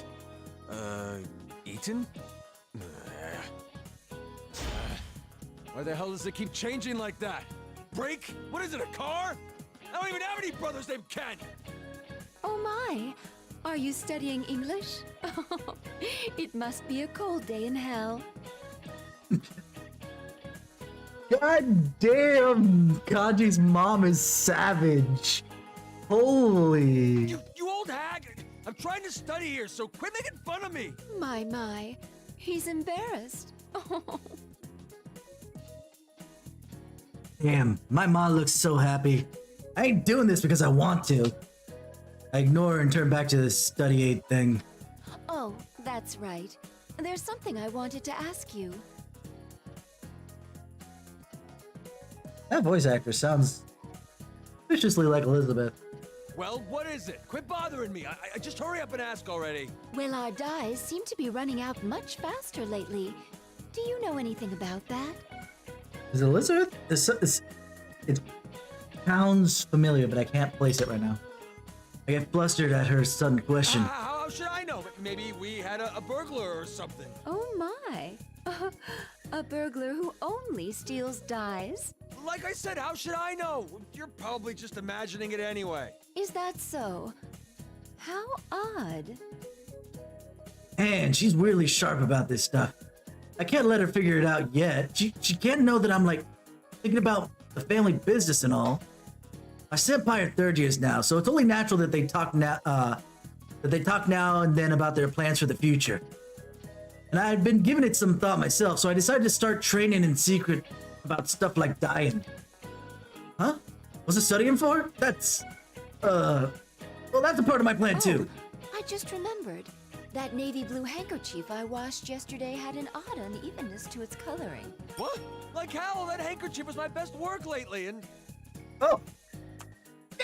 Right there! Zim got him! The one I washed was a white handkerchief. Ah, the ravages of age. I keep misremembering things. Daddy! You old hag! Molly's chuckling all the while. That old hag, she knew! Feeling embarrassed about my secret training getting found out, I take a break from studying to pick up one of the dyed goods I found out in the store. The color just isn't the same. I compared it to the fabric dyed for my mascot plushie. Didn't notice until I actually worked with dyes on my own, but Ma's dyes goods are something else. How did she get the dyes to do that? Catch myself sighing and shake the cobwebs out of my head. You senpai's gone back to the city, and my other senpai are probably leaving town next year, too. According to the post-grad plans. Rise and Naoto, too. Even now, they're away from Inaba more than they're here. To be honest, it's sad to see us all go our separate ways, but the funny thing is, I don't feel as nervous about it as I did. Maybe because I found a goal I can be proud of. That goal is to become a pro craftsman, spreading my dyed goods across the world. Do that, and my friends who leave Inaba won't be lonely no matter where in the world they end up. First, I gotta get better at dyeing. I gotta learn to speak English too. To resolve, I look up at the Tatsumi Textiles shop curtain. Seeing those vibrant, perfectly dyed colors, can't help but feel a wicked laugh rising up in me. I ain't giving up, goddammit! God, I would kill to see the Yankee like freaking kanji working at a textile shop. It's hilarious. Oh, I know where we are. Excuse me. As I'm picking up the empty plates from the parlor, which is lively as usual, a guest beckons me over. Whoa, you're a high school girl and a manager? That's awesome. At least he sounds drunk, so it's one of those stupid things. Hey, could you wash my back later? Sir, please don't joke like that. Well, I might consider it if you held a party here every day for the next year. Ooh, true business lady, let's go. Party, party, party, party. I want to have a party. Really? I'll take you up on that. It's only because he's drunk that he's thinking about it. Thank you for your patronage.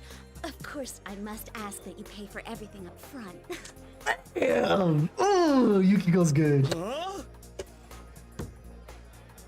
And then, shakung, I'm out, because I know he's not going to do it. While the guest is stunned, I exit the parlor. Even people like him are important guests. It would be easy to lash out, but I've started to learn that there are other ways to deal with them. Yuki-chan, are you okay? Are you sure you're not pushing yourself too hard? Don't worry. I'll make sure to lean on you and the others if I'm ever feeling stressed. Please help me out if that happens. Really?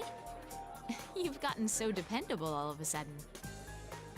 Can't help but smile a little at the waitress's delight. The reason I'm able to try my best like this isn't because of my strength alone, or because I want to keep pushing myself further because I have people that depend on me. I think that's because I've made my decision to take over the inn, and everyone's cheering me on. To live up to their expectations, I need to train hard so I won't be a disgrace as the inn's manager. Even when it comes to cooking, I don't have to be as good as the chefs. I just need to be able to make some simple appetizers by myself. As I moved to the corner of the kitchen I was borrowing, I checked the contents of the pot. I think it's missing a bit of tartness. Maybe I should use yogurt. Why hasn't she gotten any better? Like at least half a year since their last cooking attempt. At least this proves that you didn't. This proves that you did not do her social link, because the last thing she cooks for you in the social link actually tastes pretty damn good. So that proves that it didn't happen for sure. Huh? It burned? That's odd. I was sure this was how the chefs did it. Yuki-chan? I smell something burning. Are you okay? I'm okay. For now. You're improving as a manager, but I think your progress as a cook is still bumpy. Can't help but sigh at the waitress's gentle rejection as I stare at the burnt pot. Maybe I should get more people to taste my food. Yeah, I'm not alone. I'm sure my friends will be eager to help me out. I'm sorry, but in this case, I say hard pass. Hard pass. Hardest passed. Huh. I'm gonna leave math for later. I gotta start with general ed questions first. I waved the white flag at the incomprehensible row of numbers and opened up a different book. Sheesh, this one's pretty thick too. What is this? Some kind of old manuscript? Oh, I'm in great shape at least. How come there aren't any practical skills in the primary exam? Give up at the endless list of formal sentences and I plop onto my bed. Comfortable feeling of my pillows slowly should be probably lulls rather than I need your help.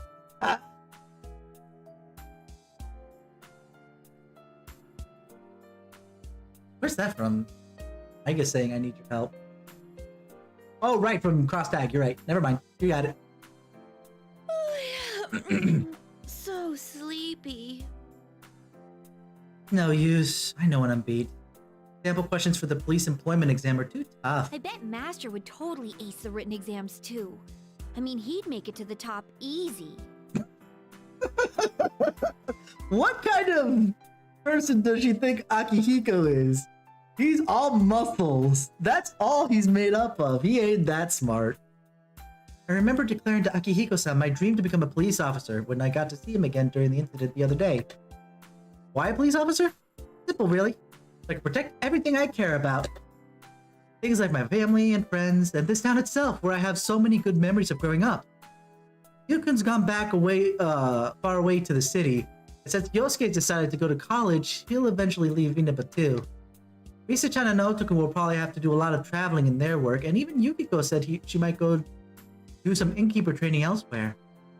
Haji-kun's supposedly up in the mountains in search of dyes and cooking wood, I think.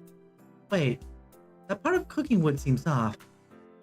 But even if we end up separated, it won't change the fact that we can always come back here to Inaba. That's why I'll protect this town. That, I think, is the real strength everyone gave me. Alright, I'm gonna become a police officer. No doubt about it. If Master's at the top, I'll work my way up to his level. I would laugh so hard if sometime in the future of P6, Makoto being the police chief, right? The chief of police that she's working towards, has Chie under her employ. And why isn't Chie above her being older? Because Makoto is way smarter than Chie and probably would be the police chief more than Chie would be. That's why I can't be bummed out just because I'm stumbling a bit over subjects I'm not good at.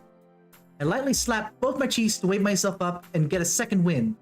Then I'll jump out of bed, and then I jump out of bed and head back to my desk once more. These sample questions are a really tough enemy right now, but the stronger the enemy, the more a true fighter welcomes the challenge. Once I become a police officer, I'll bust up bad guys at crime scenes one after the other. Master, I need to be on the streets, not behind a TV. Akihiko-san, a government official with the police will be my strict but kind boss. Don't think he's with the police though. Oh, and I bet if a case comes up, our ace detective Naoto-kun will help us out on the investigation. That I believe. Yukun and the others will be amazed at how I take care of business. Kind of embarrassing to think about though. She's already freaking asleep! I'm gonna do my best. Oh god, she's so cute. What do we got next? Naoto.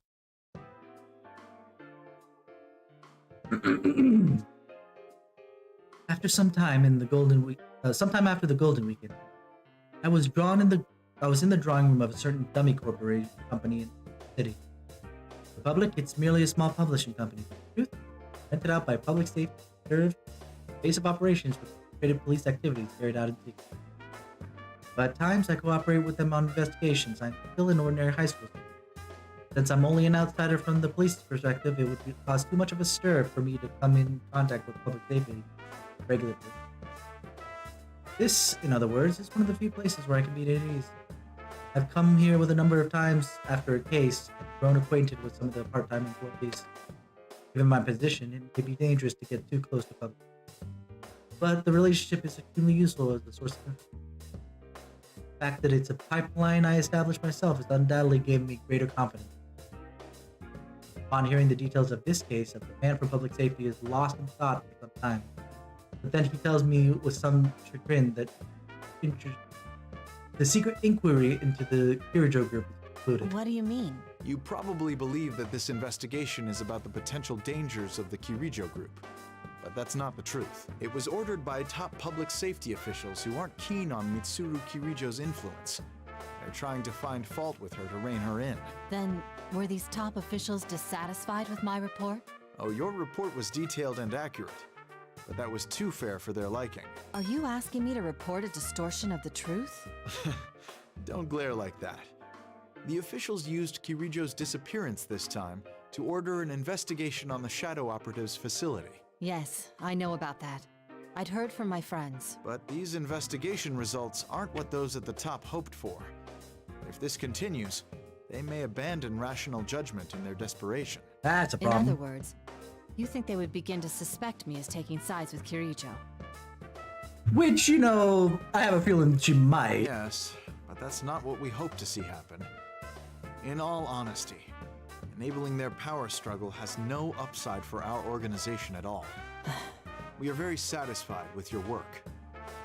That's why it would be less than ideal if you lost favor with the top officials and became unhireable. I understand.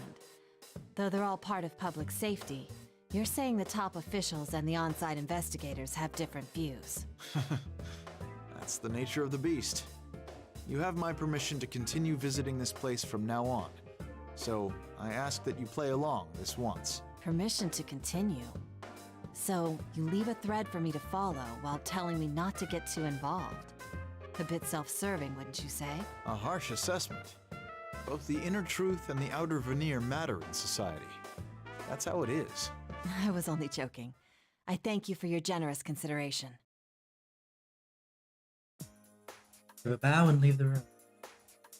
Step outside the building, I see a sky spreading. Take a seat on a bench that catches my eye. Sunlight is up, right down. Been a while since I've had such time as this. Nothing pressing to occupy me. Case forced me to think about several things. This case, first, the shadow-related incidents are not limited to the Midnight Channel. Second, the shadow operatives are the only organization that can counter those threats are politically unstable positions. Finally, there may be more powerful remedies. Ergo research like so somewhere. Bears further investigation. I'm both a detective and a persona user. There should be truths that only I can unearth. The scope of this investigation will be vast, yet I may no longer be able to remain an Inaba. But no matter what kind of physical distance I put between myself and the friends I made here, our hearts will never be apart. Having made my resolution, I must do all I can. All I must do is make the first move in my investigation. It seems I'm about to be very busy.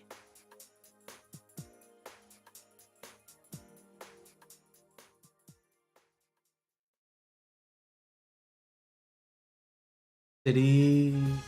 All right, that must be the place. I actually wasn't expecting this to be Yosuke. I thought that this was going to be Risa. A few days after the incident, during Golden Week, after coming to Okina City, I find what I'm looking for and start walking towards it. What am I looking for, you ask? The sign for a cram school. See, I've decided to go to college after graduating from high school. I know I'm off to kind of a late start, but that's my fault for ignoring my guidance counseling results. Thanks to this case, I feel like I'm finally prepared to face my future. It's like I finally made a breakthrough. A breakthrough? Chatting with you while reflecting on the case, he gave me a puzzled expression when I started talking about this stuff. I told him vaguely how I couldn't muster up the interest in the future we'd all be going our separate ways because I'm having so much fun with my friends in here now. I came off a bit of focus because I tried to cram everything I wanted to say at once, including how this isn't because I'm unhappy with the way things are. I kept wondering if there was any way I could spend my time with everyone forever and ever. But I realized that that's just running from reality. Everything in this world changes. That's what makes it interesting. These bonds we have will keep changing too, but that doesn't worry me like it used to. No matter how far apart we might be, no matter how different the paths we may take, I rely on everyone. And I want to be someone everyone can rely on. That's why for now, I'm focused on finding a big project that won't bore me until I die. First, I'm gonna go to college and expand my horizons. I guess for how long I thought about it, it's a pretty standard path. No, I think that's just like you, Yosuke. Isn't the long consideration really the important part? That's what my partner said, lifting my endless feel. He might be right. Taking the time to consider things must be important too.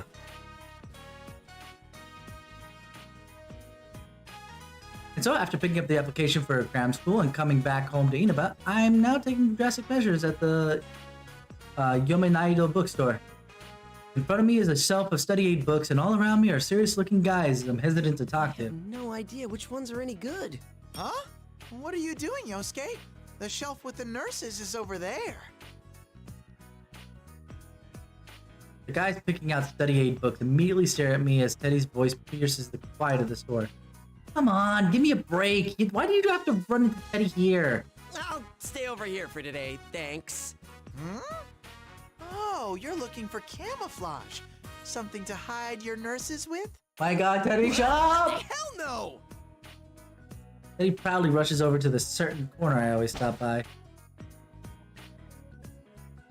Feeling everyone's heated stares at me, I grab Teddy by his collar and make a dash out of the store. Damn it! I wonder if Junez will get some study aid books in stock.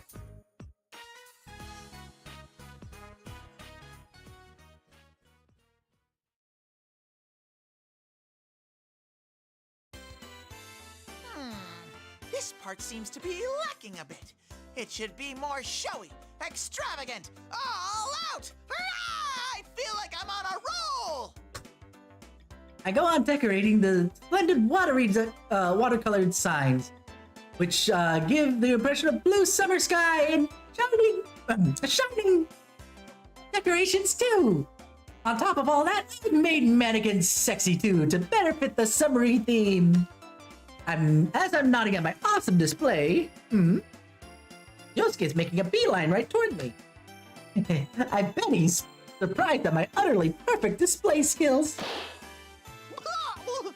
Yosuke, what was that for? Shut up! What about this is perfect to you? It looks like a midsummer swimsuit sale. Oh, now that you mention it. Oh, that's all you can say? Listen, this is supposed to be a section for elegant summer clothes for the early season. So why set up a swimsuit sale, huh? Stop changing things on your own. Oh, but Sensei will come back once summer comes, right? My mind is already in full summer mode. You're jumping the gun way too much. Don't drag our store into your shenanigans. You say that, but aren't you curious too? Don't you want Yuki-chan, Chie-chan, Rise-chan, and Nao-chan to wear these new swimsuits as soon as possible? I just realized that the swimsuits that are there are actually perfect for each one of the girls. So you have Risa with the orange and green. Right behind Teddy, it'll fade out. I think it's a red that would be for Yukiko. The pink one over on the left side would be Rise, and Naoto would be the one in the middle. Holy shit. Well, sure. But wait, we weren't talking about me. Oh, I know. When Sensei comes back, let's invite Mid-chan and her friends to the beach. Mitsuru-san and her friends, huh? Oh, they're regular working folks. I mean, they're a special unit, so I don't think they could just... Yosuke! The game will end if you give up. Just imagine what they'd all look like in swimsuits. I don't have to imagine because I can armor though.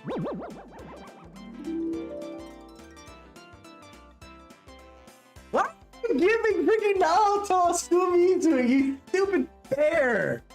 All the other girls you gave beautiful freaking, like even with the frilly stuff that I've already mentioned that I'm not a big fan of as far as female swimsuits are concerned. But look at all the beautiful swimsuits that in Teddy's mind he gave all the girls. And freaking Naoto's just in a school Mizu. Really? Really? You couldn't give her anything better than the school freaking bathing suit. Are you kidding me right now?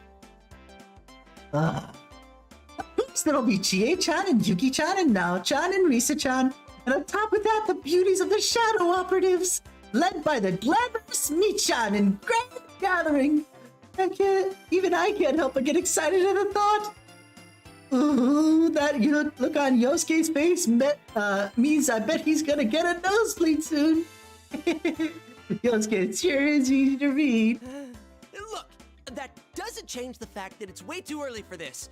Hurry up and get the display how it's supposed to be. No! I will staunchly protect my paradise! Your weird paradise has no place in our store! If you don't hurry and fix this, I'm docking your pay! This is tyranny! Utter totalitarianism! I was falling asleep and all of a sudden all this stuff is making me laugh something fierce. This is reset for sure. Well then, let's start from Act 3. Ready? Go! Look, a white bird. Could it be the same one we saw together last summer? Who cares about birds right now? If there's something you want to say, then say it. Please don't be that way. I trusted in you. I believed in our promise that we'd come here on this day. So why did you bring her? I feel like an utter fool. Rise-chan! Inoue-san's voice echoes across the quiet rehearsal room. Jeez, I already told him that the rehearsals are a little behind schedule. Inoue-san, we're still rehearsing here. Oh, sorry. Please forgive me. Inoue-san quickly apologizes and bows to everyone. I bowed too, apologizing to the actor I'm rehearsing with and the director for holding up the rehearsal. Ichikawa, it's time. You're free to go. Everyone else, take it from the top of that scene. Huh? But... Go on or they'll yell at me. The promise was we'd do this without getting in the way of your other work. Though, I mean, your acting was great. Thank you. Is there anything else? What do you mean, anything else? Anything I should work on? I just told you that your acting was great. You're rushing this well, I don't know. I guess you need to work on accepting your strengths and trying to build on them? Sure. Accept my strengths? That's right. Hey, I take back what I said.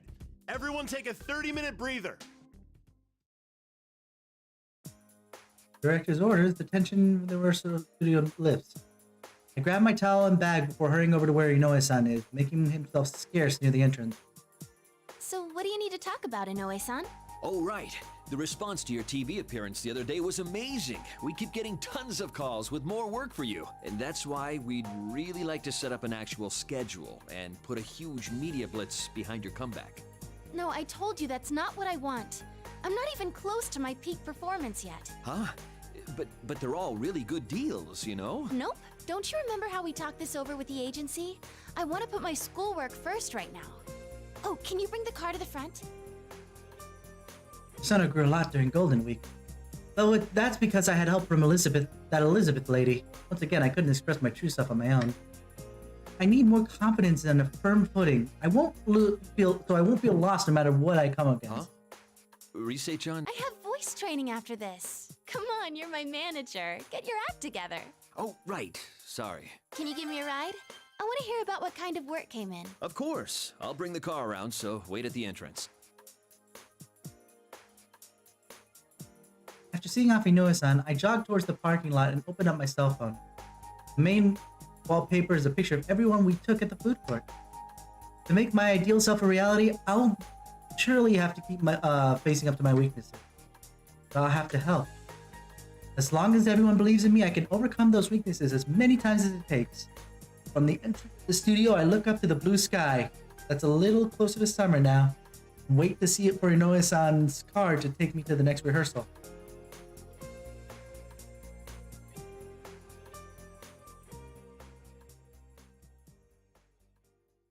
We did see everybody, right?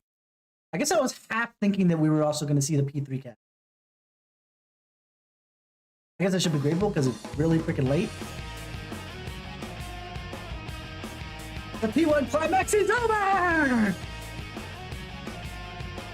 We jerked it enough and now the climax has come and finished.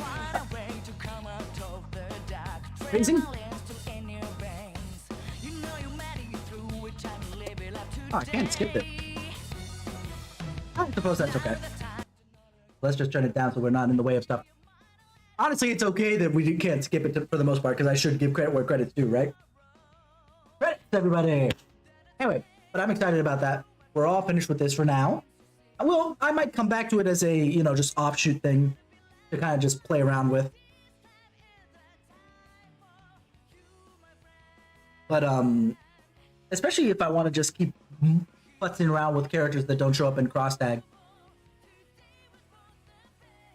But what I am going to do, I think, on Friday in specific, is we'll probably do PQ. Just to kind of go back to an RPG mindset, but also something a little bit different from the usual Persona stuff. I need to kind of wipe the save file I have on that. That'd be fun.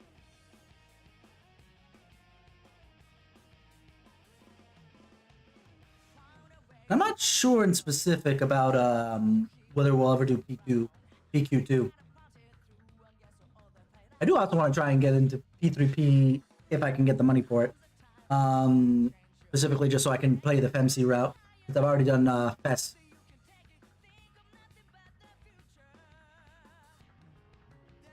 Oh god, the pointing made me think, oh. Do I want to do PQ or do I want to do Ace Attorney? Because I have Ace Attorney on the back burner still.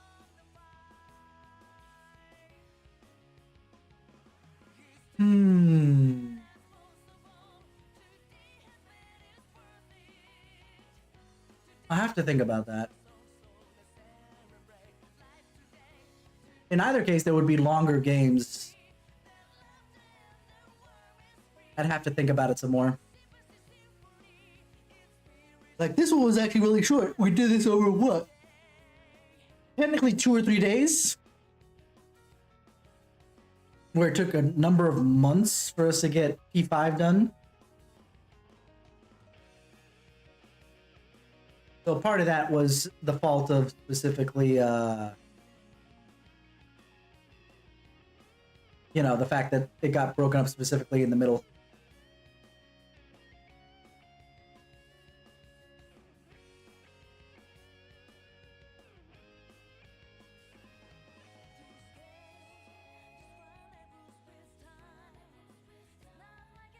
Kamutaka Anonaka. He passed away. Oh, speaking of actually voice actors that passed away, just as a point of reference, by the way, I found out more recently that Maruki's English voice actor passed away. Before, I can't remember if it was before or after Royal came out, but it was, if it was after, it wasn't that much long after.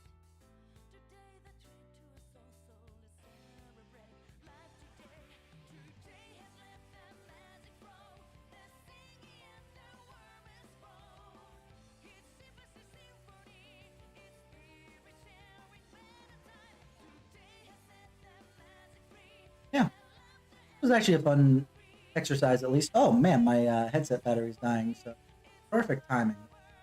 Not like it matters because I have a different mic, as you guys can probably see on a couple of occasions where I kind of put my hand nearby it. There it is. But in either case, I am having fun with this. I might come back and revisit it. It was a lot longer than I thought it would be. Even when we got it to the point where we were fighting every single chapter that we were in, unlike the first chunk of the chapters that was just blah, blah, blah, blah, blah. Either way.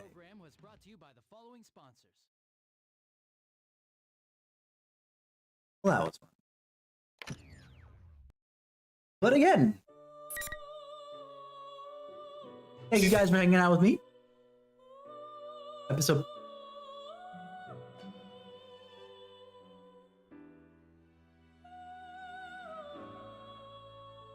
We're not even done.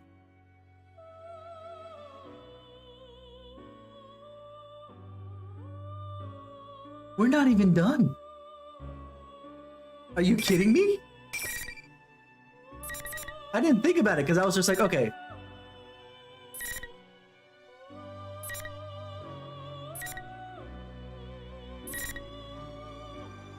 I was like, okay, this was basically if you wanted to play the story specifically with P4 Ultimax 1, you had this. But we have freaking this. Oh my god! Are you serious right now? There's so much! Why is this so long? I thought this was gonna be a nice short thing to do between. You've gotta be effing with me right now. How long is Adachi's? Obviously it's gonna be just a straight line, but still, holy that's really long still. Well, I guess, never mind. I take it back. Tomorrow we will not be doing PQ. We are doing more Persona 4 Ultimax, because we got a lot of stuff to do.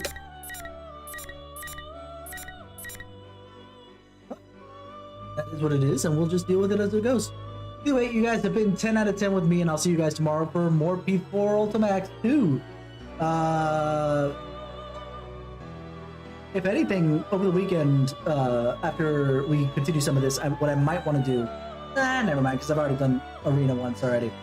Either way, Thank you guys for hanging out with me. Have a wonderful morning, afternoon, evening. Oh, separate DLC? That explains why I didn't see it before when I played it via emulation before it came out for Steam. Okay. Alrighty then, never mind.